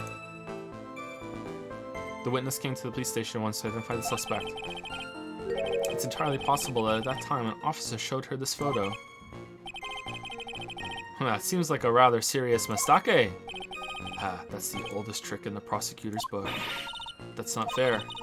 That wicked inmate, I'll never be able to forget that horrible day. Holding a grudge and killing the officer who testified against you 5 years ago. A grudge? Well, the policewoman's testimony was crucial, wasn't it? Crucial in getting the defendant sentenced to death. Yes, and that's precisely why he harbored such deep anger against her. So much anger that he forgot his own guilt. My client has always maintained that he's innocent of those charges. He seems rather forgetful, your client, I mean. Not only did he forget about what he did, but he forgot the poor policewoman as well. What do you mean by that? Your client, he forgot what the detective looked like, right? It's too bad for her that he didn't forget about her testimony as well. Well, she's right about that. Mr. Falls is kind of forgetful. Press harder, always! You said he forgot what the detective looked like. What do you mean by that? Well, he couldn't tell who she was without some kind of identification, right? Quite right. That's why the victim was wearing a scarf as identification. We brought that up in front of her, right? I think we did. Why, if I had been wearing a white scarf that day, then he probably would have tried to kill me. That's true. He's clearly a bitter man. This is bad. Mr. Fall's reputation just keeps getting worse and worse. Sometimes it's best not to poke too deep. What should I do with that last statement? Have it added to testimony? Of course. Your Honor, what the witness said just now was tremendously important. I'd like to add it. I'd like it added to the official testimony. I can't read. Fucking hell. The prosecution has no objection. After all, the defendant is a killer and a mentally unbalanced one at that. That testimony only helps further prove that point. No, that's not why I... Enough, witness, if you would. My pleasure, Mr. Judge. Do you guys think that having Mia go up against Chadworth, of all people, as her first case, and making Chadworth and Mia equals kind of weakens her a bit? Like, she's been like this like monolithic figure in Phoenix's life, has been like the constant like pillar of like, look, you look up to her, but like you go up against her rival and you beat him handily in almost every single case. I feel like that weakens her a little bit and strengthens Phoenix a little bit. I'm not sure. Like, I thought Phoenix and Chadworth were like the counterparts, like equals, but it turns out that no, even his mentor had the same problem with him. Like, I guess I'm lucky I wasn't wearing a white scarf. What do you mean by lucky? Well, it's February now. Everyone is wearing scarves. If I had accidentally worn a white scarf like you said, then you yourself might have been killed. That would have been a terrible loss for this world. Ah, it looks like you pressed too hard this time, kitten. Mr. Armando, keep looking around and you're going to lose sight of the finish line. Justice is blind, but she's not deaf. Sometimes you have to know when not to talk. I'm assuming that she loses this case, because doesn't she have another run-in with her in the first case? I'm not remembering 100% of the facts from the first one. I remember her saying she had a bad time in the first case in case number 1 in this game. So, like, I don't know. Maybe it's fine. Or kidnapping a poor girl. I just think the defendant is a terrible, horrible monster. You knew about that incident, but weren't you out of the country until the year before last? Well, I saw a report about the escaped convict on the news. They had an in-depth report about his whole history. So you're still living abroad 5 years ago, is that right? Yes. I can't let her get away with these lies. Listen to me, she's neck deep in this whole thing. Somehow, you're just gonna have to get her to show the court her true self. Oh, shit. Okay, so how am I doing this? We still don't have much, in the way of evidence. Values of her sister, victim of the kidnapping murder, fell from the bridge, nobody found the Okay, so we have to prove that these two are the same person because that's clearly what's going on here. Okay, so how can I like crack that? Stab with a knife. Is it that talk to Dahlia? Tell her the whole truth must come out. Before the truth. I was out of the country before last. Actually, I didn't know either the victim or the defendant. Until I entered college, I'd never even been to Eagle Mountain before, and I certainly don't have any reason for wanting to hurt a police officer. Holding a grudge and killing the officer who testified against you 5 years ago, I guess I'm lucky I wasn't wearing a white scarf or kidnapping a poor girl. I just think the defendant is a terrible, horrible monster. Okay, I'm pretty sure that she was there when we read this out, but just in case, like, how do you know that?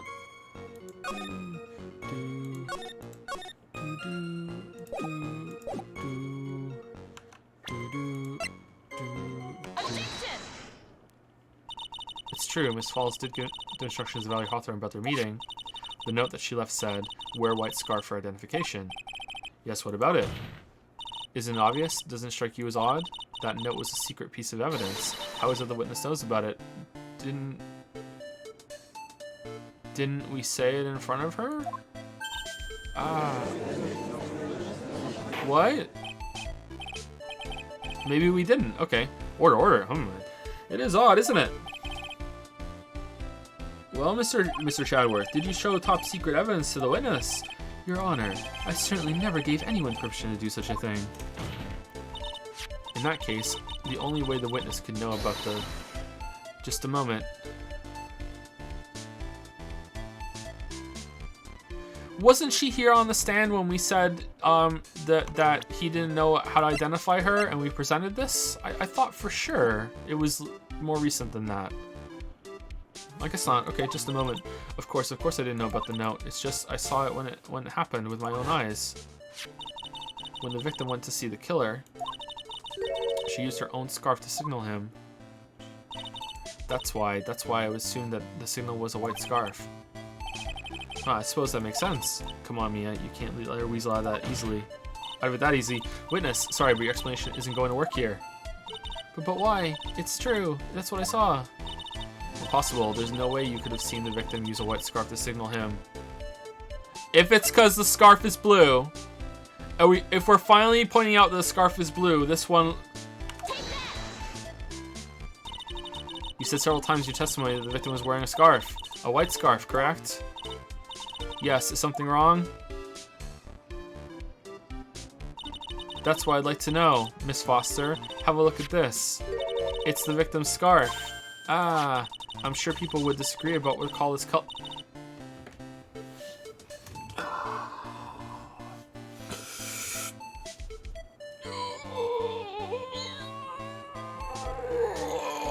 However, it certainly is not white. You knew what the note said.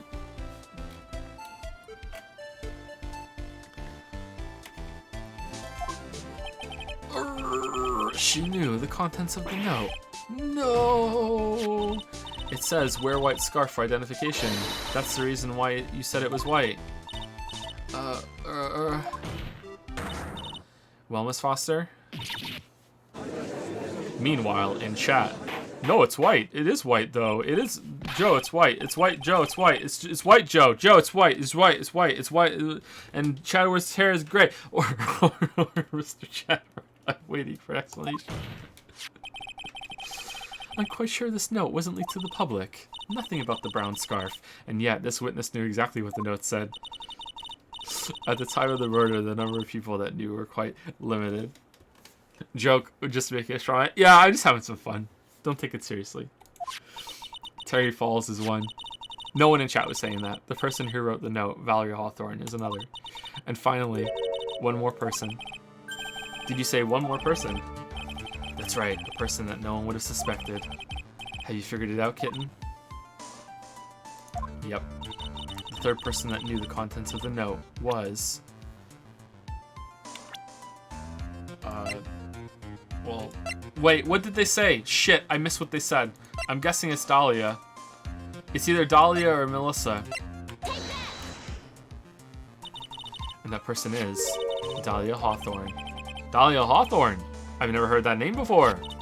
Look at the victim's note. This is what it says. Talk to Dahlia. Tell her this time. There is her name right there. Well, what's this? So who is this person? This Dahlia Hawthorne? Sigh. Miss Faye must be desperate if she's trying to bring the dead back to life. The dead? There is a ghost in this picture after all.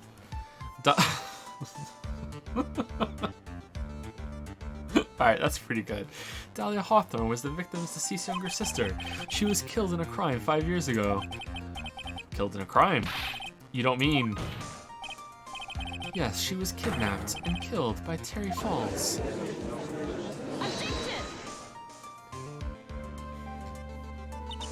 You said she was killed, but was she really? What are you implying? Of course, people thought she had died 5 years ago, when she fell off the Dusky Bridge and was lost in the Eagle River. However, her corpse was never found, and as we know, if a corpse is never found, they're not dead. She was declared legally dead 5 years ago. As far as the law is concerned, Dahlia Hawthorne is officially dead. But the fact remains that her body was never recovered. She could be alive. Dahlia Hawthorne was 14 years old 5 years ago. If she were still alive, she would be 19 now. Melissa Foster. I believe that's the same age you are. Even you couldn't. Miss Faye, you're not saying. But I am. That's precisely what I'm saying. This witness before us is the girl that was kidnapped and killed 5 years ago. This girl is in fact Miss Dahlia Hawthorne. What? Nice work. That was like tossing a grenade into a three-alarm fire, but unless you can tie all the loose ends together, you're nothing but a hit-and-run arsonist. I understand. If I can expose her... This is loud! And expose her to nature, I can turn this whole case on its head. Now's my chance to make Mr. Chadworth squirm. Witness, just who are you anyway? I didn't think it'd come to this. That's enough. You don't have to say any more, witness. Yes, I understand. What? Mr. Chadworth, explain yourself. Your Honor, I have an admission to make. I honestly never thought the defense would pursue the matter this far. You don't mean... Yes, the prosecutor's office isn't filled with fools, you know. Naturally, we conduct full background checks on all of our witnesses. What did he say? It looks like the kid knew. He knew her true identity from the get-go. No way, but then why? If you hadn't revealed her secret, he wasn't going to say anything about it. All he wanted was her testimony, so he made a little trade. Surely, that's at least a shade of illegal. Surely. Come on, Judge, let me introduce you to the victim's younger sister, Miss Dahlia Hawthorne. Yo, what's up? But I thought she died 5 years ago. We thought so as well. But, well, as you can see. Why? Why did she hide her identity for 5 years?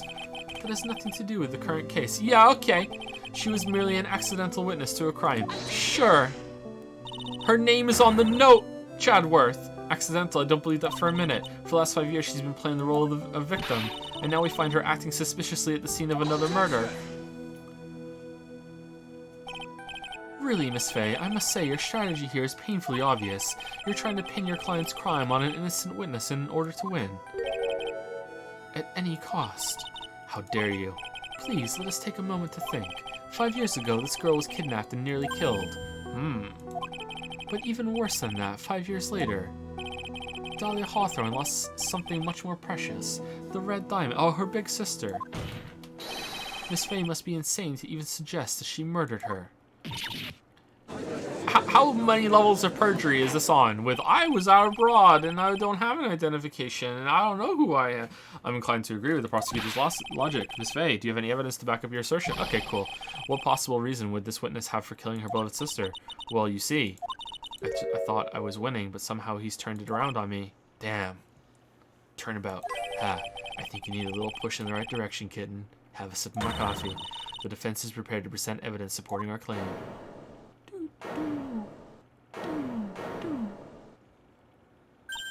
That wasn't me. It was this guy, this crazy coffee addict. Objection. No, it was you. I think we've heard enough empty threats from you, old man. What makes you think they're empty, boy? Because your protege looks like she's sweating bullets. Ah, I am sweating bullets. You think you're in a tough spot, huh? Of course, aren't I? No. You've just arrived at the moment of truth, that's all.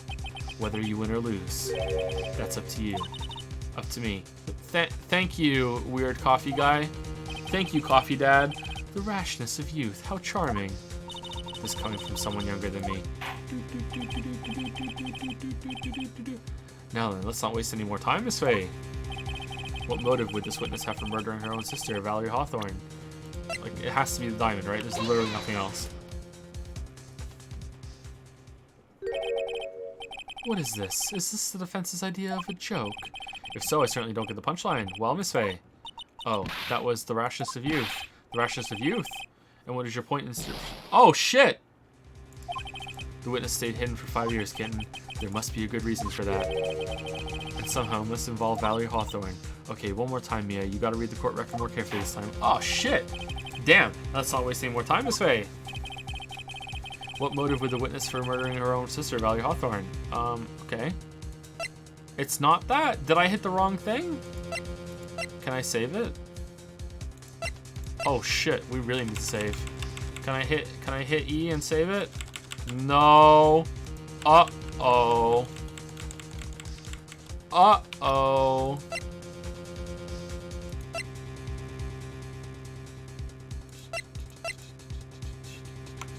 Okay, it's probably the note, right? It's the note. Tell her this time the whole truth must come out. She was going to reveal the truth. It's got to be that. The story starts after Terry Falls escaped. He called Valerie and told her he wanted to meet. This isn't the note she left. It says, talk to Dahlia. Tell her this time the whole truth must come out.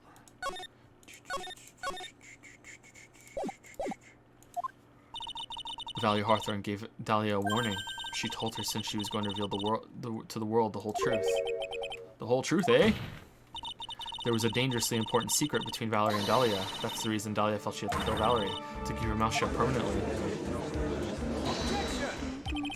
A terrific story, Miss Faye. If you like fiction, that is. Aw, damn, got him. Yeah, got him, eh?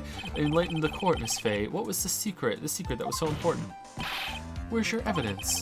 Dahlia and Valerie Hawthorne and Terry Falls. There's only one important secret that connects them all. Oh yes, I know the secret. Your Honor, the defense would like to request further testimony. Alright, let's save it. About this diamond! What testimony? Regarding the kidnapping 5 years ago, we believe it will explain a lot of things, such as the nature of the important secret between the Hawthorne sisters. Very well, I grant your request for further testimony. I know it will be painful for you, but can you enlighten us once more, my little maple leaf? Yes, I'll try, Mr. Judge. Putting on the old charm one more time, Dahlia. Where this will be the last time you hide behind your womanly wiles. 5 years ago. 5 years ago, I was kidnapped by Mr. Falls. The ransom price was a raw diamond. My sister, Valerie, brought it to the bridge. After she made the exchange, she shot Mr. Falls in the arm. Is the bullet still in there? Metal detector, let's go! That's when Mr. Falls tried to kill me by shoving me off the bridge from behind. I survived. I lived, bitch, but I was afraid I might be kidnapped again for my family's money, so I decided to change my identity and start a new life. This is a long testimony, holy shit. The kidnapping left her emotionally scarred. With her sister's help, she left the Hawthorne family and started all over again. And we're to believe after all that she murdered her sister? Preposterous. Thank you, Mr. Chadworth. Miss Faye. Yes, Your Honor. As you've heard, the witness is still traumatized from the kidnapping. I'll ask you again to be extremely gentle in your cross-examination, even though she could be the murderer. Mr. Chadworth got the jump on me again. Ha. If we're not allowed to fight, then let's twist some arms. Listen up. We've still got that info, that ace up our sleeve. What info? Come on, kitten.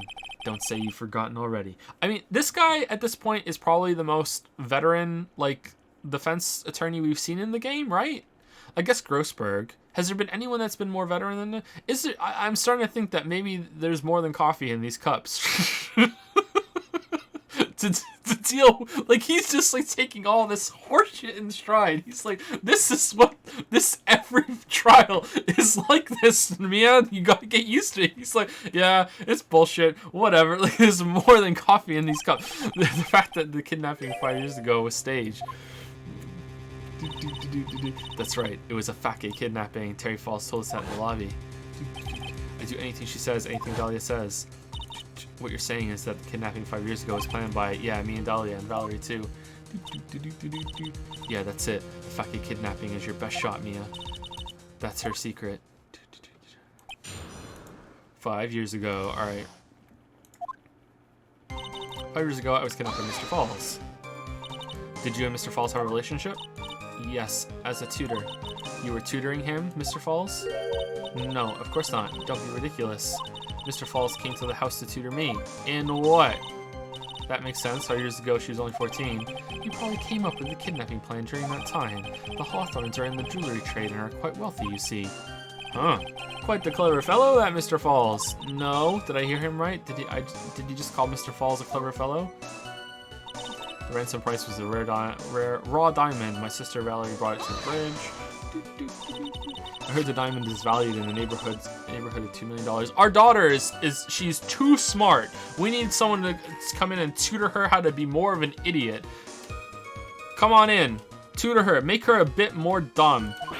$2 million. It was still uncut, so it was about the size of a pint of milk.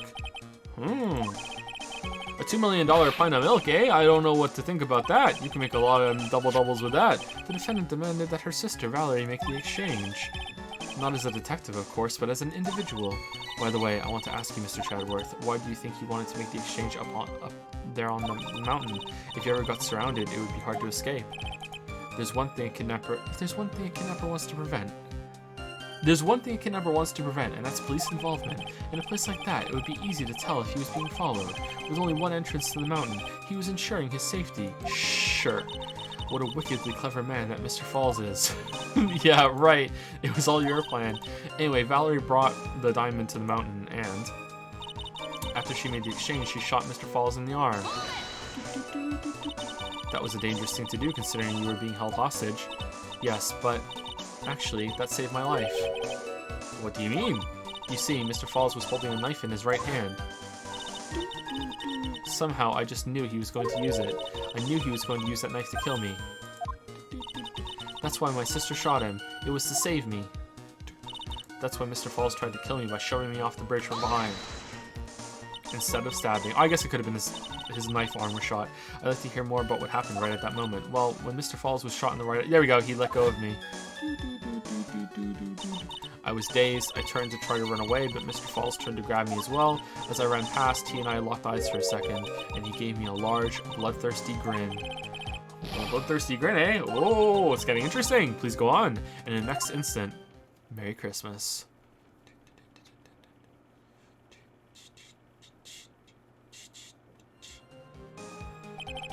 I advise the court to remember that the river is 18 feet deep and incredibly swift. I was a strong swimmer, but I was knocked out.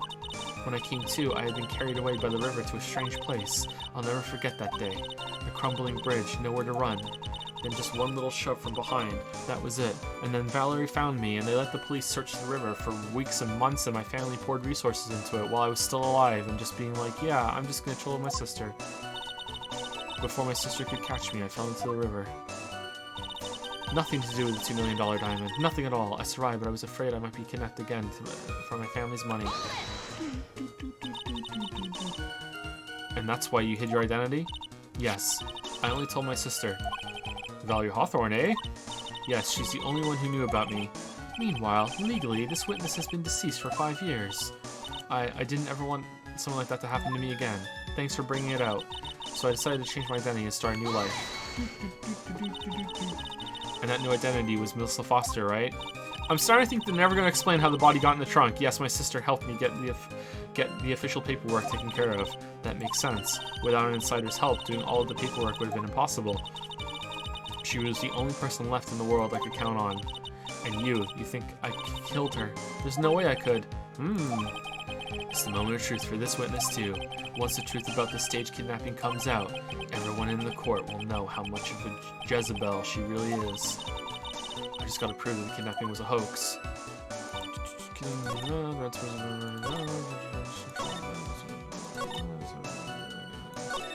Okay, so how do we prove that with a diamond? We have to.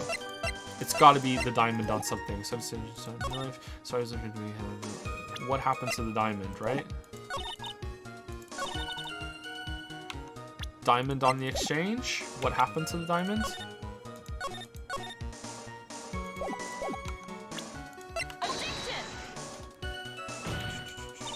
Your Honor, what is the... Shit, no.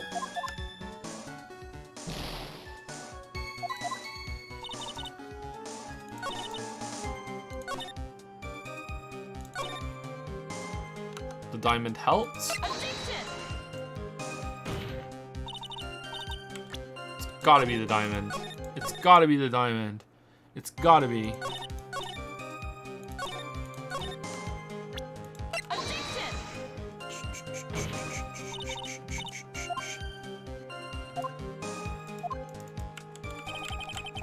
Maybe it's not the diamond. Okay. Do I have to press everything again? How do I prove that it's a hoax? I can prove it's a hoax with this, the whole truth, something bad happened. No. No. Maybe. No. Taken by the witness bridge unchanged for 5 years. Oh, now we know it's unchanged for 5 years.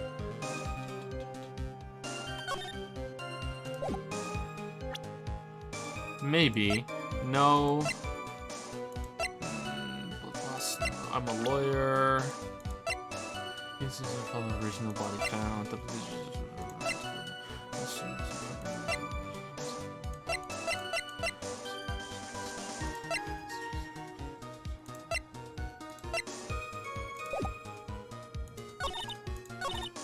5 years ago, I was kidnapped by Mr. Falls. Alright. There's no way to say that it was a hoax. The ransom price was a raw diamond. My sister Valerie brought it to the bridge. After she made the exchange, she shot Mr. Falls in the arm. That's when Mr. Falls tried to kill me by shoving me off the bridge from behind.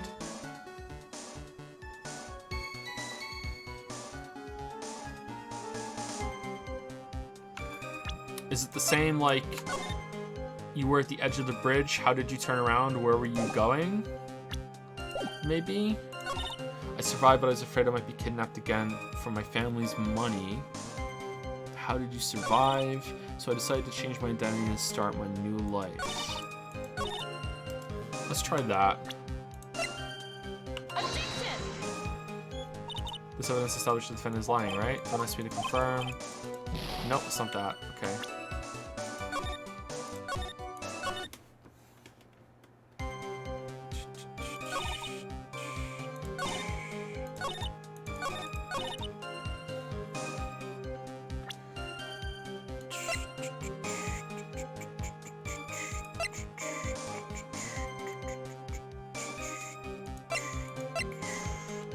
Is it this one instead of the other one?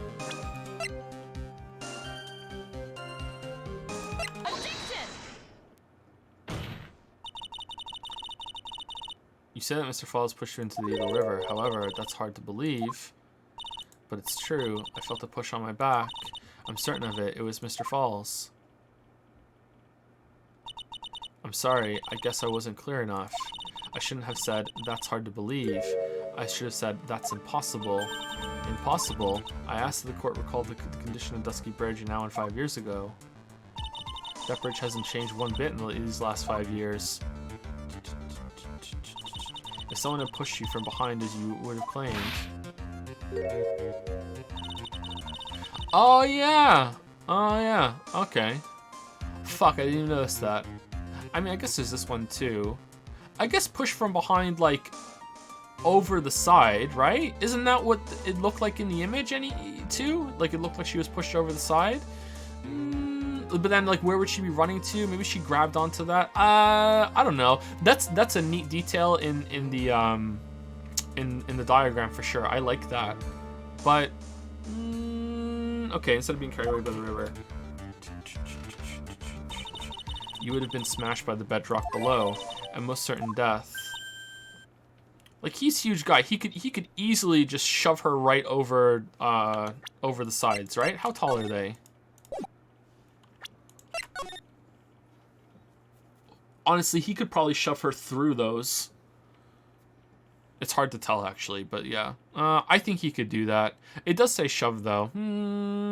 I would like to see the flashback again to see what the bridge looked like, because I feel like this isn't right. Do you understand now, Dahlia Hawthorne? The very notion that my client pushed you from behind is impossible.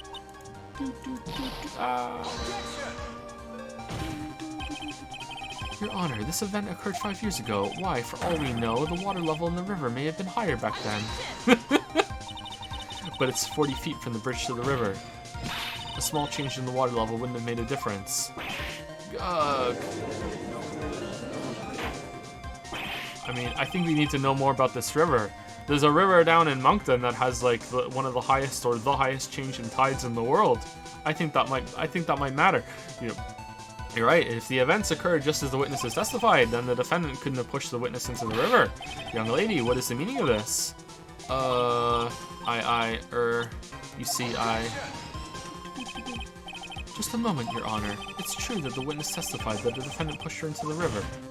However, she never stated that she fell from the back end of the bridge. What? What do you mean? After being shot in the arm, it's plausible. Yeah, he looks way taller than that. Yeah, I don't know. It's plausible that Mr. Falls panicked. Therefore, he could have unwittingly pushed her off the side of the bridge. If that's true, she would have fallen into the river. Well, Miss Hawthorne, is Mr. Chadwick's explanation correct? Now that you mention it, I do remember now when I fell off the bridge, my skirt got caught on one of the bridge's side wires. You can't be serious. Order in the court! It seems Miss Faye's assault has finally reached its conclusion. Not now, Mia. This is no time to retreat. Unfortunately for you, this is just the start of Miss Faye's assault. What? I believe your reasoning went something like this, Mr. Chadwick. After being shot in the arm, it's plausible that Mr. Falls panicked. Therefore, he could have unwittingly pushed her off the side of the bridge.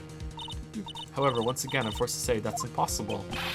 Ridiculous. What's so impossible about it?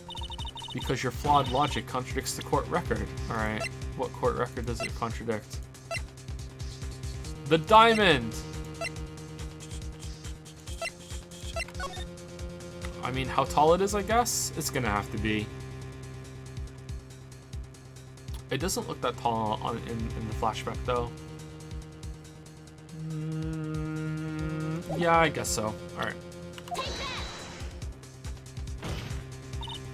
Your Honor, all the answers are right here in this photo. Take a look at the wires supporting both sides of the bridge. They extend up to about 5 feet off the ground. It would be impossible to push someone off from there. No! Let's remember the size and strength of the defendant. Wires like this wouldn't be a problem for him. He could have easily picked up a 14-year-old girl and thrown her over. Yeah, but she didn't say that. She just said pushed. So young and already so forgetful, Mr. Chadworth. Mr. Falls had been shot in the right arm. I think he could still do it.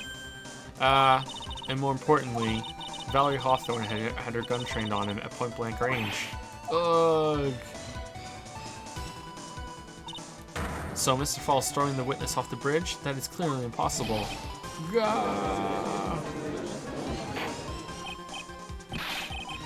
Order. What's the meaning of this? Dahlia Hawthorne, you jumped into the Eagle River intentionally.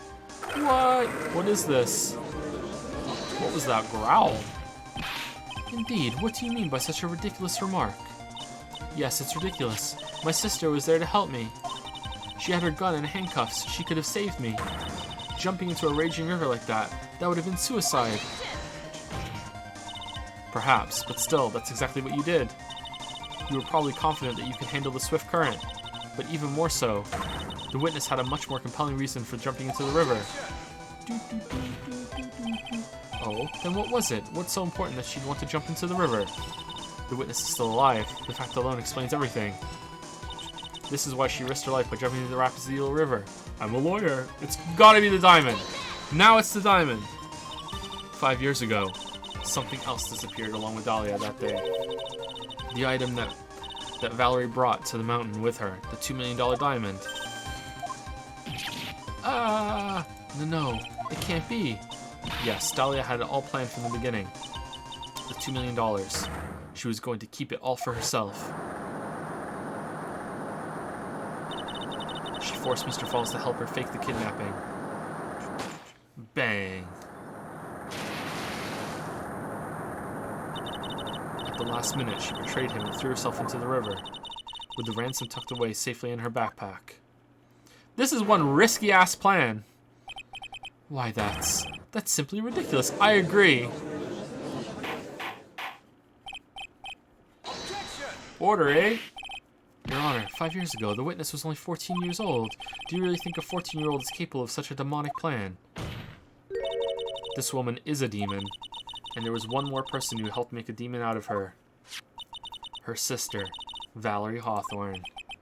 You mean the victim was involved in the kidnapping plot as well? But she was a detective then. You're saying she participated in her sister's kidnapping? Precisely. I'm sure that it weighed heavily on her conscience for the past 5 years. This is the sole reason behind the victim's murder. What do you mean by that? It's the worst voice. On the day of the murder, after receiving the phone call from Mr. Falls, Valerie called her sister Dahlia, and then she told her what she was planning to do. Planning to do? She was going to tell the whole truth, as she wrote in her note. That is what sealed Valerie Hawthorne's fate. That is when you hatched your demonic plan to kill two birds with one stone, a plan that would ensure neither of your accomplices to the kidnapping were caught. And that is why you killed your sister, Valerie Hawthorne. Okay, how is she getting out of this? To go and make a simp out of Phoenix? What the fuck? Hee hee. Who is that laughing at a time like this? Or is that the whole case that she,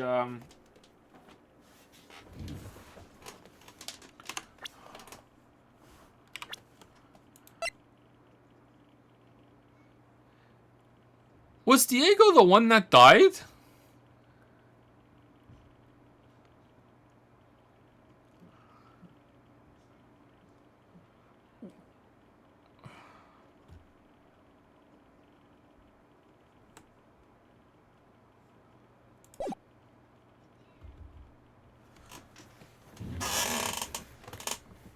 When she came in with the poison in the vial, and I guess that's how she gets away with it, because they have to like just throw the case out after all. That's all it took. But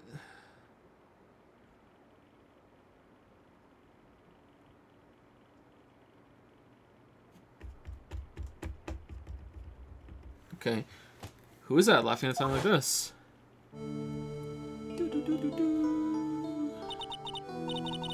Forgive me, it's just hilarious. Witness, is that you? You amuse me, woman, Miss Mia Fey. You can certainly weave an exciting tale. Naturally, you have the evidence to back it up, don't you? Evidence? Evidence that I planned the kidnapping, of course. That at 14 I plotted it with Mr. Falls and my sister. Well, and then one more thing. What happened to the $2 million diamond? If you can't provide evidence to at least show that. Huh. Well, Miss Fey, I don't know. What a joke. You, Miss Fey, are you stupid or something? I mean, I think this is enough doubt to pursue a different investigation. Or how can I prove a fake kidnapping that happened 5 years ago? I don't even have decisive proof of Valerie Hawthorne's murder. I mean, just prove that she did this killing. Well, it seems that we've come to the end. We're out of the playoffs. To be honest, the witness's behavior does raise certain suspicions. However, I am forced to reject the assertions. Sorry, I want to say assertions. I read that wrong. Assertions made by the defense. Of course you are. Is this it? Is it really over? That girl's made a fool of me, and there's nothing I can do about it. Time for Diego to pull out some bullshit. Without evidence, the trial is over. Who decided that? Mr. Armando. Come on now, kitten. Let's just make up some fucking evidence. Haven't you figured out that you can make your own rules? This is kangaroo court, kitten. Do whatever the fuck you want. Make it a kitten's court. Just fucking bullshit. Just pull on your pants, take a shit on the courtroom. It's gonna be fine. There's your evidence. And the judge would be like, that's a good point. What do you say, prosecutor? For example, even if there's no evidence, there's still testimony. Testimony on the day in question, Dahlia Hawthorne murdered her sister, Valerie Hawthorne. She hid her body in the trunk of Mr. Fall's stolen car and then went to meet with him. Disguised as her sister, Valerie Hawthorne. That's what you think, right? Yes, that's right. In that case, there's only one answer, right? There's only one person left who can testify about Valerie Hawthorne's murder. Since there's no proof, there's only one thing left to do. Who is the one person who can testify to that demon's crimes? Terry Falls? We're not really gonna put Terry Falls on the stand, are we? Valerie! Wait, are we gonna channel a ghost?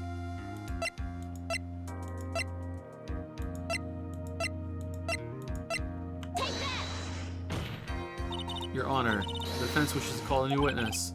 A new witness? Yes, we would like to hear the testimony of Terry Falls. The defendant? There's only one person that can shed any further light on the situation. Only one person that knows what Dahlia's role in the kidnapping was. Only one person that can say whether the person in the photo is Valerie Hawthorne, or whether it was in fact her younger sister Dahlia disguised as her. There's only one person who can solve this riddle once and for all, and that person is Terry Falls. No! Well, Mr. Chadworth, what is your take on this? See? Yeah, what do you think? Yeah. Huh, I guess so. Go ahead. Why not? The prosecution has no objection. Very well. Bailiff, bring the defendant to the witness stand, eh? As you can see, my client is an idiot. There's no way he could have orchestrated this kidnapping. This is my last chance, Mr. Falls. My last chance to establish Dahlia's guilt. You're all I have left.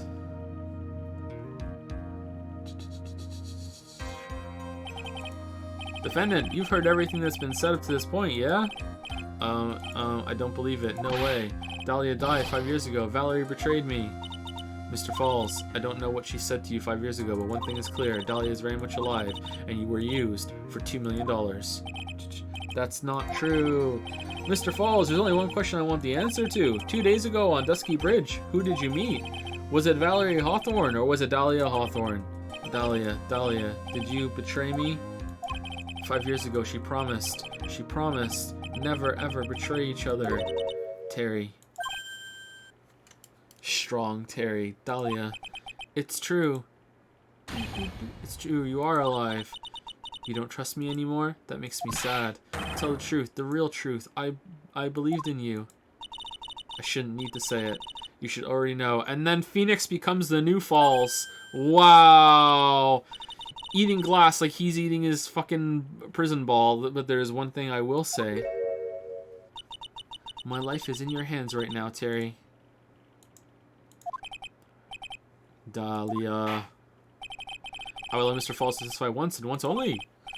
Well then, Mr. Falls, yours will be the final testimony in this trial. Thank God. Witness. I'm sorry. I apologize. Go. Water. Please. Water. Can't talk. Need water. Huh? Oh well, I guess it'll have to be my coffee instead. Okay, is he gonna fucking kill himself? Wait, what's about to happen here? At least it'll match the way he's probably feeling right now. Darker and bitter than hell itself. Wow. Oh, okay. Who Terry Falls saw. That day, 4 p.m., I stopped the car. I was in front of the bridge. She wasn't there, so I waited on bridge. I watched my car from bridge. I never put no body in that car. Finally, one woman came. She stood in front of me. We talked. Then she let... So it really was! Dun dun dun dun dun. Let me pass you on this bridge. Hold on. That was Valerie, not my Dahlia. Mr. Falls, you're covering for her. Do you think she would... That's enough, Miss Faye. His last statement was a fitting way to end the final testimony of the trial. Well then, Miss Faye, please proceed with your cross-examination, eh? Is this what how you want it to end, Mr. Falls? Another guilty verdict to go along with your death sentence. There's only one person who can stop it. You, kitten. I think. But she had the wrong color scarf, Terry. Wrong color scarf. That day, 4 p.m., I stopped the car. I was in front of the bridge. According to the note, the meeting was supposed to take place at 4:30. You certainly arrived early, didn't you? It was raining, already dark too. You waited on the bridge for 30 minutes? Wow, Mr. Falls, Eagle Mountain, that spot. Strong memories. 30 minutes of, get the fucking thing open. Alright, time to take the body. Hope he's not looking. God damn. Why did he just climb up? Could it be he's hiding something here?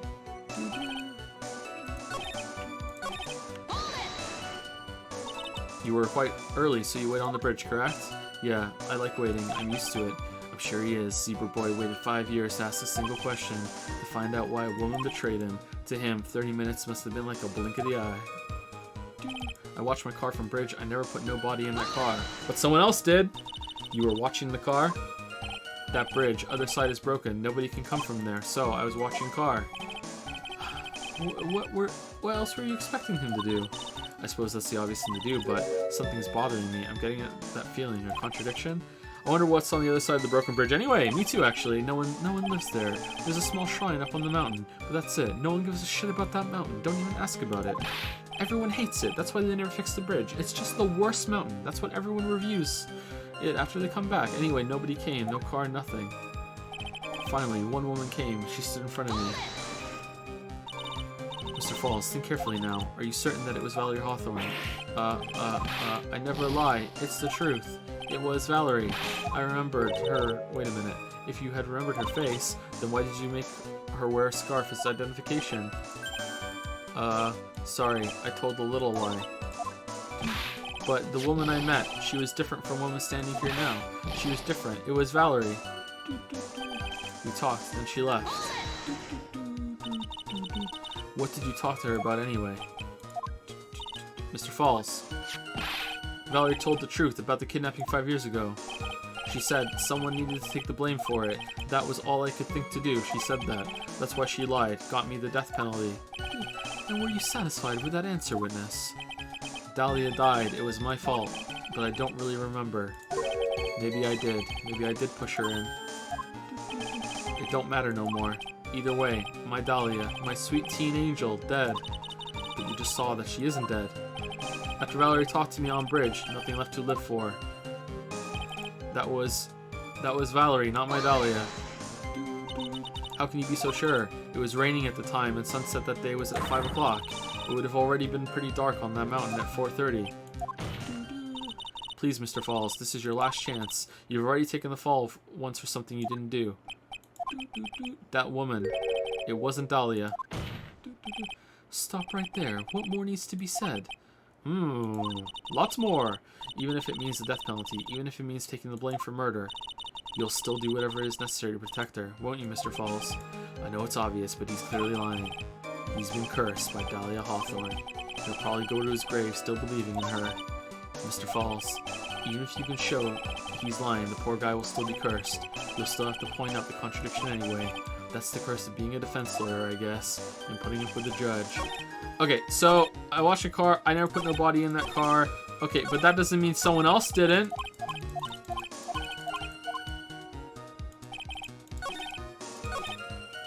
Right? That's gotta be it. That doesn't mean someone else didn't put a body in the car. Alright, so what do we want? But there's still a body in there, Mr. Falls. Your Honor, that statement contradicts this evidence. Shit.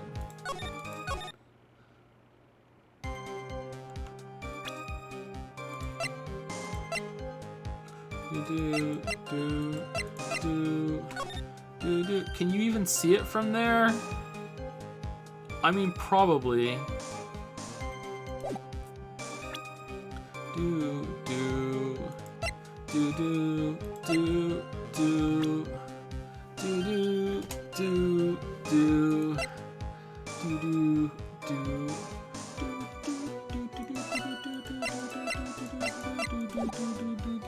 Okay, let's press it again. You were watching the car? That bridge, other side is broken, nobody can come from there, so I was watching the car. Sorry, what else were you expecting me to do? I suppose it's obviously to do, but something's bothering me. I'm getting the feeling. Contradiction? What was on the other side of the broken bridge? Anyway, no one lives there. This is one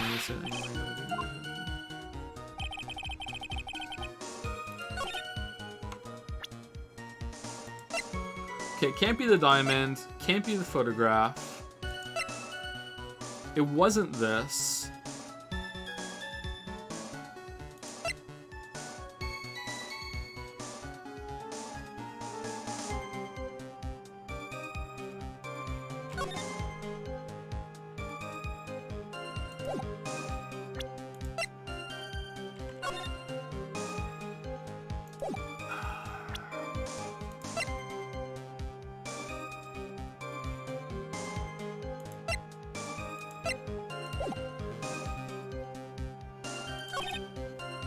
Is it even this, or is that just a clue for the contradiction? She wasn't there waiting on the bridge. That's 4 p.m. Waiting on the bridge. Something on the cars in front of the bridge. She wasn't there, so I waited on the bridge. Alright, I watched my car from bridge. I never put no body in that car.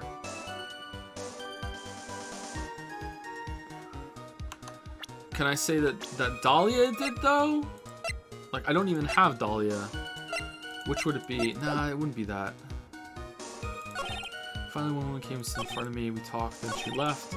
That was Valerie, not my Dahlia. Okay, but how did she end up dead then? Then she left. All right, then how did she end up in the car?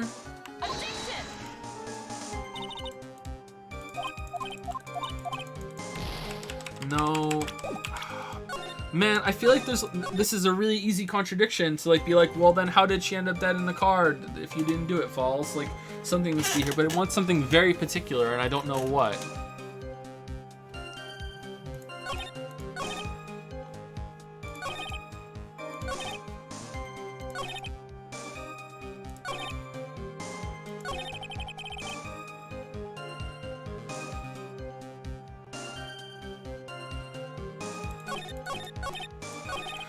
Okay, let's go through it. That day, 4 p.m., I stopped the car. I was in front of a bridge. Yep, okay. So you did stop the car. That seems right. You stopped the car. You're in front of the bridge. All right, it wasn't there, so you went on the bridge and you waited for it. Yep, okay. I watched my car from bridge and never put no body in that car. Yep.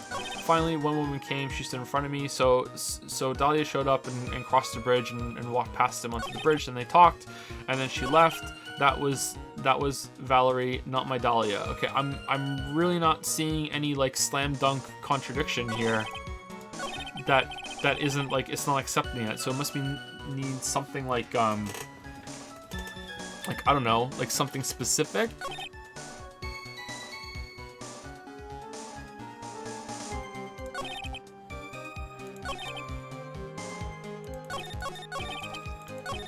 Like, this is right. Stop the car in front of the bridge. Yep, there's nothing wrong there. She wasn't there, so I waited on the bridge. Yep, that's true. Yep. I watched my car from the bridge and I put no body in that car. Yeah, but, like, someone else did. I could say, like, just because you didn't put it in there doesn't mean someone else didn't. That seems like a good line of thought. Finally, one woman came. She stood in front of me. Yep, that's fine. Like, that's all the information is there. She came. She passed him, and she stopped in front of him. That's fine. Like, that is what happened. We talked. Then she left.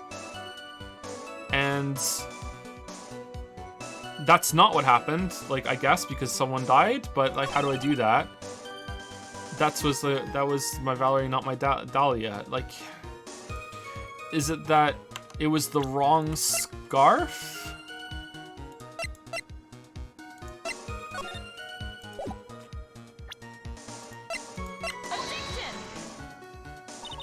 Your Honor, that's it in the country statement. No, okay.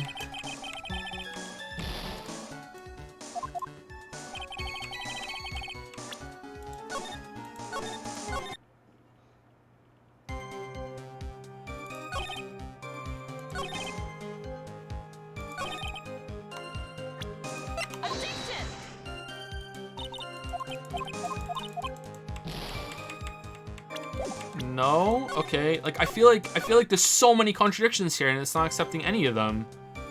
I never put no body in my car. Okay, but that doesn't mean that Dahlia didn't put a body in the car. No.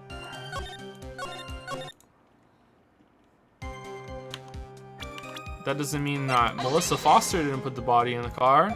No.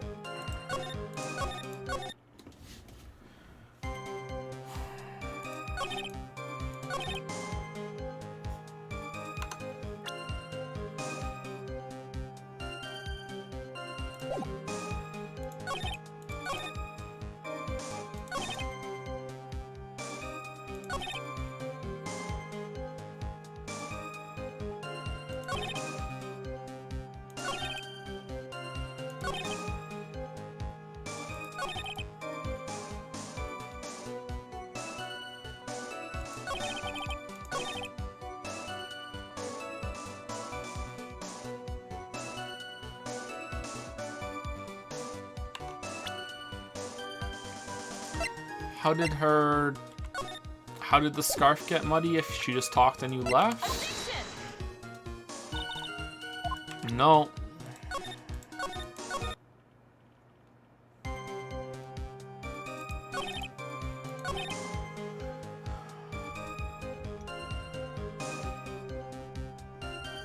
Alright, I think it's this one. Let's just shotgun it. Nope.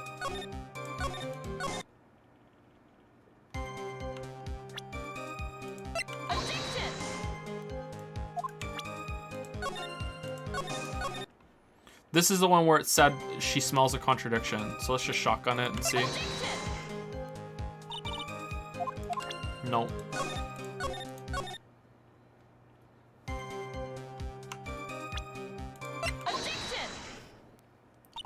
So when you got to the bridge, no one had arrived, huh? Okay. So you waited on the bridge. You're sure of that?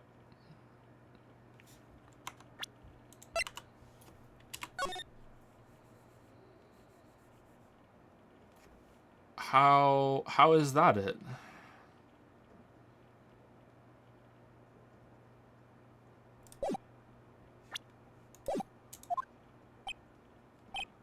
Yeah, I'm sure. Okay. You're sure, huh?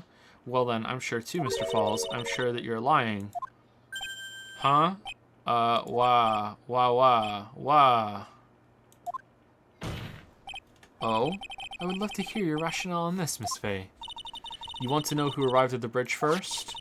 Just look at this photo. It's perfectly clear. Obviously, the person that came first would be the one at the end of the bridge, right? Yeah, but she could pass him. There's enough room on the bridge to pass. He had her at knife point before. She just could have passed him. It's dumb, but then how else did the body get in the trunk? Unless he's completely in on it. But then why would he go like be pleading to the defense attorney? Like he didn't know Dahlia was alive at that point.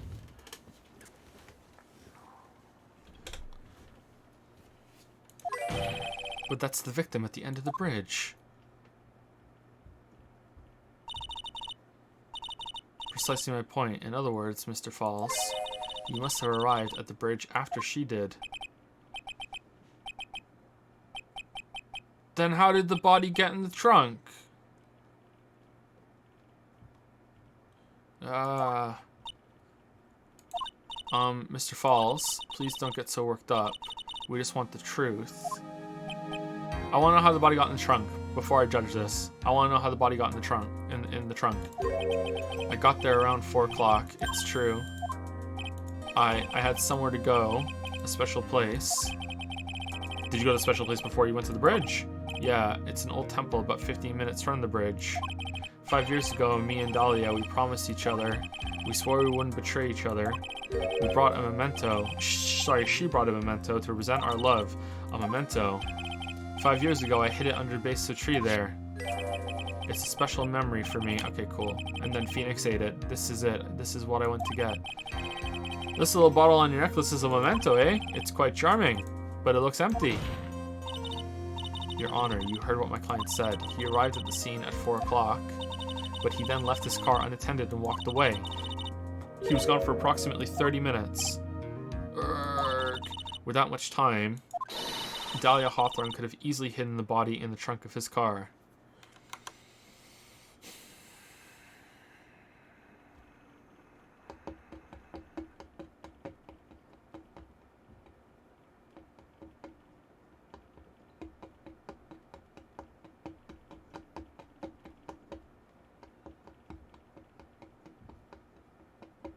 Nah, it's not worth it. No.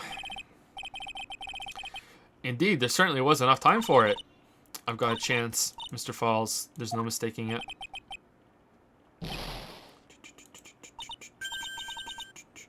Huh, Mr. Falls? Whoa, what the fuck?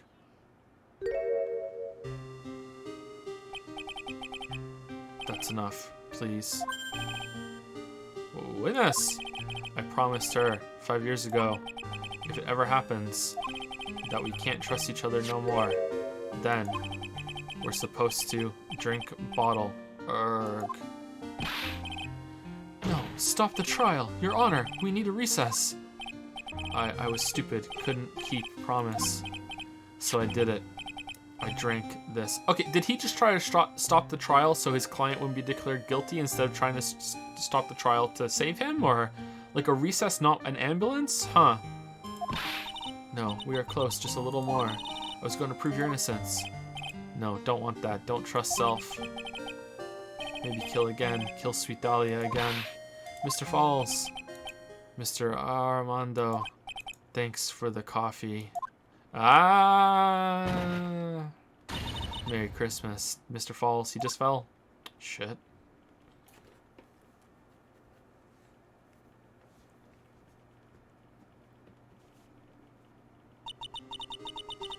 And so my first trial ended suddenly and tragically. It ended with no winners, only losers. Ah, okay.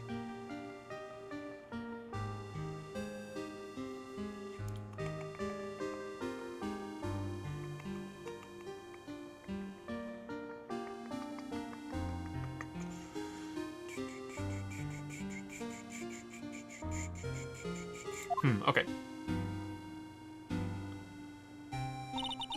I ended up with a wound that cut so deep into my soul I thought it'd never heal. I'm sure it was the same for the younger prosecutor as well. But one person, the true criminal, Dahlia Hawthorne, she left the courtroom with a secret smile on her demonically sweet face. But at least my client got declared not guilty. Confetti court! Confetti court!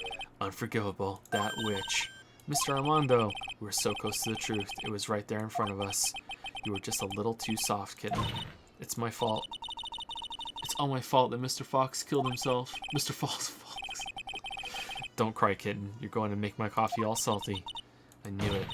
I knew I wasn't cut out for this. Mia. Don't you get it? You can't cry yet.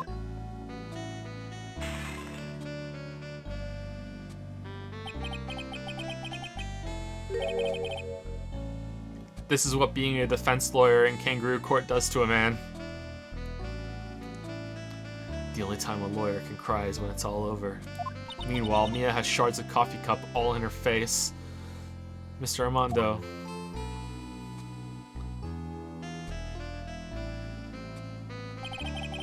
No matter how tough the case, no matter how bitter the memories, they always fade over time. Then you file them away and eventually forget them.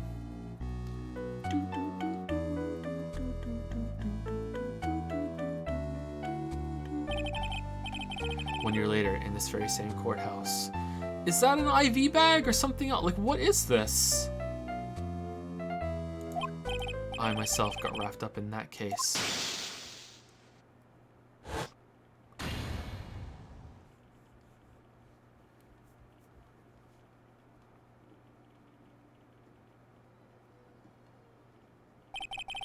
Only after that did Dahlia Hawthorne get put on trial for her crimes.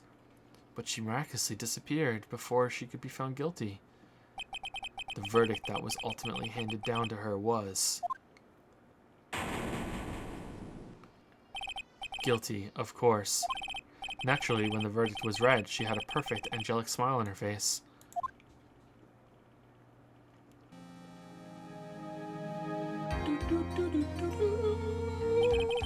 It was finally all over. At least, that's what I thought at the time. Unfortunately, I couldn't have been more wrong. It's been 5 years, but now something has happened that's made me remember all this. I finally shat out the glass.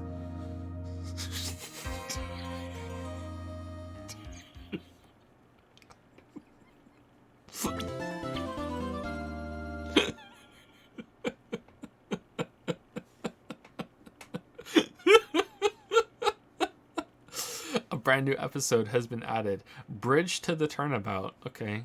So we have Phoenix. And is that the only Chadworth that we get in this game? What the fuck? And then I don't know who this is down here. Okay, we're gonna watch the intro and then that's the stream, everybody.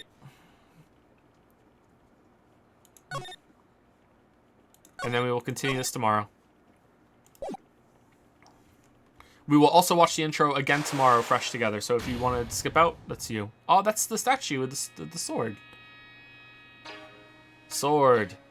The treasured Crane Village heirloom, whose name means 7-branch sword. Aw, man, it's Crane Village bullshit. Okay. Less interested.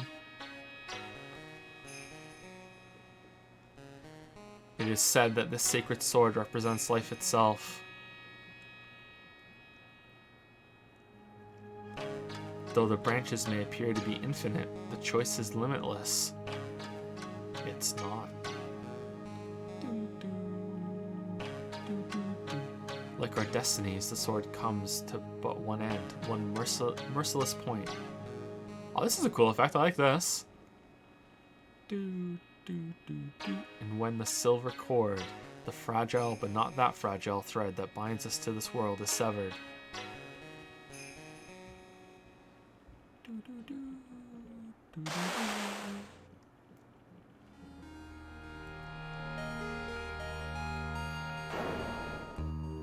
who the fuck is that? The illusion is revealed, and the implacability of fate is finally laid bare.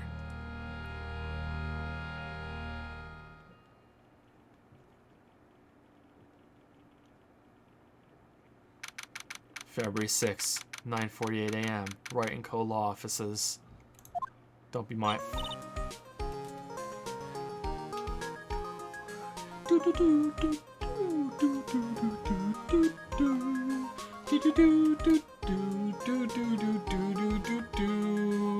Alright, well, this just started with a fucking whimper. Alright, let's see how it goes.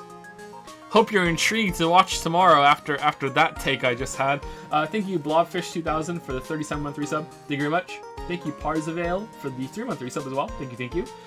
Phoenix Sun for the 300 bits. Thank you. And last but not least is Griffin Knight with a 3-month resub. Thank you very much, Griffin Knight. Alright, so this took longer than I thought. I thought we could be done in 5 hours, not 6, but an extra hour, that's not too bad. Okay, so this is probably how long the streams are going to be all week, because it's probably going to be like 6 hours and then 6 hours to make sure that we don't have to go like 8 hours on one of the streams.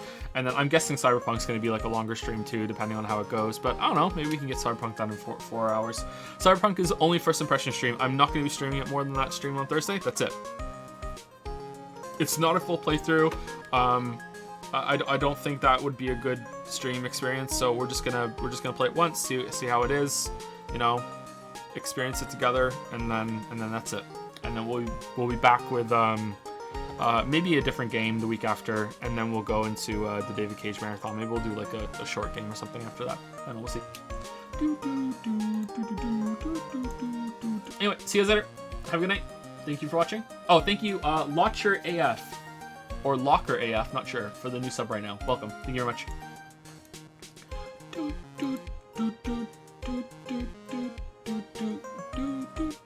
Last case was pretty good. It was alright. You know, it had some bad moments, but it was an interesting, like, back and forth, and it feels like a prelude to this one, I think. I'm guessing. So it was a pretty good setup. It was alright.